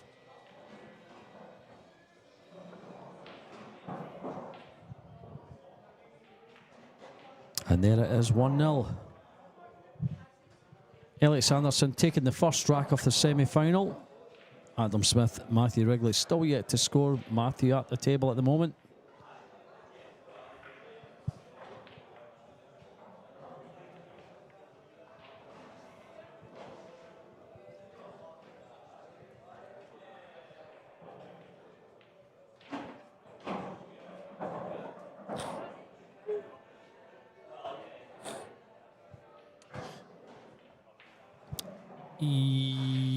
Yes.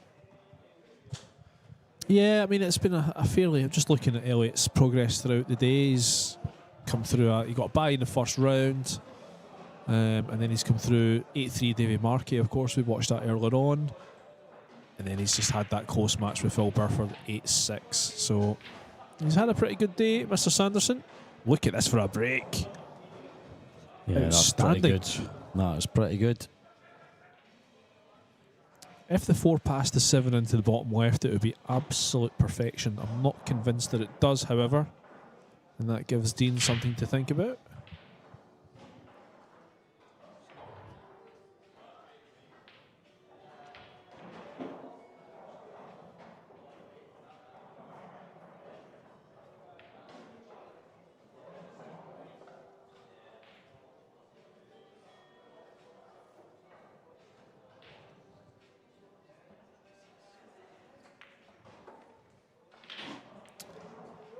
Yeah, it's not a bad shout. Clearly the 4 didn't pass the 7. I think a wee... I mean, he'd want to try and avoid this 7, preferably. A wee bump wouldn't be the end of the world.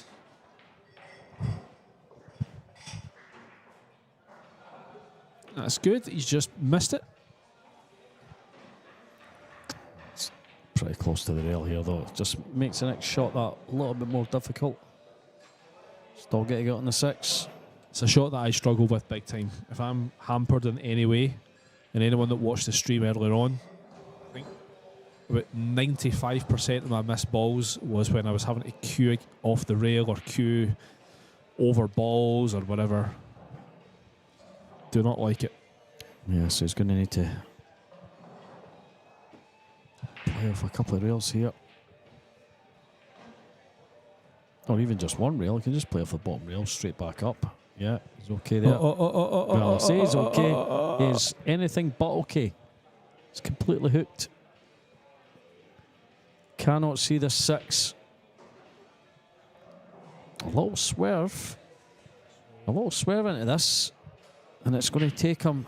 Cue ball's going to come the right direction for the 7 into the bottom left. Yeah, that's what he's looking at there. Can he just see an edge of this? Or I think he's having to swerve an eye. He's doing a lot of cue pointing there, so he's anticipating his next shot already. He can see this. That's a good shot. That is a lovely little bump. Holds his hand up there. I mean, he probably was playing for this pocket, but yeah, that was a nice little bump.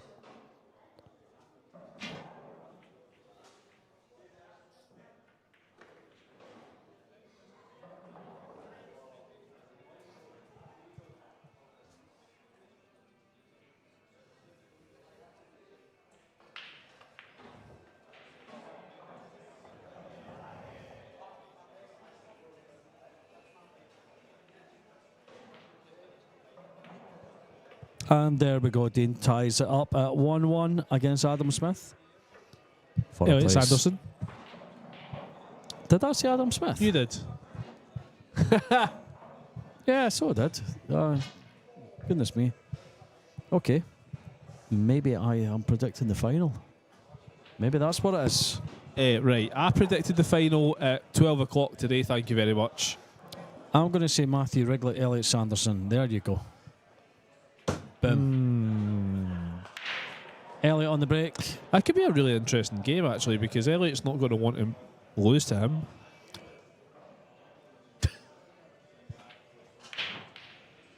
Okay. Right. Rack number 3. Elliot has made the ball. He's made the 2. Oh, Dave hates this shot. Dave hates it when you go round the back. Yeah, I just don't like seeing He this hates at it. all. It reminds me of something you do in an amusement arcade. It's a legitimate shot, sir. It is a Nothing wrong with legitimate it. shot, but goodness me. No, wrong with it. It works for him. I mean, to me, switching hands is a shot. You got a lot more control. But yeah, what a shot. Very well executed.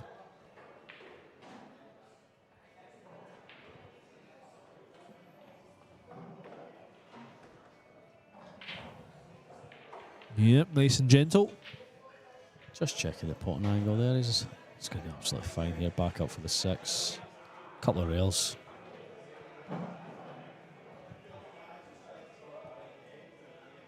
Will do nicely. And then back across for the 7. This is, of course, Elliot's own table. Yeah, this He is literally owns it. it's the one that he plays on, practices on. No one every day. knows this table as well as this guy does, and it's a bit of an advantage he's got over the rest of the field. Although all tables play almost identical. Yeah. This one doesn't get as much play on it, of course. But they all play fantastic. They're all very level. They all roll true. Oh. That'll do nicely.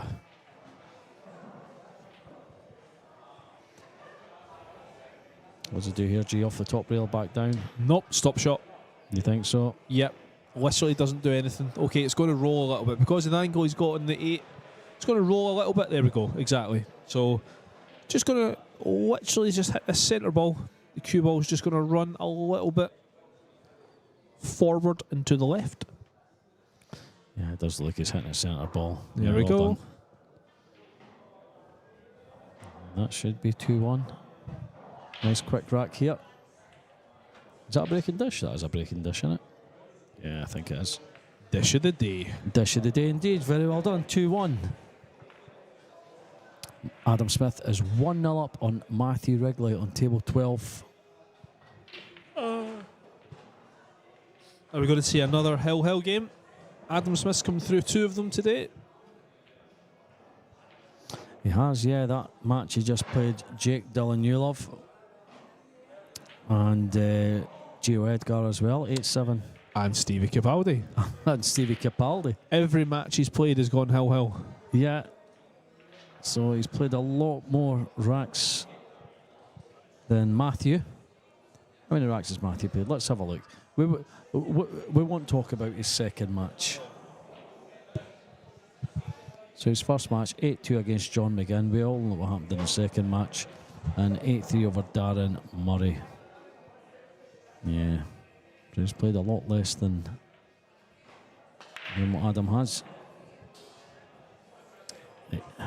Matthew has, however, pulled one back. That is 1-1. Anyway, back to this match.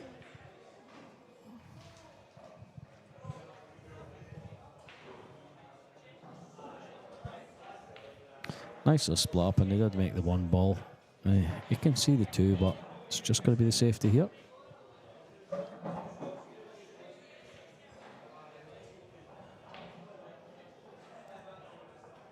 So cue ball behind the 3.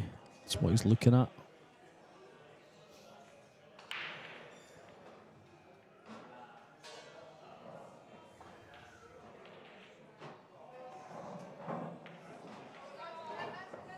No, he's not managed that, and he's left it. He's left a chance here for Elliot. He can clearly get through to this 2. He's not hampered by the 3 at all. Absolutely fine there. Swings it round off 2 rails. That's pretty good.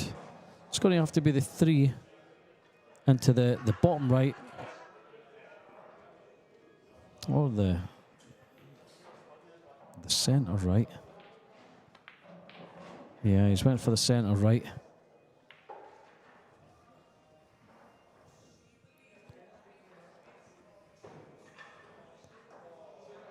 There's nothing too difficult here.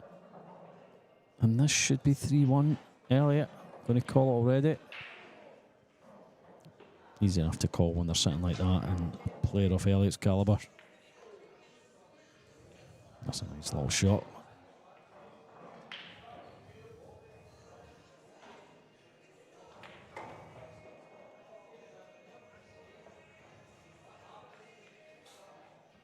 Stretching over the 8 and 9 here, but it's all right. Loves using those rails.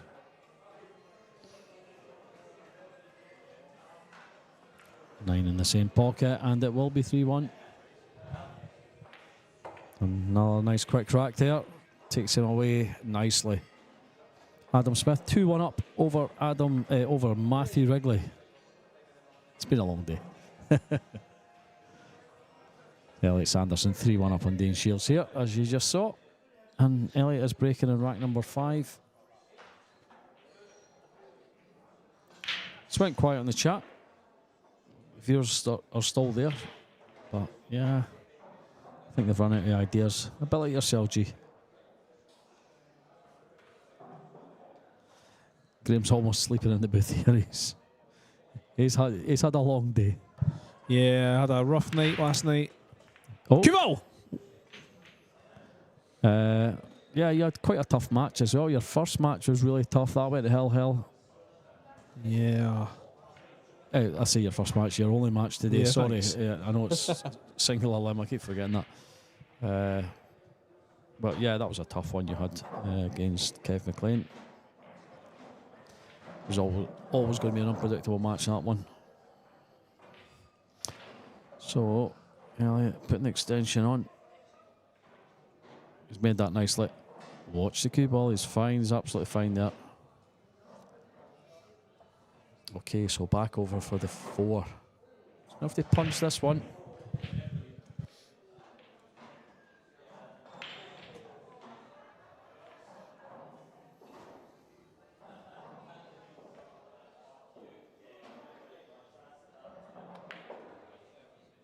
It's not quite made it, has he? He's pursing his lips there. Yeah, I think he can just see this.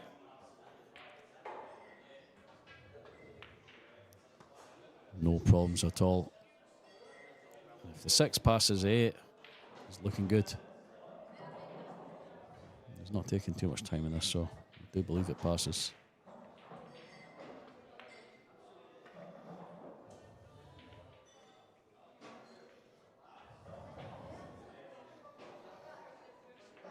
Doesn't matter if he's straight.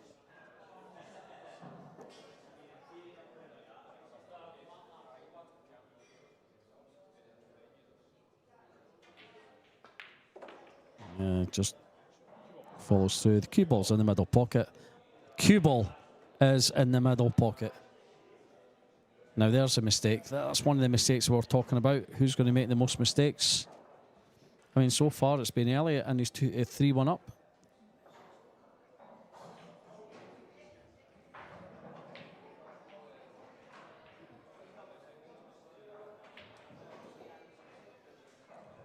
So, just when it was looking like he was going 4-1 up. Could be 3-2. What difference that'll make.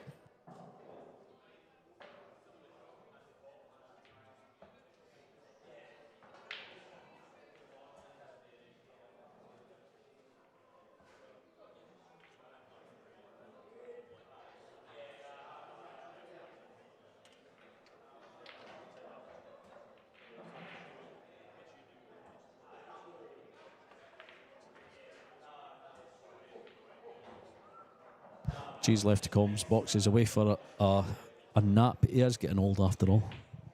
He's away for a little 20-minute nap in the car. So he can try and make it through to the final. He is desperate for an Elliott Sanderson Adam Smith final.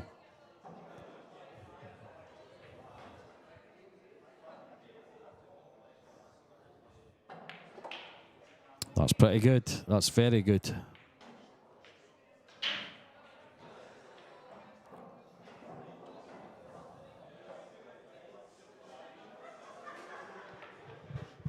And there we go. Dean Shields pulls one back from Alex Sanderson there. 3 racks to 2. He trails. He is, however, breaking in rack number 6. And Adam Smith is 3-1 up over Matthew Wrigley on table. It's table 13 they're playing. I thought it was table 12. They're playing on table 13.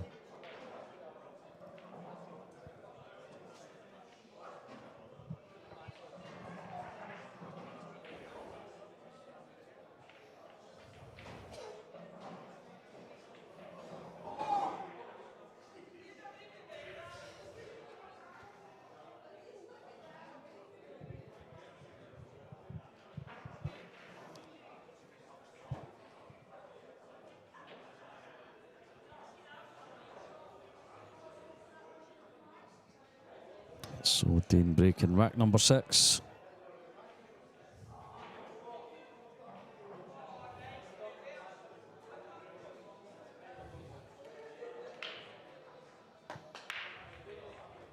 Makes the 1. 2 is right over the pocket, but it looks like he's hooked behind the 3.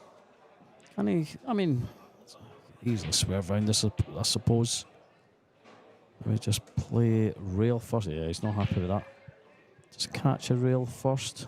The long rail. Knock the 2 in.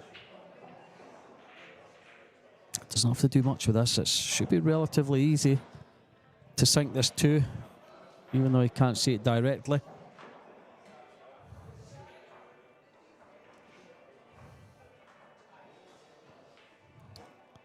Matthew Wrigley pulled one back. 3-2 now down to Adam Smith. So both matches playing at relatively the same pace. Dean is jumping this 3 ball. Oh, is he swerving it? Yeah, I think he's swerving it. Oh, no, it is his jump cue. I mean, that 2 was in. It hit the back of the pocket. Straight back out. But it didn't matter. The cue ball came off the table. Just have a look at this replay here. Yeah, 2's hit the back of the pocket.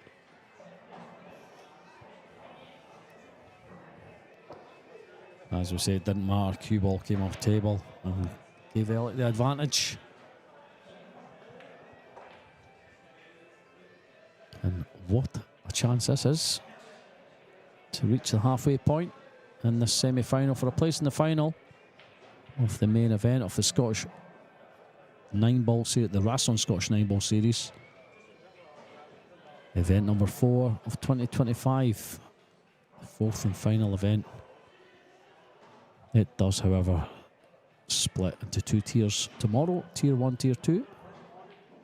These guys will all be in Tier 1.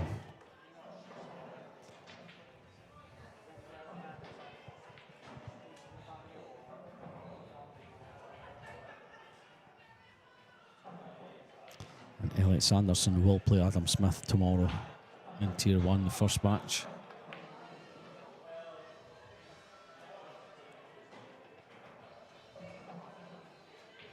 Just screw back for this 9-ball in the bottom right. And that will be 4-2 if this 9 goes down.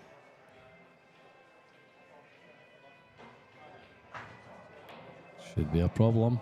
And there it goes. 4 racks to 2. Elliot Sanderson leads over Dean Shields.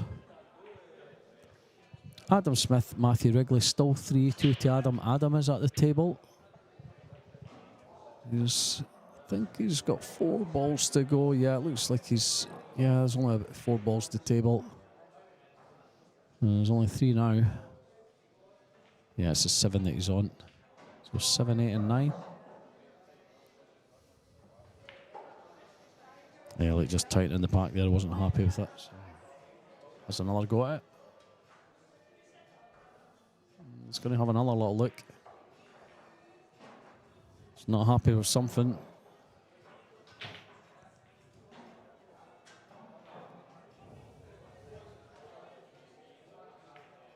And Adam Smith has went 4-2 ahead over Matthew Wrigley. So Dean enters the arena again. Elliot breaking in rack number 7. Leading 4 racks to 2. Absolutely smashed him. He does make a ball. He can see the 1.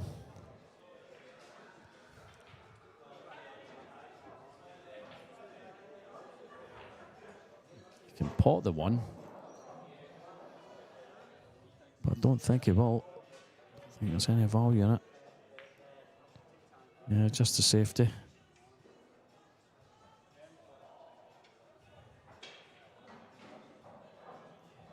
Can Dean see an edge of this? I'm not really sure. Certainly having a good look at it.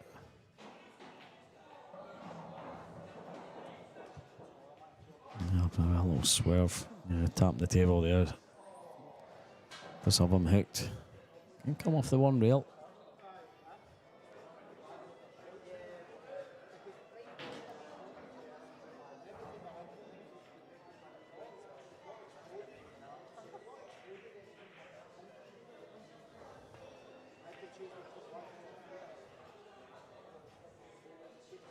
That's a nice little touch off the 5 there.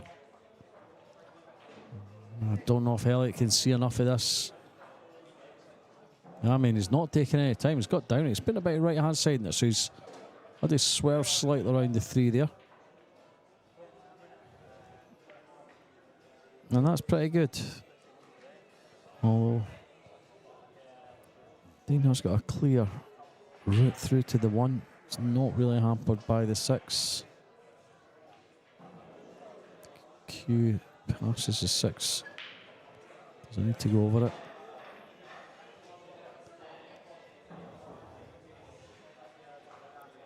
Yeah. Oh, that's good. Here we go. It's a good shot. Good shot. Very well played. So Elliott and a little spotty bother here. Can jump this 7 ball.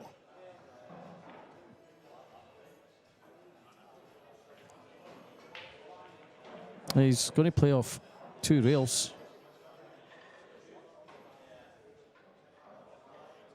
I'm saying he can jump the 7. The 6 was pretty close to the, yeah, just off 3 rails there. The 6. Oh, the 1's in the pocket. The 1, oh, he's going to have to jump now. It's all happening in this rack.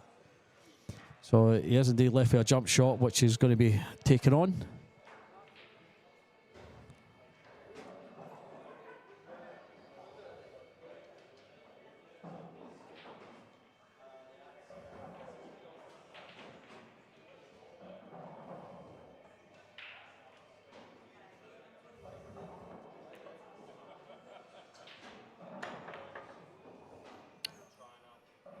Gets over the ball, doesn't make it though, and it doesn't leave it either.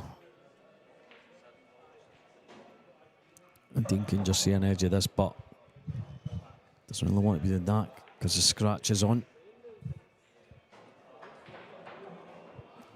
Still watch what he's doing with this.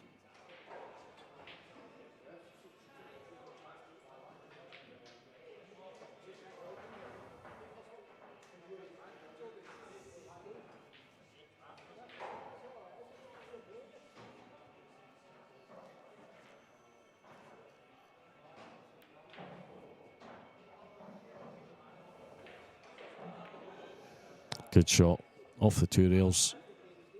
Yeah, he knows if he'd hit that direct, he would have scratched. Elliott can see an edge of this too. I think he can see enough of it to bring the 2 back down table and put the 1 up behind the 6.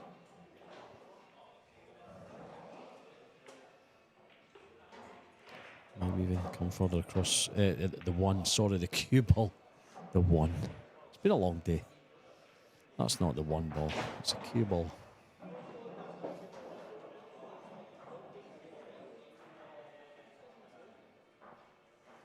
Anyway, that's not worked out. Dean has a clear shot of the 2 here.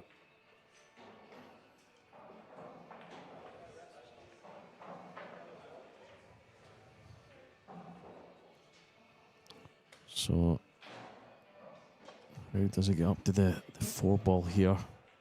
He's going to have to use about 3 rails round the 9. Oh no, he's screwed back.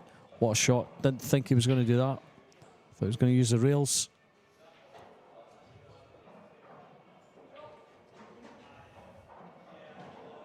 Couldn't play it any better, to be honest.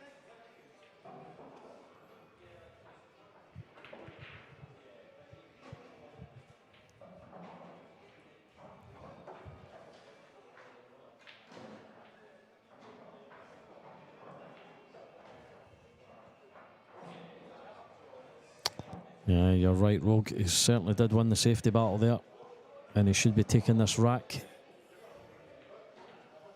Although he's left his cell hampered over this 9. You don't want to be doing that.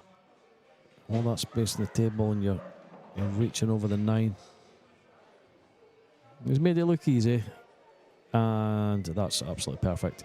Yeah, he'll be taking this rack. That will be 4-3.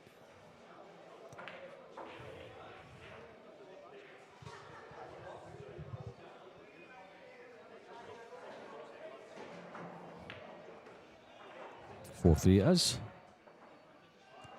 Adam Smith 5-2 up over Matthew Wrigley.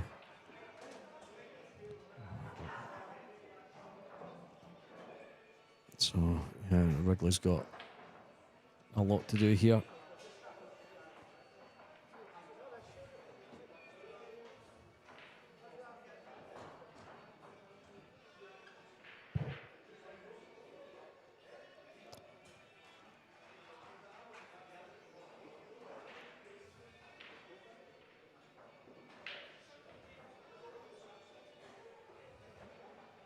Dean breaking off in rack number 8. Trailing 4 racks to 3 over Elliot Sanderson.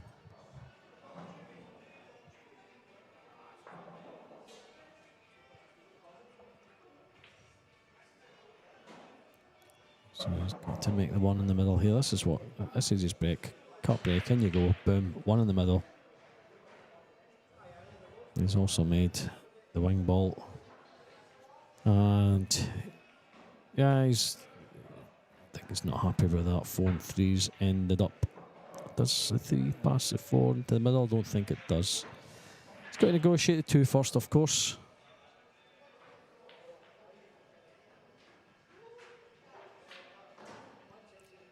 Yeah, I think you could be wrong there, Rogue.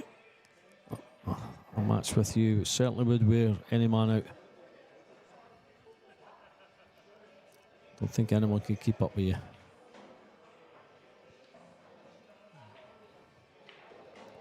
Yeah, so this is the problem. He's got the 3. Does it pass the 4?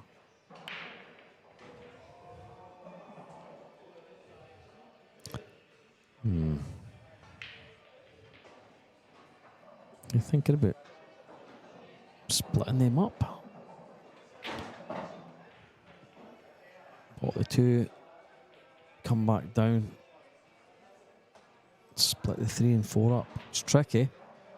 You know, you watch for the scratch. Nah, this is where he wants to leave the cue ball.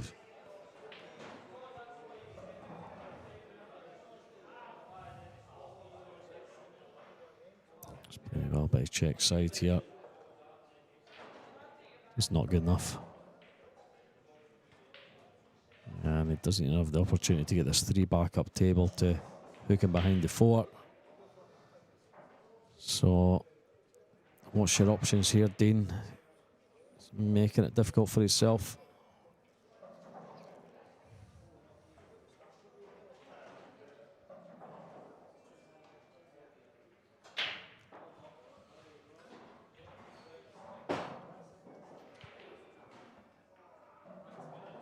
Nah, that won't do. That won't do.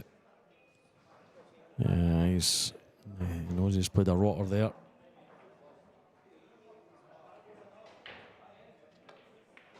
And Elliot will pounce on this. Punish Dean for that mistake.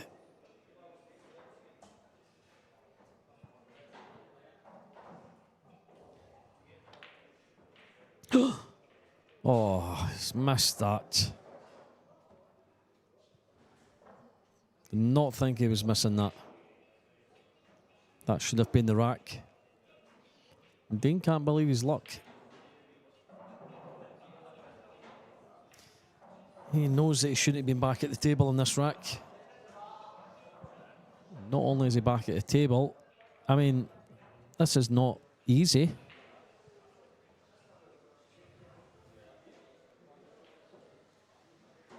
It is, however, a chance. If he takes these away, that will punish Elliot.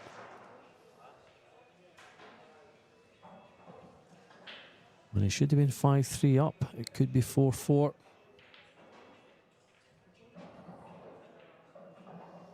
Yeah, he did play that one pretty quick.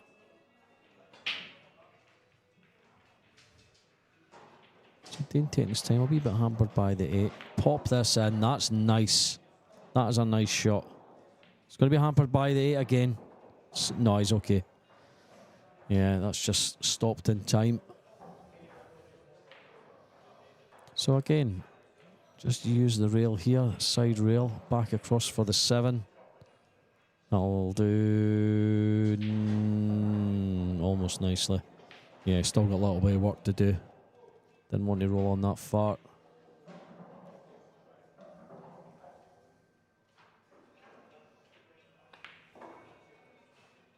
Oh, he's played this pretty well.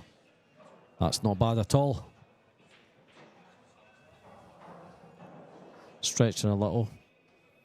Puts on the extension. Still a few more inches of reach.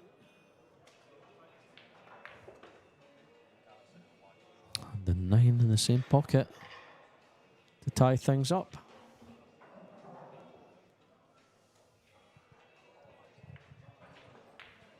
And there it is, ties it up indeed. Very well done, Dean. So just when it looked like Elliott was going to run away with things. Not saying run away, 5-3 wouldn't be that bad, to be fair. They're still having a little laugh with each other there. Yeah, Dean goes and pulls it back to 4-4. Small margins indeed, Rogue. Small margins, yep. Elliott has set them up so quick, the music's not even got time to finish. I'm going to finish it. There we go. So he makes the 1. You can see the 2.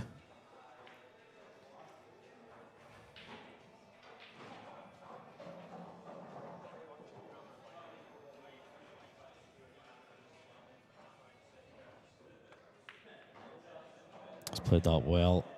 That's pretty good. It's a tough wee cut here. I mean, he could play safe. He's got some balls to hide behind here.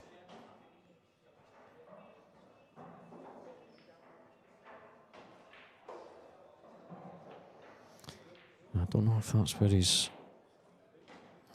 pointing to where he wants the white foot. Yeah, he's definitely going for the pot here. Yeah. So 4 in the middle. Yeah, I think Elliott's sped up a little.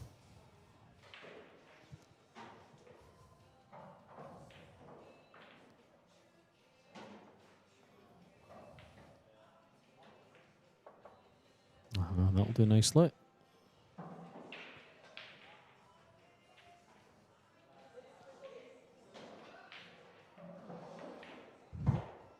Holds nicely for the 6. These are simple pots now. Although we did say that about the 4. But I mean, we never really, it was still a tough pot. Well, you expect him to get it, which he didn't. But I do expect him to get these.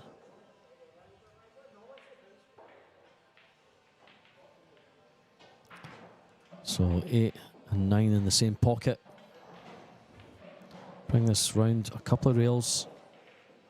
And that will do very nicely indeed. So Elliott regains his lead. 5-4 up over Dean Shields. Adam Smith still 5-2 up on Matthew Wrigley. So rack number 8. Put a slow rack here. Adam is at the table. Sorry, Adam is actually now 6-2 up and he's breaking. So running away with things over Matthew. Matthew with it all to do for a place in the final. And right now it's looking like Adam is going to find his way there. But who will he be facing? Elliott Sanderson or Dean Shields?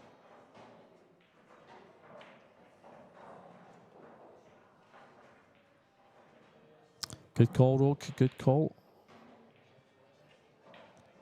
So you have got Elliott down for the win due to the fact that he won the lag. Always makes a difference. If they do both manage to get to the hill, It will be advantage Elliott.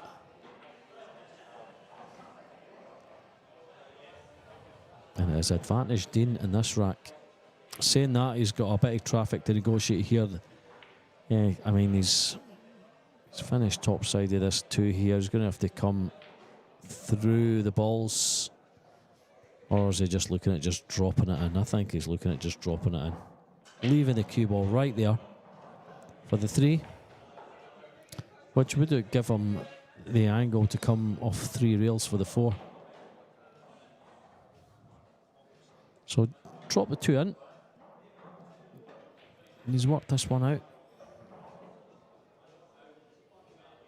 Just a little slow roll. There we go. I mean,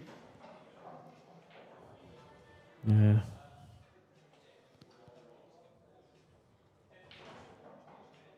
I think I would like to have been a little bit further off the rail.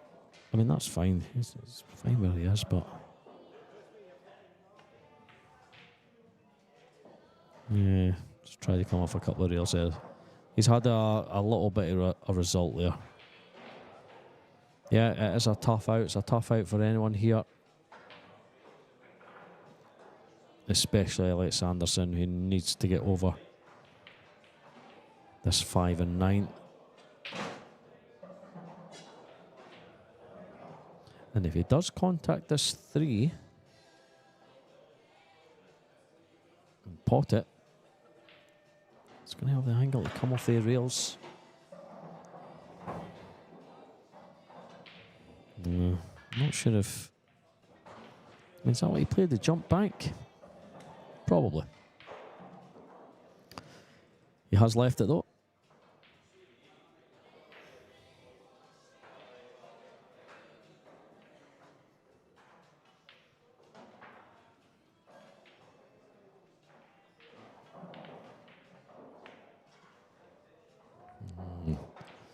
These guys are just taking turns at missing now.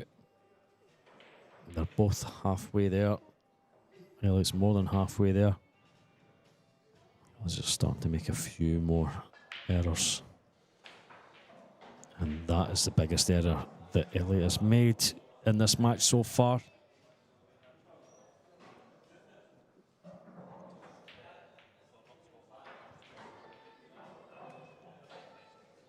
Still a little bit of work to do here, although with ball in hand it does make things a bit easier.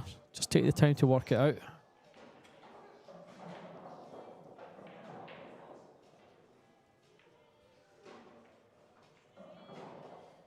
It's where you leave the cue ball for your 5.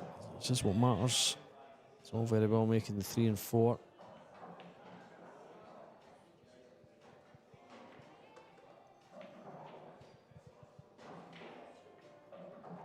He wants to put the 5 probably in that side left pocket.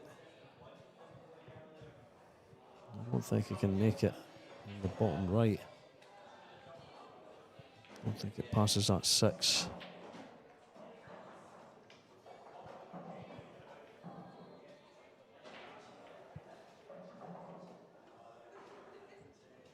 He's putting about top left on this. Well, he's able to play it in the bottom left. Fair enough.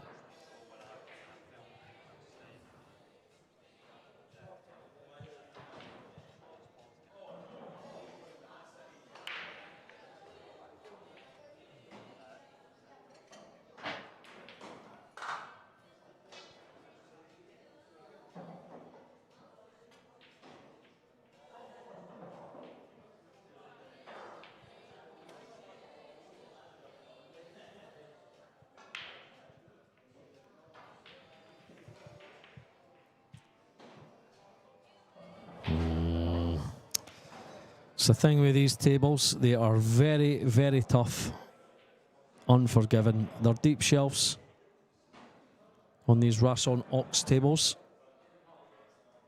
4-inch pockets. You've got to be absolutely at the top of your game. You need to be so precise. You sometimes can't just roll them in like that. You just catch the rail. They're just going to hang.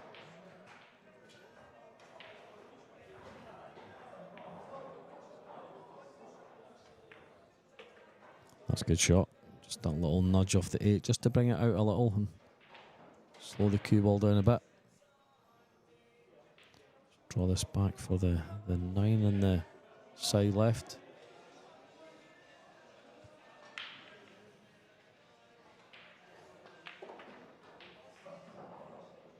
Could of course play it in the top left, but I think I'd be taking this on the side. Either or, I fancy him to make it. Looks like he's gone for the side, yeah. And there it is indeed. Very well done. 6-4 up on Dean Shields. Adam Smith is on the hill. 7-2 over Matthew Wrigley up on table 13. Wrigley is at the table. Yeah, not anymore, he's not.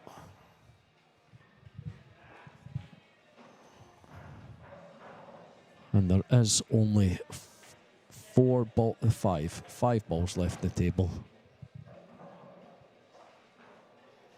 Quite far away from the action here.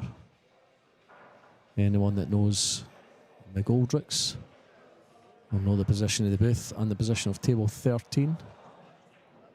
Halfway across the club, a little bit further than halfway. It does indeed make the, I think it was a 6, it was a 5 or the 6. There's only 3 balls left on the table now. That's definitely the 7 ball. 4 balls left on the table. He's made that one. Yeah, that's the 7 that he's on now. So this looks like game over on table 13. I just wish you could see this, folks. That was a great shot round that 8 ball.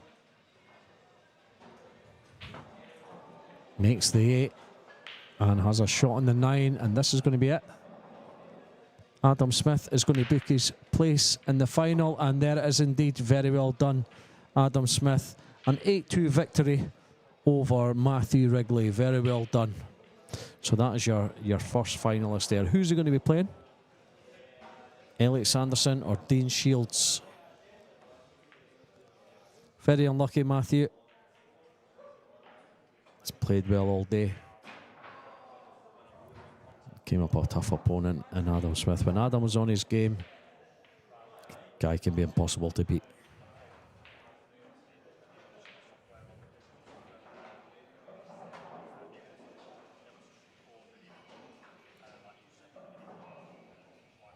So what's Dean thinking here?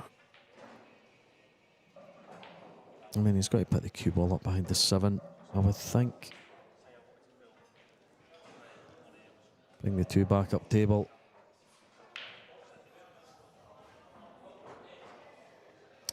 Yeah, Rogue's still with us. G did call the final earlier. Still got to get this match out the road. He's went the other ways. Put the 2 behind the 7, which is just as good. However, Elliot can see an edge of this 2.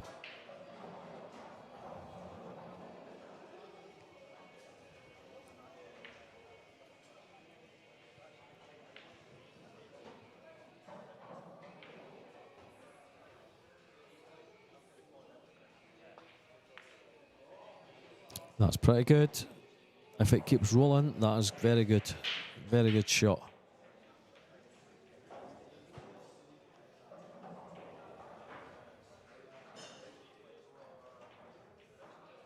So it's a 1 rail escape.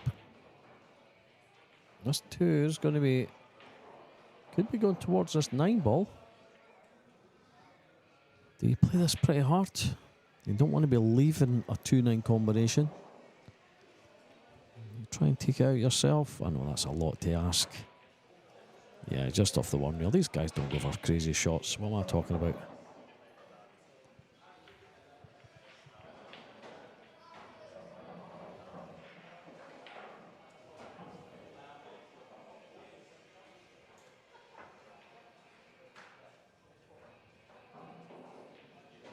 Certainly having a long hard think about it. I think the off the side rail is a shot. Yeah. This is what he's doing. That's what he's elected for, and he's missed it.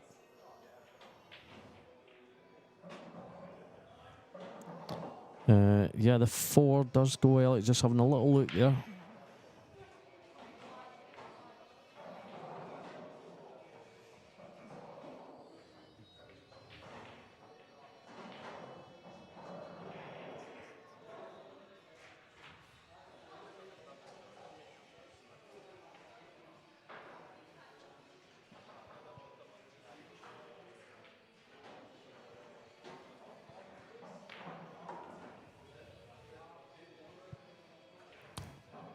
More of an angle than what he would have liked. Wanted to be a lot straighter on that.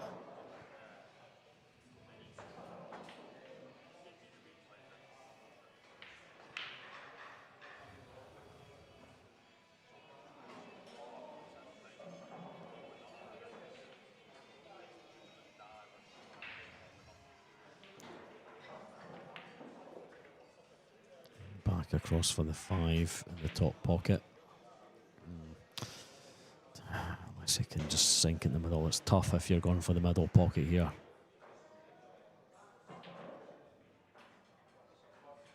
I think it's easier to take the cut into the top left.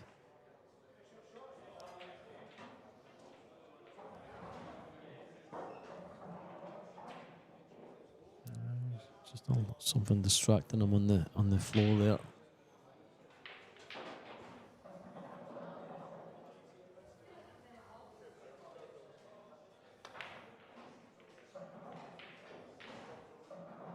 How's your luck?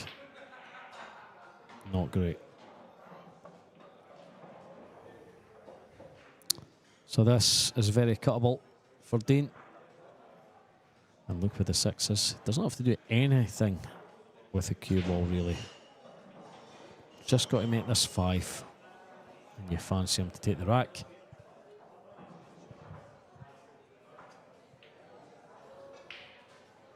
It's a thin little snick. He's got to put his extension on, so stretching a little bit always makes it that little bit more difficult.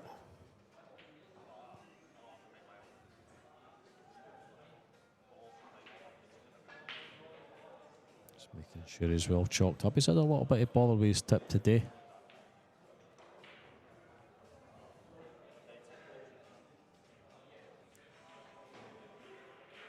Just drop this in, nice slow shot.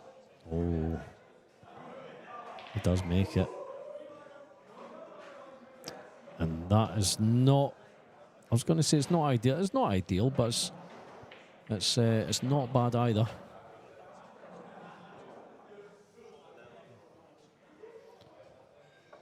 Just makes the shot that little bit more interesting.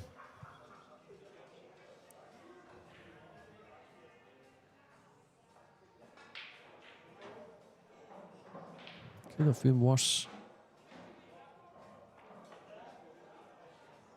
That's not bad at all. Yeah, that's pretty good. 9 in the same pocket as the 7.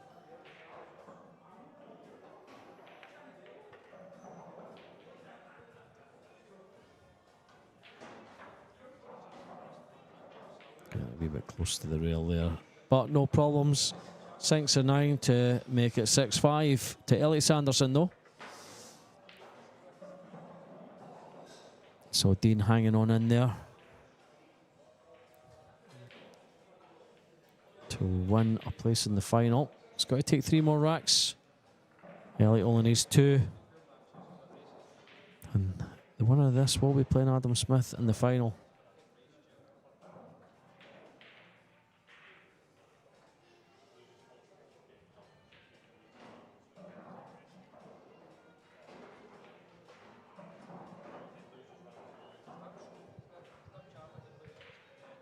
Dean Shields coming through to the semis here with wins over. Just trying to get this up on the board. There we go. He had an 8-2 win over Fraser Patrick. He got a bye due to a withdrawal earlier. So yeah, he beat Fraser Patrick 8-2. He also beat David Kadir 8-2. But yeah, Elliot was having none of that.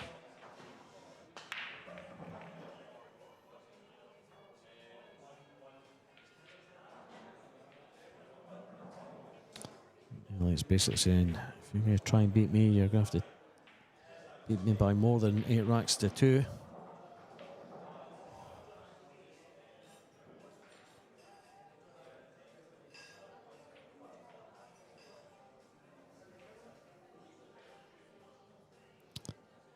Elliot also had a bye into the last 16 with a withdrawal from Richie McDonald, and he had an 8-3 win over David Marque and an 8-6 win over Phil Burford to reach the semi-finals. Now who's going to go one step further? He's called a foul on himself. That's, yeah, very honest to you, Elliot. I think he's touched the 4. Yeah, just trying to get the replay there. I just didn't see enough of that. Yeah, very honest, a good guy there. Yeah, I think most guys would do that anyway.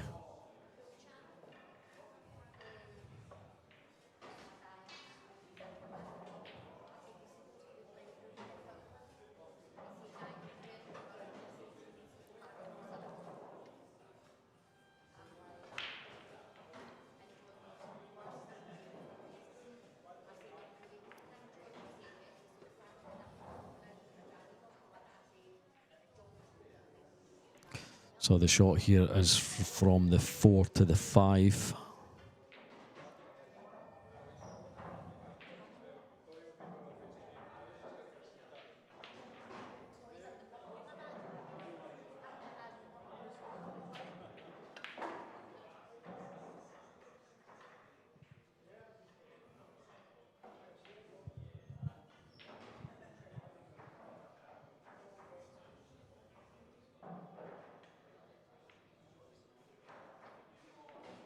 This is tough.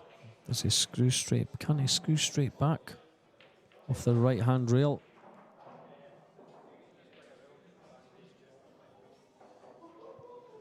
It's tough.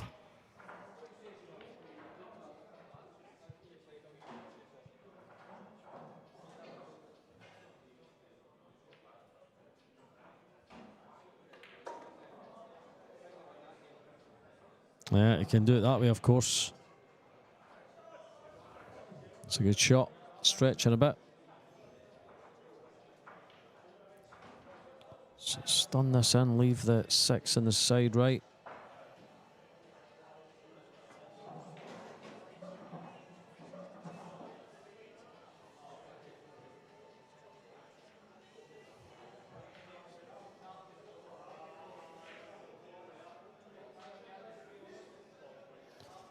Probably just going to use a rail here. He's not going to stun it. He's going to check off the bottom rail.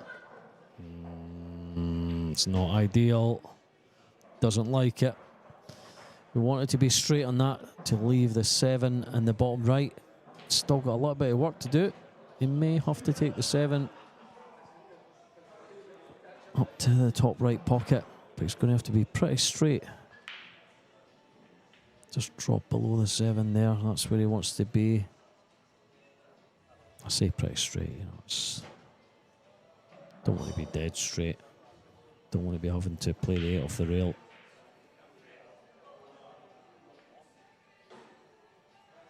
Oh, I thought he caught the knuckle there on the way in. It does have a little angle here. Didn't want to be so close to the 7 ball, but can still make this.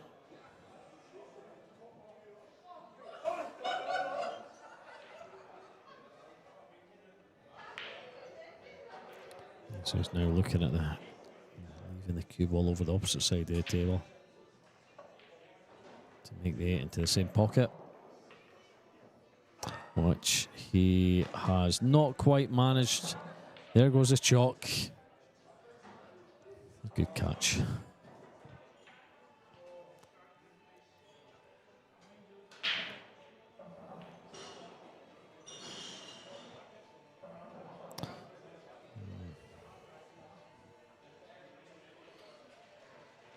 What do you do here, Dean? crazy as it may seem. Good bank, this.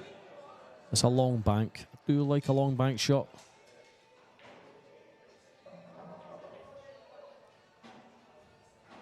But that's all very well when you're having a knockabout, but when you're playing for a place in the finals, you're not going to take on crazy shots like that.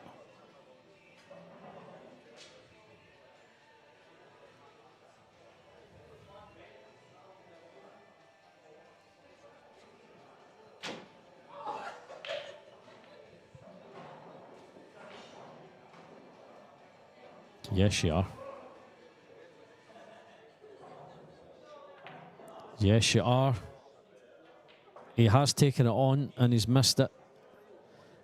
I could see what he was thinking there. If he'd rattled it in the knuckles, there was a chance that he could have snookered Elliott. It has, however, missed by maybe a quarter of a diamond, and it's managed to work its way back at the table, which has left Elliott a shot. And the chance to get on the hill. It's tough. Yeah, that's tough.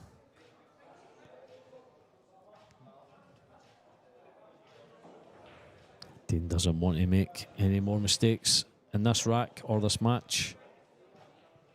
This match could go anyway. Dean needs this. Just drop this 8 in. Don't have to do a lot with the cue ball at all. Could screw back a little. Just leave the 9 for the side left. Or just drop it. Oh! How's your luck? Yeah, not ideal. Although it was not ideal last time. This is an easier shot, I think, than the last one that Elliott missed. Although he has taken his time. And quite rightly so. It is to get on the hill. That's better. And that should be 7-5.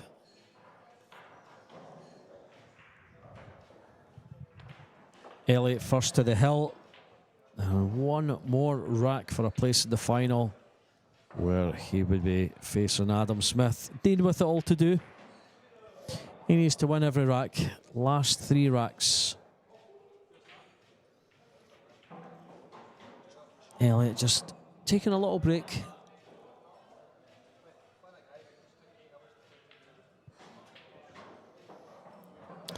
So my co-commentator has came back into the club. He must have been for a little nap in the car. He's still yawning away. Is he playing the puggy? No, he's not. I thought he was playing the puggy. Yeah. So hopefully we get Graham back in the box for the final. Graham probably the best commentator in Scotland in my opinion. The voice of Scottish 9-ball, as I've often said.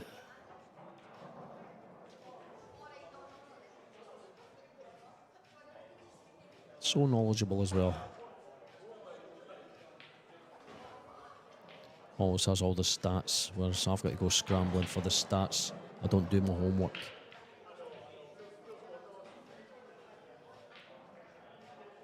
So Elliott Sanderson breaking off in rack number 13, sorry. We're 7-5 lead over Dean Shields. Anything can happen here. We always say it. You're breaking on the hill. Can you make that 9? Nobody's made one off the break yet in this match. Will this be any different? No, it won't. It doesn't even make a ball. So hands it over to Dean, who will just be playing the safety here.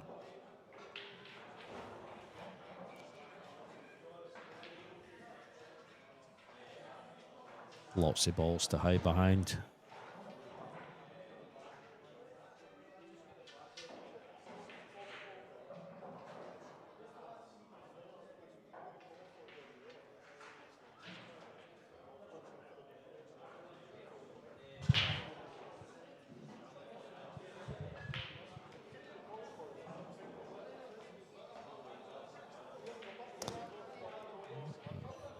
He's hampered somewhat. Could push out. Still has a push out. Is that what he's going to do? I think he's going to push out. Nah, he's surely not going to push out. A chance here to snooker Elliott, which he should be taking. He is hampered, but not really that much. Good chance here. Bring the one back down table. That's a good shot if that is, yeah. I mean, it's pretty clever what he done there. Having the cue ball clearing into the 4. Just a little bit too hard though. The 1 coming out. What's Elliott looking at here? He's looking at the carom from the 1 onto the 8 to make the 8-9 combo. What a finish this would be.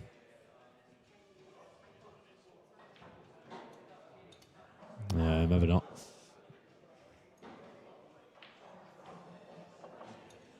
I suppose it was a possibility. Does miss the pot, however. And puts Dean back in. Gives him another bite of the cherry.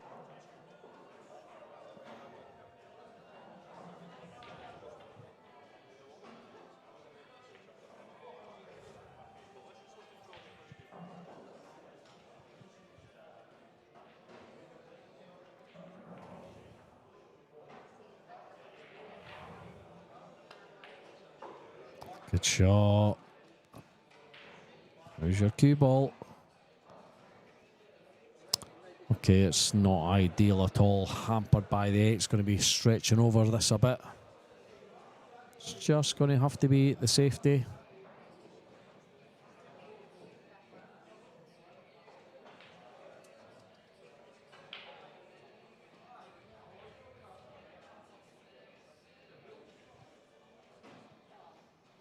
I don't think he'll be playing the bank here. It's tough queuing.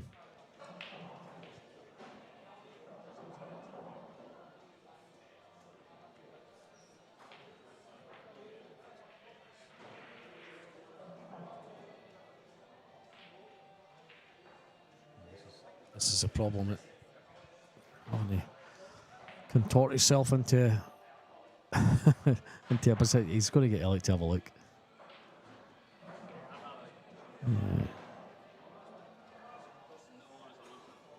Yeah, yoga would be a good thing to get into if you're a 9-ball player or any Cuesport player for that matter. He's getting the tournament director to watch this one.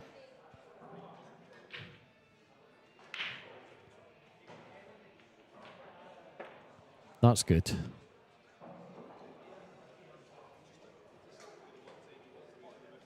Has he made the 2? I don't think he has. No, oh, he has. He does make the 2, but he's hooked by the 8. Oh, I didn't know. I didn't know what he was thinking there. Oh, my word. He's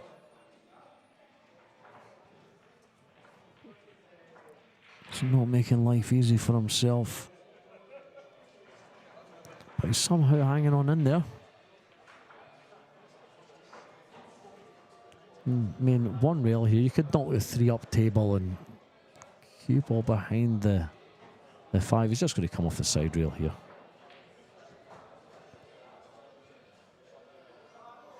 Yeah. Oh, it's checked back off that rail. And he's left a chance here for Elliott. Okay, so you don't have to do much with the cue ball here, given the position of the 4.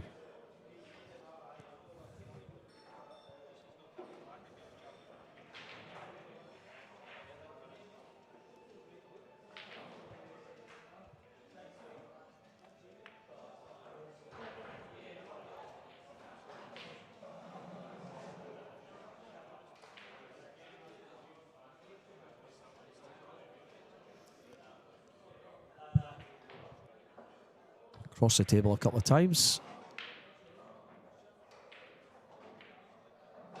It's not too bad there. That's pretty good.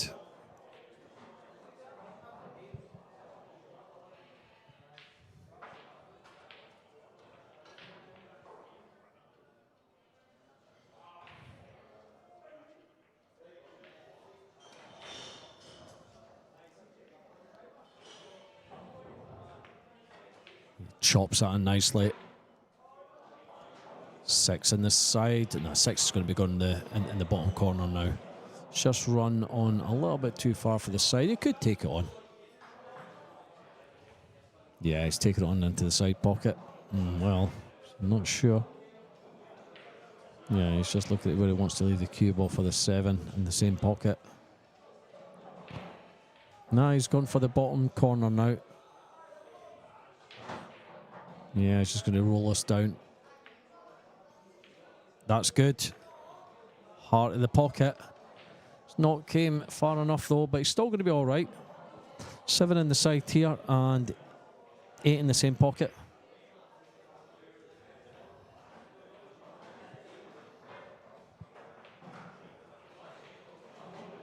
Oh, well, no, it could just be, yeah. He's bumped into the 9 there as he gestured. He's left the 8. Yeah, he's going to take this up into the top.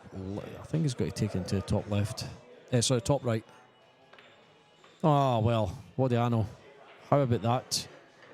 And that is for a place in the final where he will be playing Adam Smith. Very well done, Elliot Sanderson. And there is your final, folks. Adam Smith v Elliot Sanderson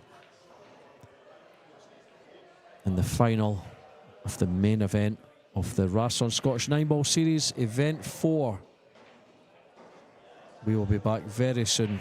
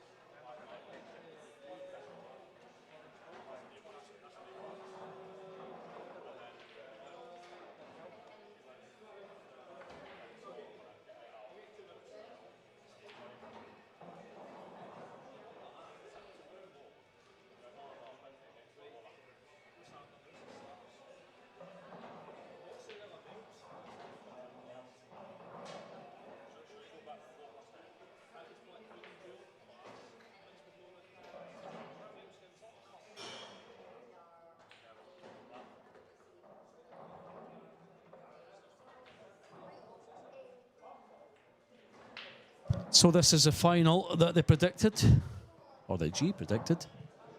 Elliot Sanderson v Adam Smith. Elliot winning the lag. Right on the rail. Yeah, Marque, thank you for joining us. This should be a good final. Two top players. They are also playing each other tomorrow in the first round of Tier 1. So a double header for Adam and Elliot. Elliot, of course, the club pro here. This is his table.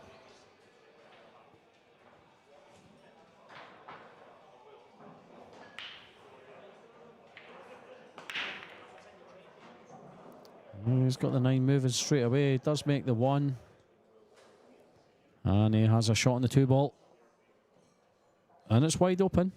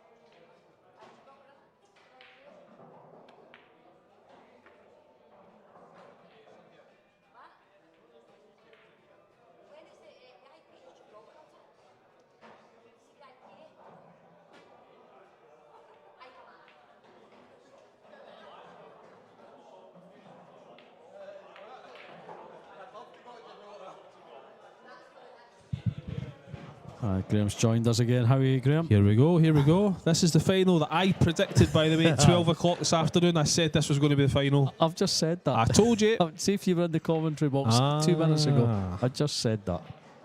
This is the final we all wanted. The grudge match final. Although I will say... That should answer Buck's question there then. I say grudge match final, right? We built this up at the UK Open. So much so that the organisers actually put them on the stream because of our comments. Exactly, yeah. And nothing happened. They just had a wee match and that was it. They listened to us. Aye, but nothing happened. They just shook hands at the end of the game and that was it. There was no bad comments. No bickering with each other. No fighting, nothing. Nah, these two guys respect each other's games. Well. But yeah, this is great. This is tension filled. Even if we don't see any argy-bargy, you know that this match means the world to both players.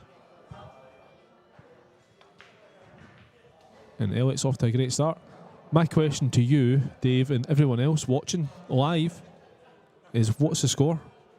0-0. All right.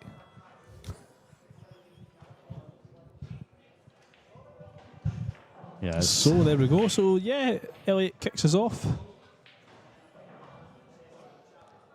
Adam's had some day today, let me tell you that. Yes. He's not had the easiest of runs, but fair play to him. He's shown a lot of spirit. He's had 3 hill wins and then an 8-2 thumping of Matthew Wrigley in the semi-final. Yeah, and he done well against Jake. I saw Jake just before I came in and I says, unlucky, mate. and then I realised straight away when I looked at my daft that I thought, no, he played his match ages ago. I'm thinking he's just came off the table.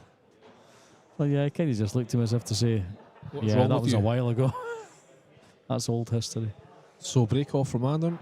He does have a half shot in the 2, but he's going to go safe. Marque on the chat, thanks for joining us. Should have a lower tier 2 level tournament. Yeah, I mean the problem is there's not that many lower level players. That's kind of the issue, I think. Yeah, I guess that's the problem.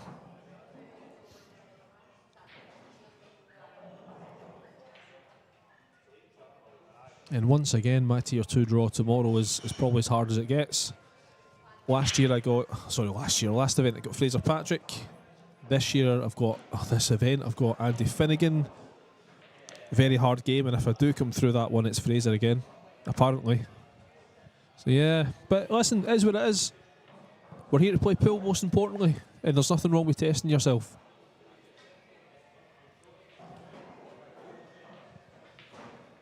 So, push out there from Adam. Not Elliot's missed it, this one. Oh, he's got away with it.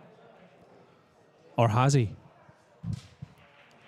That 5 ball slowed down the cue ball quite dramatically, otherwise it was going to be a straight in shot. I think it still might be a straight in shot here for Adam.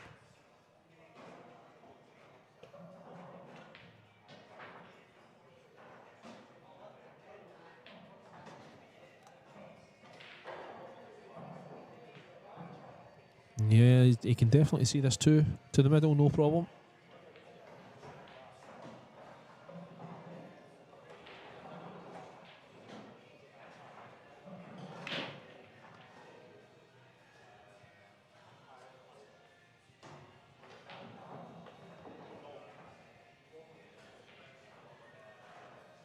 No major issues in this rack.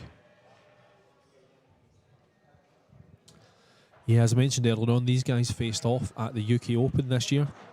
It was a pretty resounding win for Elliot. I think it was 9-2 maybe? Yeah, something like that. It was kind of ran away with it. Oh, we clipping the 4. That's not helped Adam there.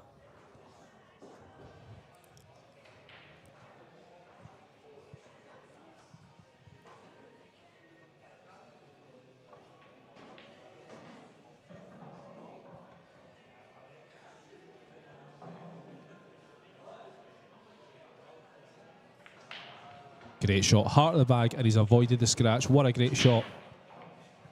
He's going to have to come up with another one though. That has landed pretty horribly.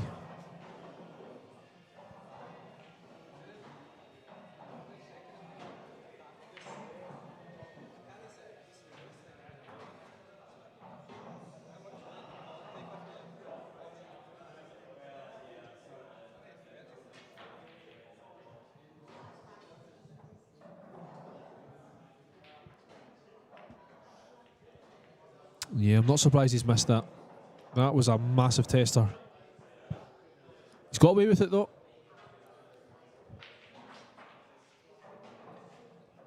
I reckon he's probably played that with an element of safety in mind as well, because his shape on the 6 wasn't there.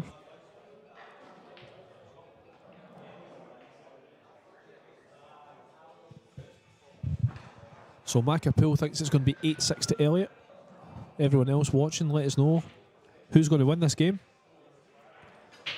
Good shot from Elliot. Played that really well. Don't think this is jumpable.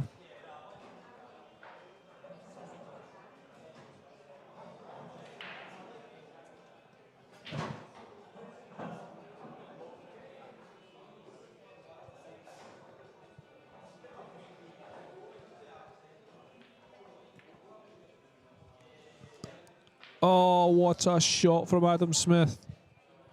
Unbelievable. Kicked into the top right-hand corner, and he's got shape on the 6. Outstanding.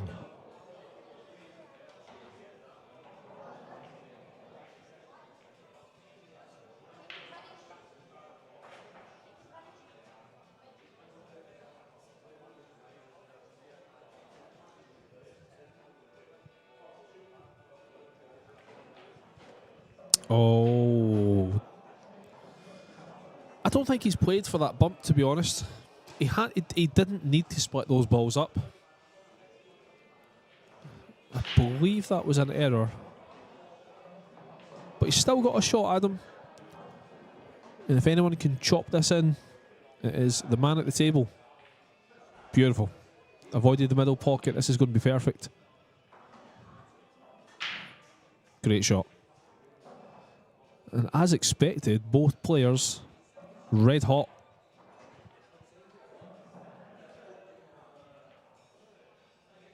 Adam will be desperate for revenge after that UK Open match. Absolutely desperate. And there's also a title at stake.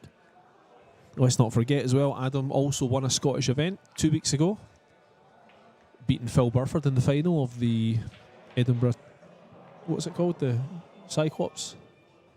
The Wallace Quinn. The Wallace and Gromit. So there we have it. Adam Smith hit the music, Dave. Dave is currently on his Q-Snap photography page, posting the picture of the two finalists. Dave, this is like the Scottish Open final all over again. Yeah, but I don't have my camera. I'm doing this with my phone today. Tell you what, that was a nightmare. Do you know, nice change. I love commentating with this man. Absolutely, if I could choose anyone to commentate, it would be him.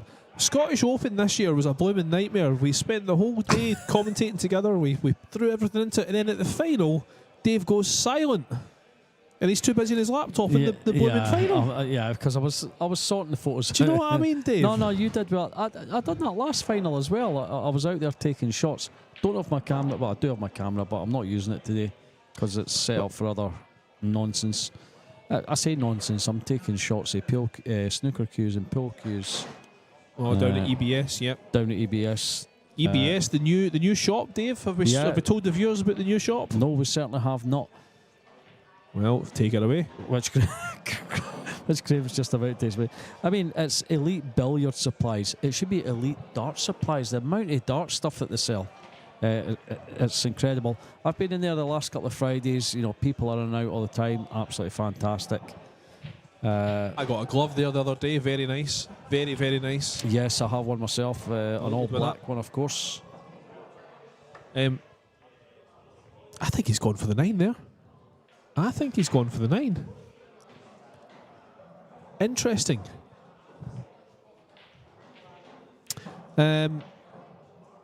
Dave here of course has his Q-Snap photography page on Facebook. He's just uploaded a picture of the two finalists.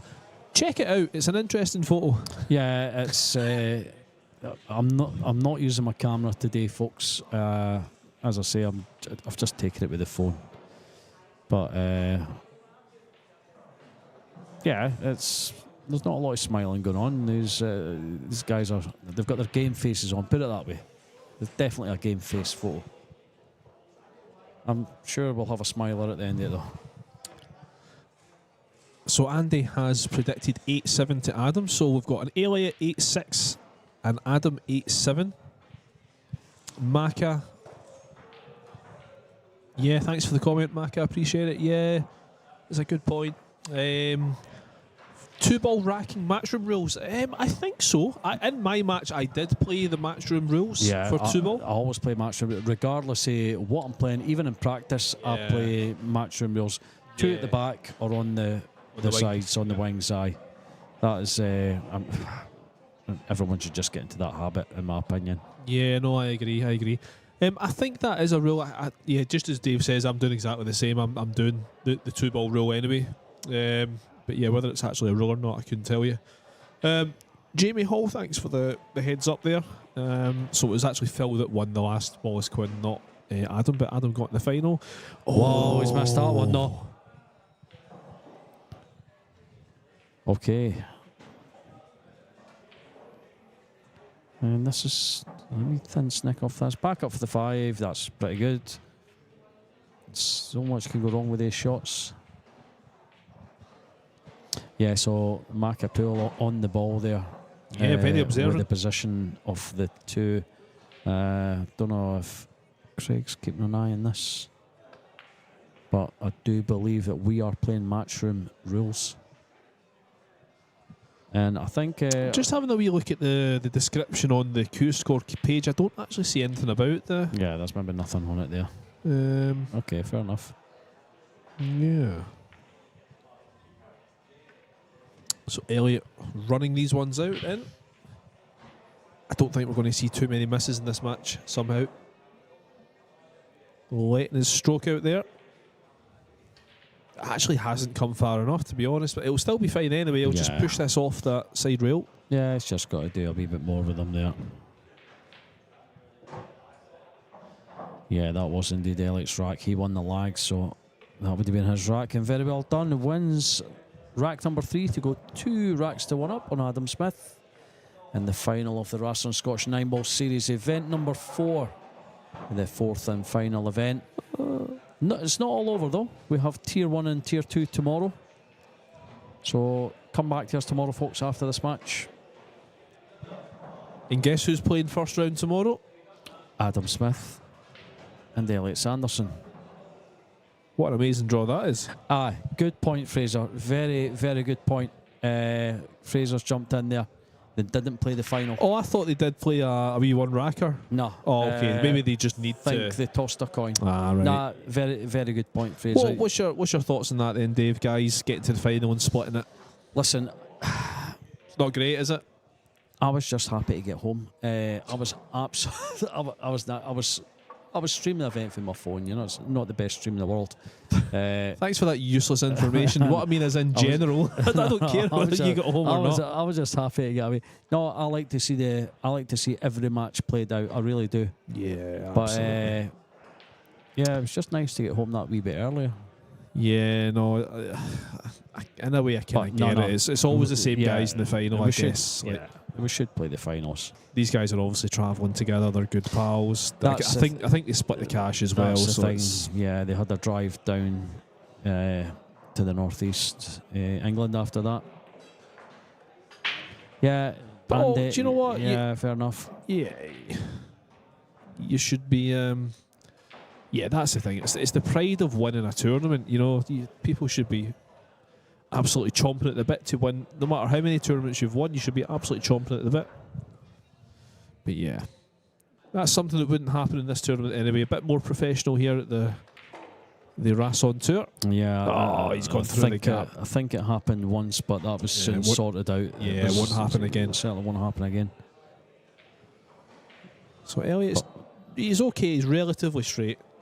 He's just going to punch this in off the side rail.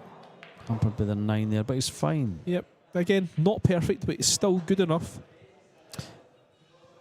Yeah, I think we're all in agreement there with playing the final.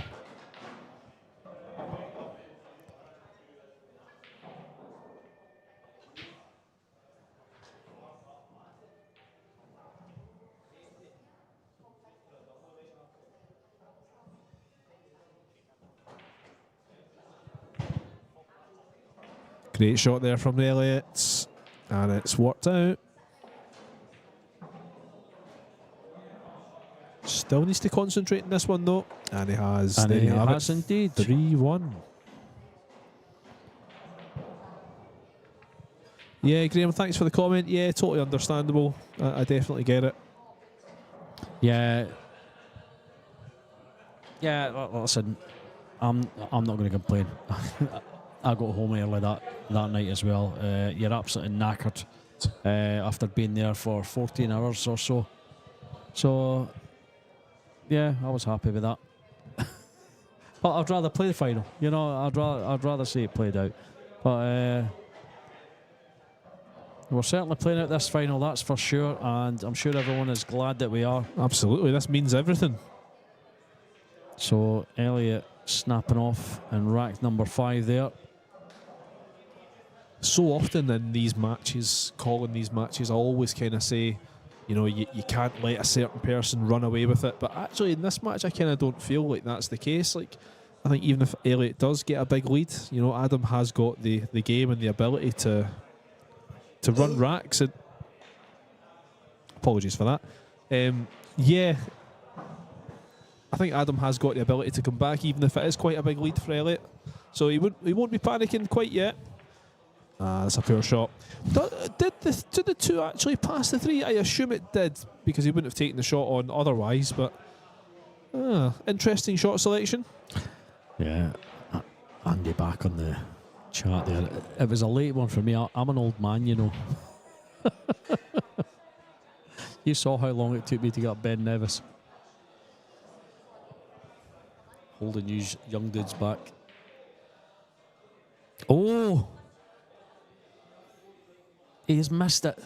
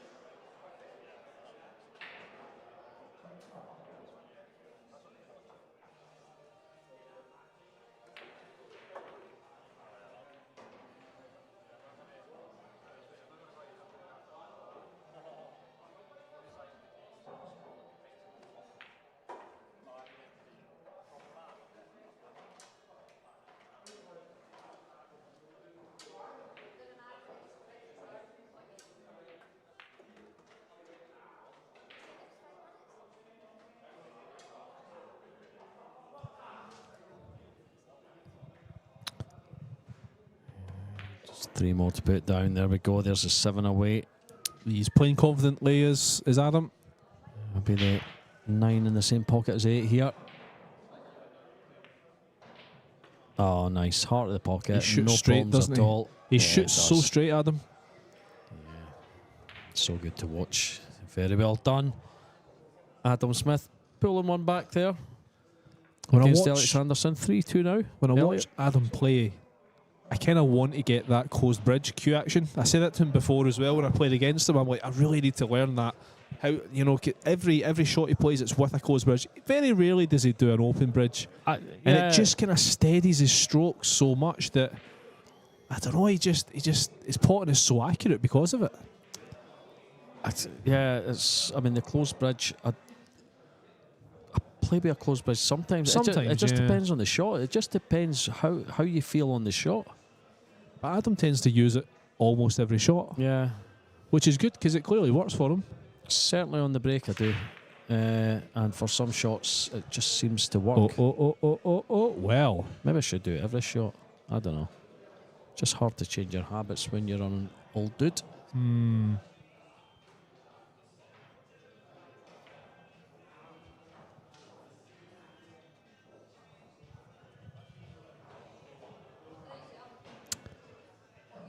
So, chance for a break and run here for Adam. Mark on the chat, are you rested? Oh, thanks, Mark. I didn't actually go to sleep. I don't know where that's coming from. But I just needed a wee break from the comms. We've been on it all day, to be fair, Dave. Yeah, that's true. Yeah. No, listen, not that we're complaining. No, we're really love doing enjoyed in the comms. Absolutely.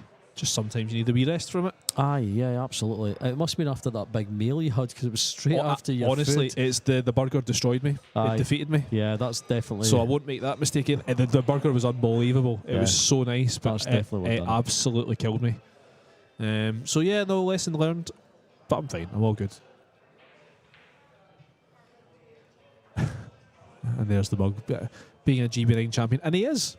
I don't use the closed bridge that much. That's it. Well, listen, thank you for the shout out there, Bug. Thanks for the advice. As a GB9 champion, your opinion is very valuable. Yeah, that's some good advice there from the Bug. And it's very, very unlikely, but who knows, this time next week I might also be the same. That's Could be the a dream. GB9 champion. That's the dream. I made a bit of a backside of it the last time. Who knows? Oh, I'll tell you what. Oh. Has Adam made a pig's ear of this? Nah, he can get straight through to that. Roll us through. He's on the 6 into the side left. Well, he's screwing back. Beautiful. Look at this. Lovely. Beautiful. I thought he was just going to roll that through. What do I know? Brilliant. Well done. Ooh, just about took his eye out with that cue there.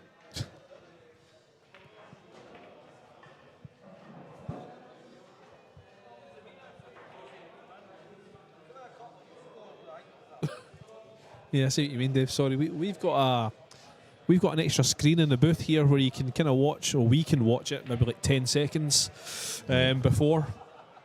After. Or after, sorry. Yeah. And Yeah. so we were just watching him nearly take his eye out of his cue there. Good if it was before. Yeah, you can make some predictions. So there we go, 3-3. High Certainly quality. is. This is good. It's one of the better matches I think we've seen today. Yeah, end-to-end stuff. These guys don't mess about, you know. These are the matches you want to be watching. Certain players, I'm not going to say who they are, but certain players are just a wee bit slow, and it's a little bit harder to call the matches when it's like that. But here we go. Elliot Sanderson breaking off. So 1 in the side. He's going to have a shot in the 2-ish. The 3 and the 9 close together. Not entirely sure if they're going to go. He's looking at it right now. So probably goes to that right-hand middle, I would say. Yeah. But how do you get there? Yeah, he's going to be a lot of left-hand side off this too. Down off the side. Well, I mean, he's coming back and forward a couple of times. Look at this. That's pretty good. Pretty good. Yeah, You I can use don't- that 9 as a ball that can just stop the cue ball's path. Doesn't like it though. He's shaking his head. No, I mean, that's not where he wanted to be. They have a straight shot into the middle there.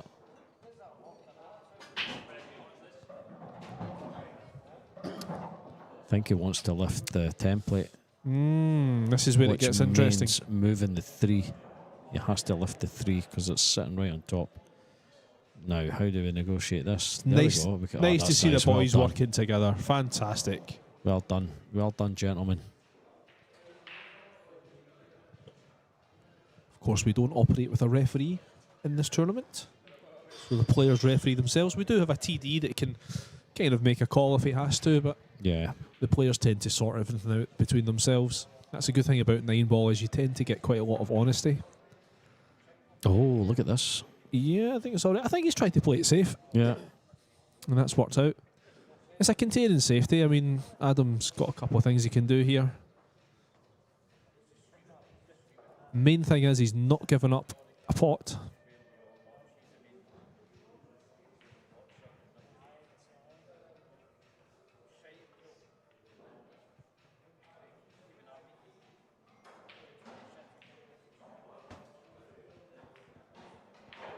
Split the cushions. There is a gap.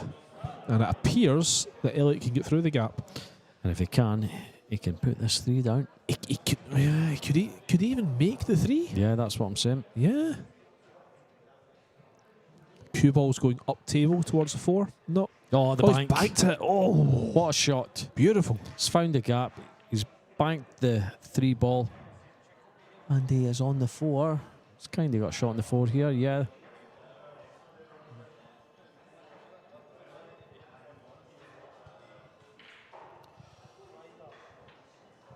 One more good shot here to leave the 5 for the bottom right. That'll do. That was pretty good indeed.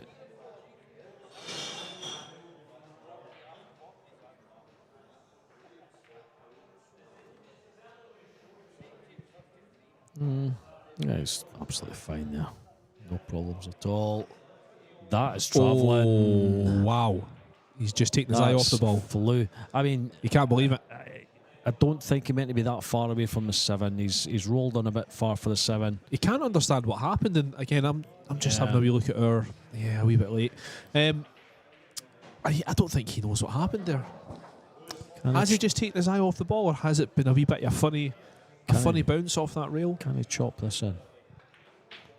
He can bank it. Oh, nice recovery. Oh, look at this. What a recovery that was from Sanderson. That's why this guy is a Matchroom 9-ball pro. And he takes a 4-3 lead on Adam Smith. Yeah, he's still questioning what happened with that. Took a funny bounce. It's his table, of course. That's the thing. Yeah, he knows the table very, very well. It's maybe just a bit of chalk on the cue ball there. So, Dave, I'm going to set you with a task Okay. here in the booth. Oh, Have a wee look at the scores. What's the standout score for you today? this. Yeah, I mean, Take a few moments. Had a few interesting matches, I think, as the day's gone on. yeah. Unfortunately, there's only been one donut today, and I was on the receiving end of it, which I'm not very happy about. I wish you hadn't brought up the scores, G. I'm sorry about that. I mean, you didn't have to bring up your own score. I was going to stay silent. Yeah, but I'm on very that. honest. Yeah. I suppose we can count the withdrawals as an 8-0. Yeah, there's lots That's of you. You're 8-0s clutching today. at straws now, lad. Yeah, absolutely. I think definitely a special shout out to young Jason. Oh yes, Shin Key absolutely. Yeah, winning his first match. He's a new player to the competitive side of things here at McGoldrick's, but we see him in the club quite a lot, practicing and playing with his friends. So yeah, this is only his second tournament, and he took away a win earlier on against John McClellan, 8-4. Really good guy as well, so delighted to see that. so here we go. Adam Smith breaking off in rack number 8, makes a 9 nearly. Okay, he has made the 2 ball. He doesn't have anything here.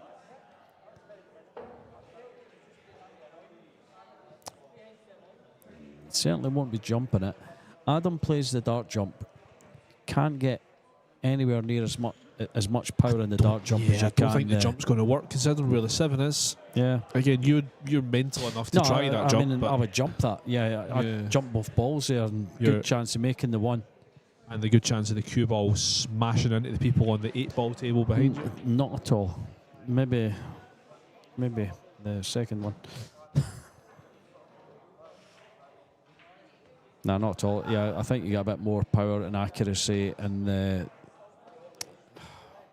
standard jump shot rather than the dart one. You just can't get enough power in it. Anyway. That was a surprising miss. And Adam's got a real tester here. He's long, straight, cueing off the rail. And with that extension that he has in his cue, that can sometimes move the cue. As an extension user, it can sometimes move the cue a little bit unexpectedly. Yeah, you're not an extension user anymore though, G, are you? Oh. I certainly am. I used a little 3-inch extension, not as big as Adam's though. Yeah, what happened to the 8? Yeah, not a user of that anymore. Unfortunately, I flip-flop quite a lot with my equipment and it does not help my game. If anyone needs an 8-inch extension, What? there is one in the bin outside McGoldrick's next to the parking machine. There is an 8-inch extension. Yeah, well, anyone that watched my first match, the very first match of the stream against Kev McLean, so I had, sometimes play with a long extension on the back of my cue. I convinced myself that I play better with it. When I don't, I played awful. I took it off and I started to play better. So then my conclusion was... No. Andy... My conclusion was that I need to stop the temptation of using equipment that I don't need, so it's now no longer in my possession. And not for the first time. I have also thrown other extensions away. It's in the bin, Andy. It's actually in the bin outside McGoldrick's. If anyone wants it and they're quite happy to put their arm in the bin. What Andy's referencing there is that a similar incident also happened in Germany when I played in the European Open. Same situation. I convinced myself that an extension was going to help me. It didn't, and I threw it in a river in Germany. I'm mentally ill. What can I say?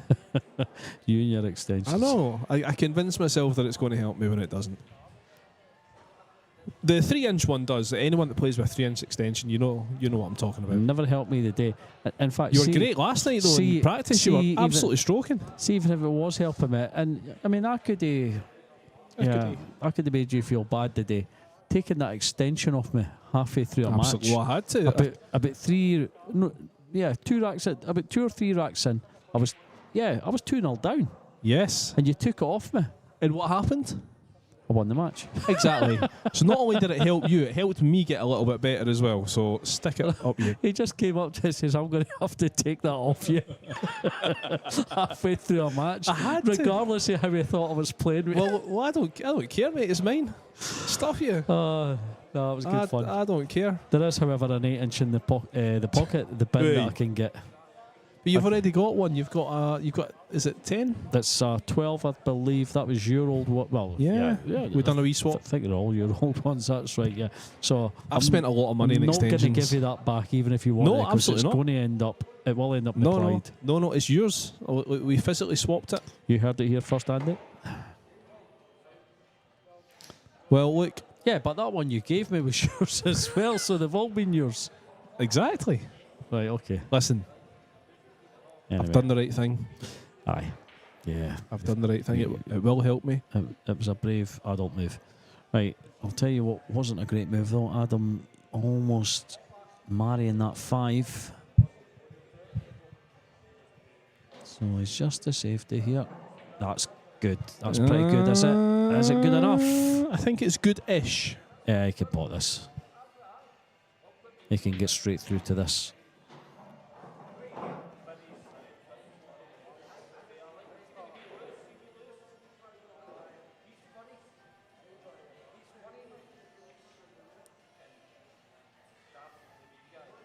Yeah, Adam can't afford to make these mistakes.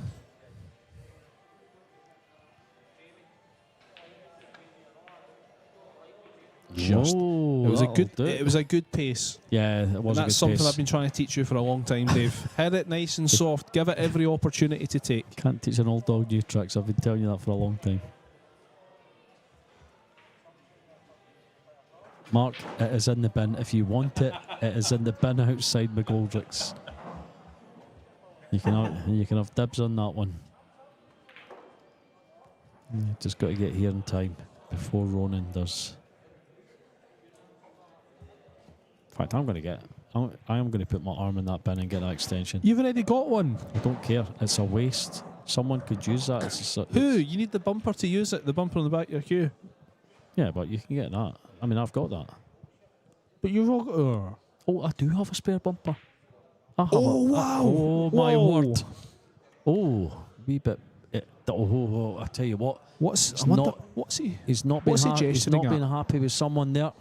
I'm just... He's gesturing to someone at the side.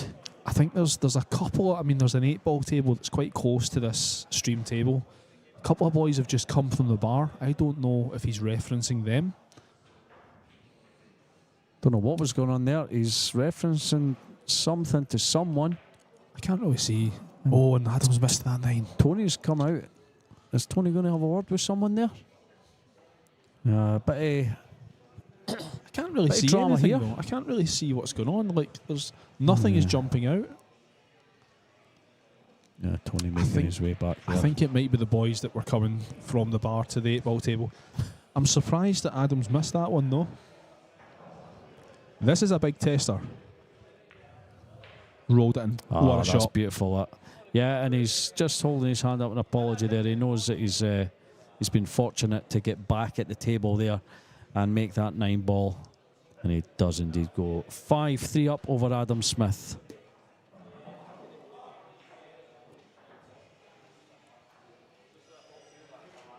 I would love to see what happened there. We need to get an instant replay function in this booth here. Craig. I'm sure Elliot will let us know. Well, he's speaking about it now, so... I don't know who's... I'm going to try and find out what happened there. Yeah, on you go. Geez, are we doing a bit of investigative journalism? Find out what happened. Someone's been doing a bit of dancing in front of his shot. And he did indeed miss the shot.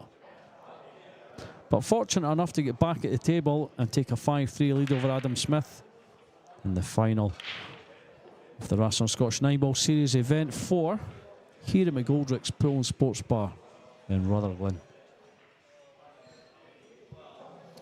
Winner of Sports Bar of the Year for the 4th year running. They've only been open 4 years. This will be their 5th year, I suppose. And they've won it every time.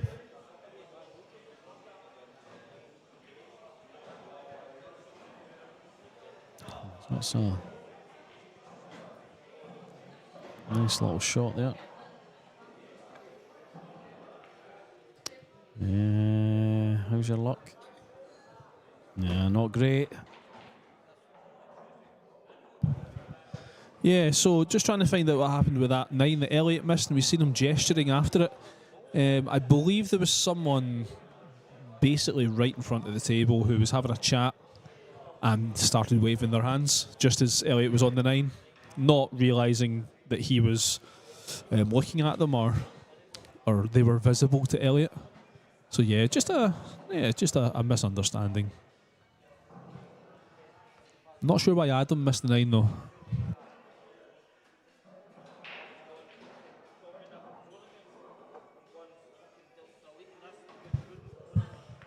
Okay.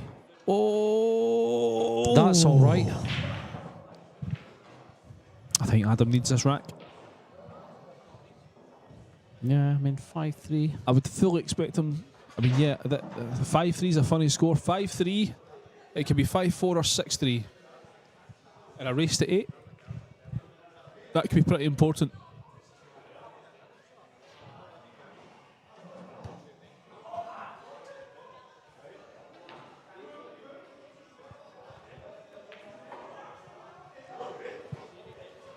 taking these away, no problem. Making light work.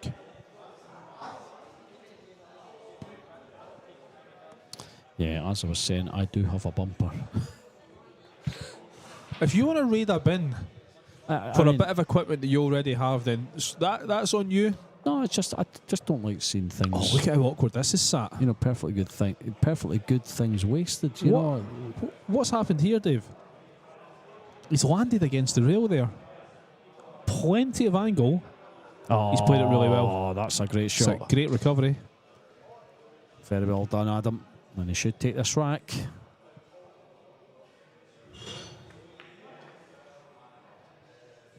Very nice.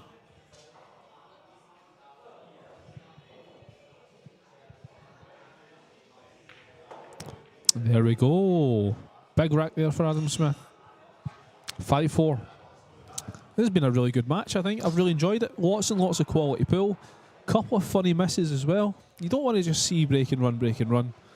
You want to see a little bit of slack play as well. It may go all the way.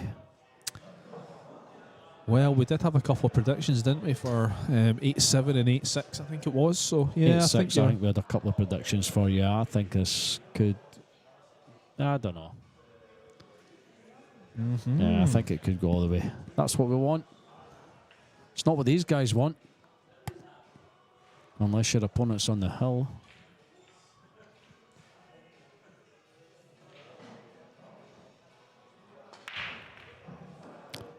There's the 1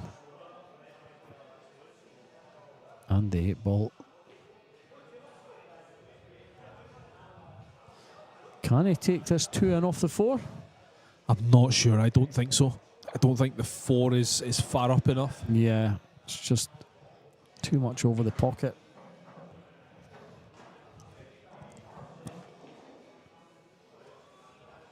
Do you think that's what he's having a look at? If it works, then great, but I'm not sure. He's tried it and he's left it. It was risky.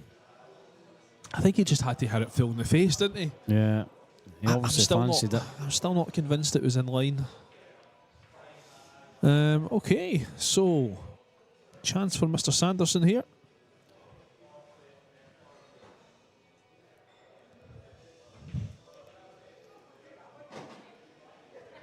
Possible 7-9 combination later on in the rack if he needs it.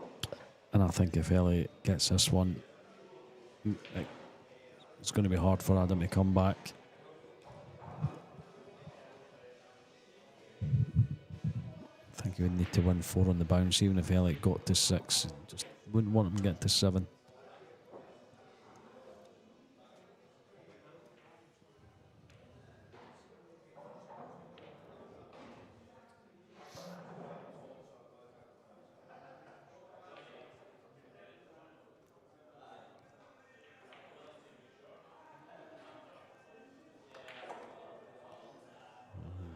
It's good. Wee Confident bit, stroke. That's lovely, that. Yep, nothing wrong with that. Letting his stroke out.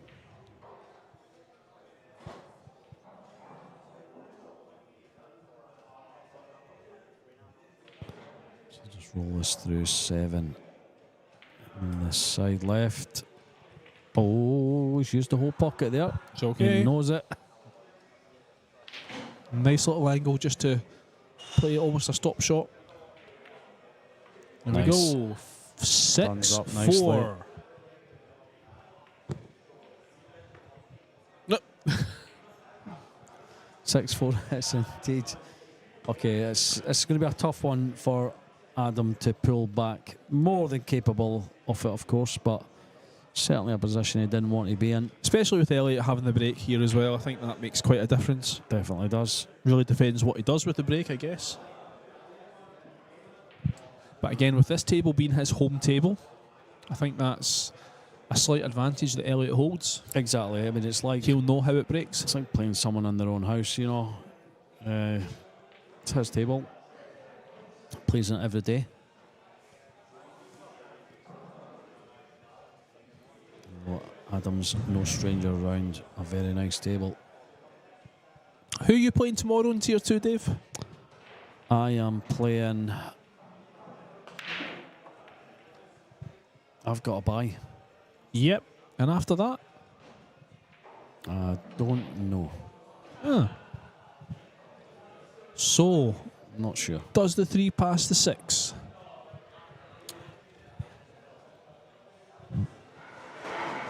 I don't believe it does. I'm standing up in the booth here. I've got quite a good view of it. I don't think it does. No, it definitely doesn't. Definitely doesn't. You could just tap it off the knuckle cue ball behind the 6. That's pie in the sky. I'm talking rubbish.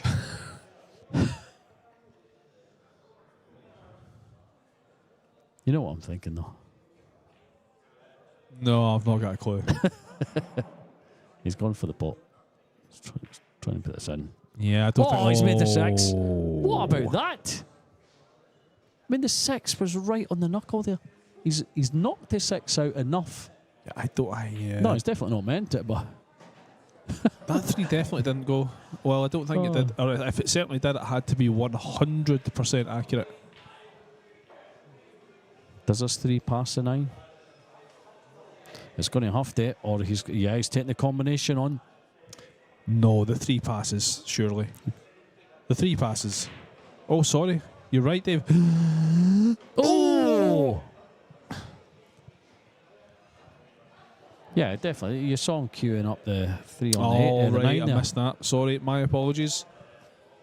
Too busy just looking about the club.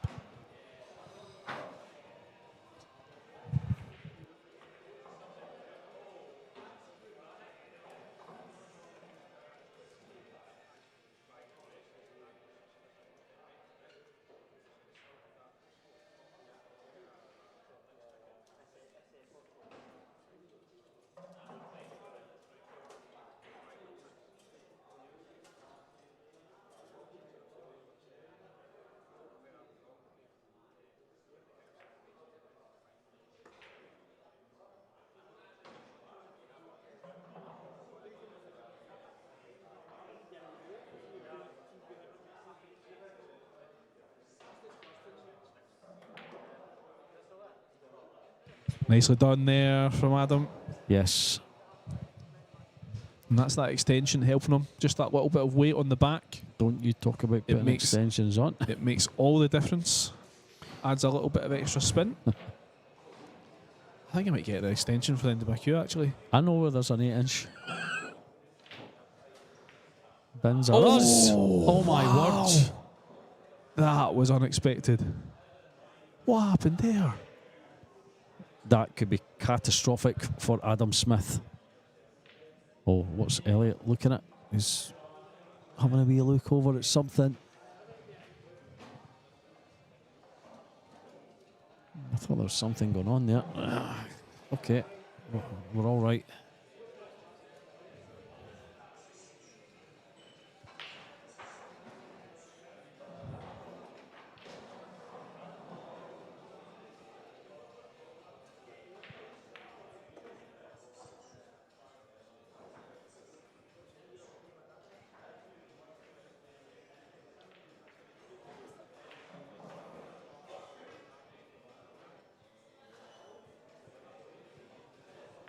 And there we go, 7-4.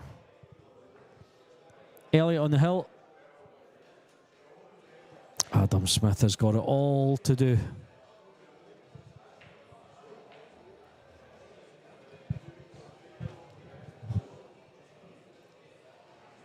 I'm still in disbelief that Adam missed that shot. I don't think I've ever seen Adam miss a shot like that. Everyone's capable of missing straightforward shots. Yeah, absolutely. Yeah, wow. And what a difference, though. Gee, 7-4 or 6-5. I've just thought of something, okay? Anyone that's watching tomorrow at 3 o'clock, What the? there's going to be a test of the emergency system tomorrow at 3 o'clock. Are the players going to remember that? Is that going to put a lot of guys off? Imagine a few guys down, 3 o'clock on the shot, and all of a sudden everyone's phone goes daft. That's quite interesting, actually. Yeah, that'd be quite funny. That's what's going to happen at 3 o'clock tomorrow, folks. So, yeah, I'd be interested if there's a match going on here at that time.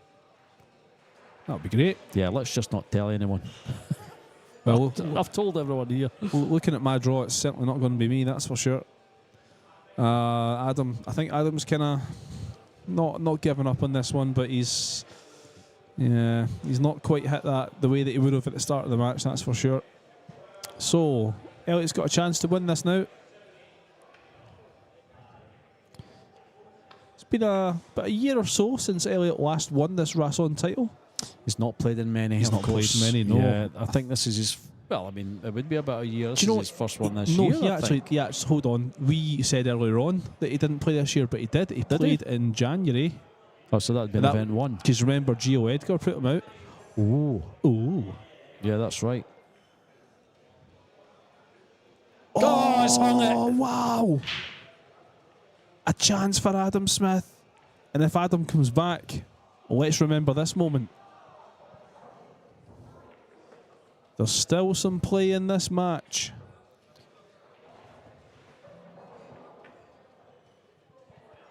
Is that a TP? The thing is, like, this is where Adam, definitely, I'm not going to say he's the favourite, but this is where the likelihood of him winning is much higher now, because as far as he's concerned, this game's done. Yeah, it should be done.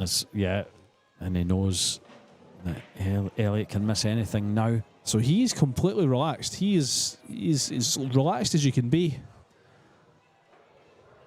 Yeah, he's a cool customer, is Adam. What a great match this has been, by the way. What a great match. It's not just amazing pool. A couple of wee mistakes here and there. Yeah, some good drama. 7-5, Elliot Sanderson over Adam Smith. And Elliot on the break. Yeah, again, so Elliot's got a chance to break and run to win this. So I think Adam still needs a wee bit of luck. Can we say luck? Yeah, I guess. He still needs a little something to go his way. Yeah.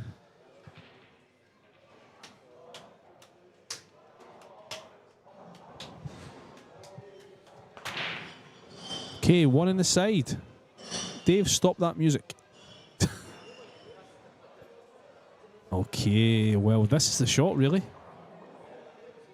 This is the shot. So, if he's going to play this 2 to the bottom right, the cue ball is going to be running away. The 4's in front of the 3, so he needs to hit this at a medium pace, I would say. Otherwise, he's going to end up snookering himself. If he goes for the 2 in the other pocket, the bottom left, he's going to collide into this 5, and who knows where the cue ball is going to go. So this isn't easy. Elliot's not hit the panic button yet at all. I know he's threw that one away. It is still 7-5. He's got a huge advantage. Needs a cue ball to slow down. Needs it to slow down. Doesn't want to be missing anymore. And he's all right. I think he's all right. Don't think so. The 9 helped him and then it hindered him. Thanks for joining us, Katie's Chanel. Nice of you to join us. You've just joined us in time to see the remainder of this final.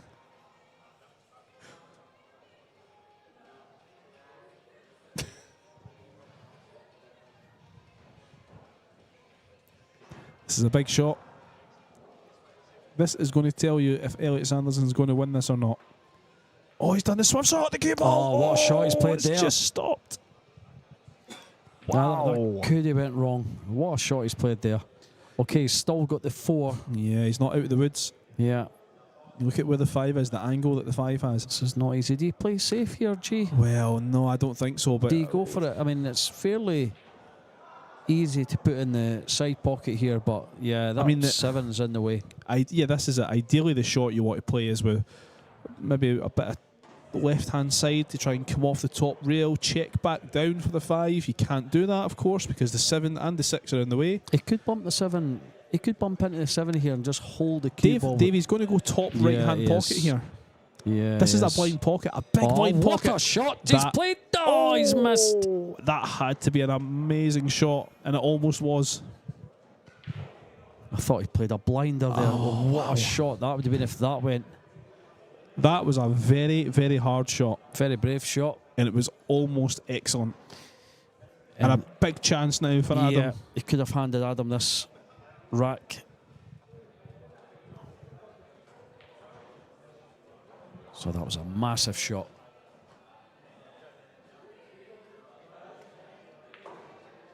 Needs to watch the cue ball, needs to watch the cue ball, needs to watch the cue ball.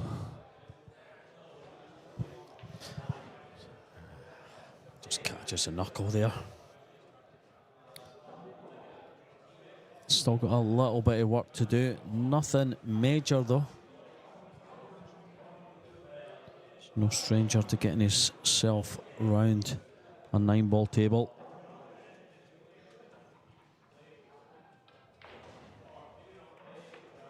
And that'll do nicely. I think he'll just roll this in, take the 7, bottom left.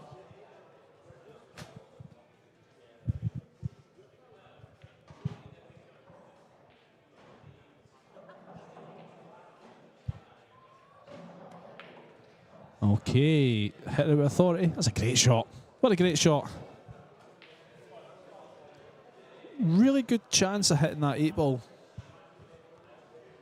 But he's played it perfect.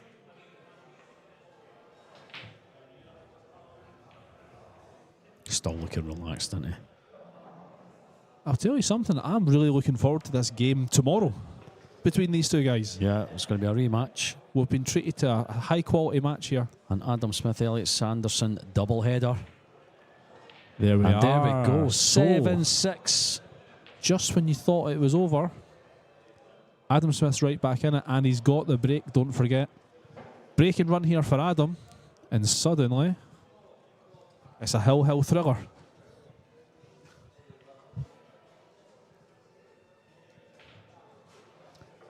I think Adam's just taken a little time out. Yeah.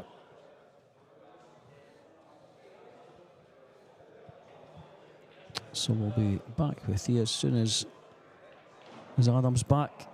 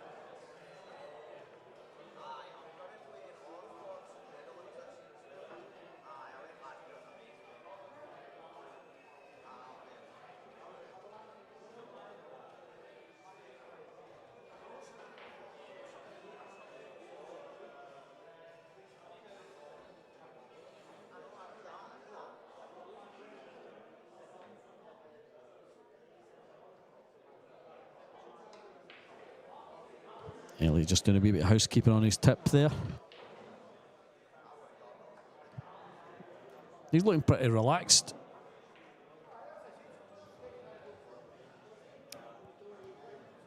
It's 7-6. Adam is coming back into the arena.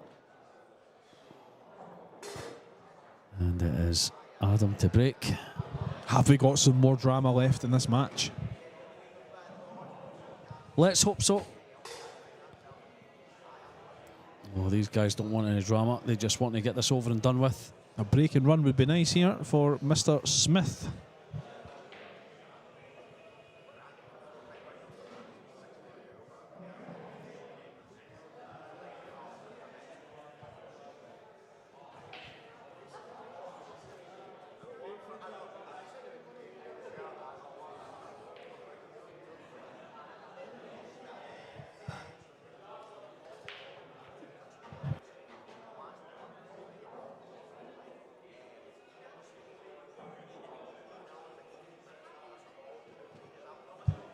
Adam breaking in rack number 14. 7 racks to 6 down.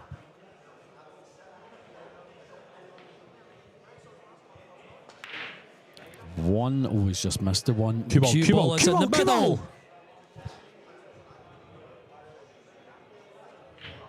Chance here for Elliot Sanderson to win the match. I know there's a lot to do. There is still 9 balls on the table. Is there a 2-9 combination? You're not taking that on. The balls are... Well, you could be taking that on just to add insult to injury. Nah, he's looking at the bottom angle. He's not taking that on. He's just going to stun across for the 2 here. There we go. Nice. Yep. All the balls are there. Elliot's more than capable of clearing these up.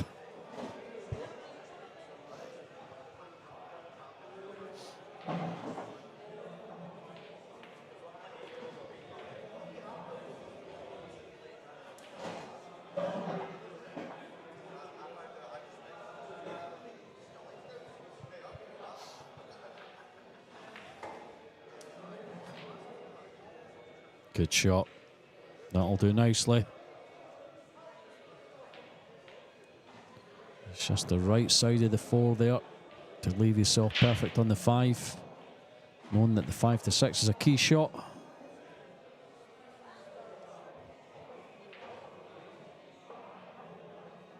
Ronan has just walked in.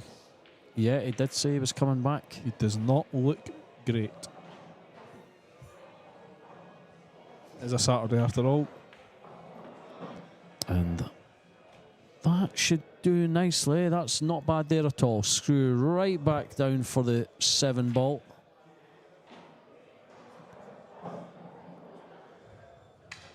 Oh, the cue! It's miscued. It's miscued. I can't believe it. He's what a time to miss cue. That's That unbelievable. was the match. We could hear it from here, couldn't we? Yeah.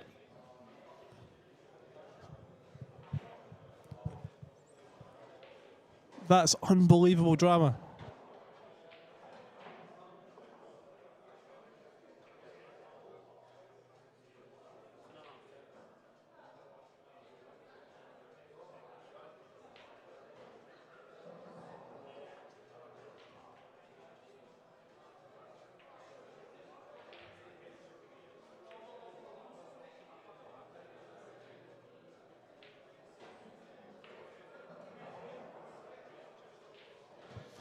Yeah, so I can't believe he's back at the table here.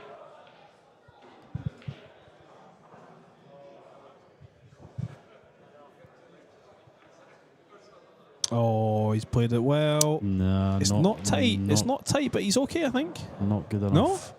No? Well, Nah. Elliot's kind of turned away in disappointment, so... It's an easy jump for Adam if he needs to. He only needs to jump a quarter ball. Can he swerve this, see enough of it? Suhaili, thanks for joining us. Drama indeed. Yeah, you can see he can get through to this ball. Whether he can pot it or not, I don't know. Could play safe, try and get the cue ball down behind the 7 somehow.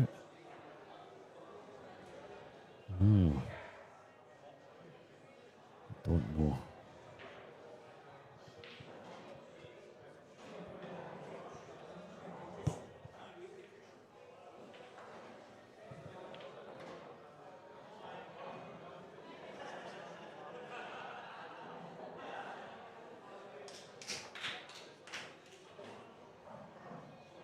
I could see more of that than what I thought.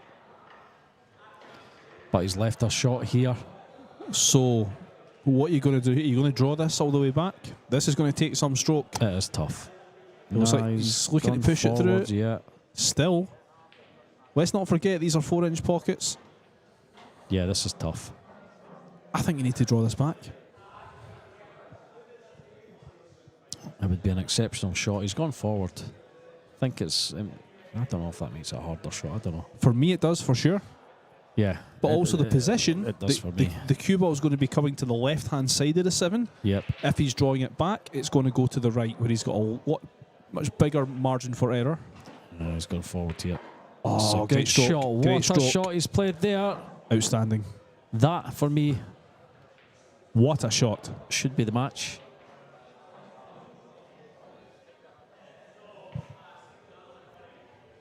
Fantastic shot there. Under a bit of pressure. Adam pulling a couple of racks back. This could have went either way. Yeah, absolutely. What a final we've been treated to. A couple of the predictions were 8-6. Yes. Just making sure he's got enough chalk on his cue there.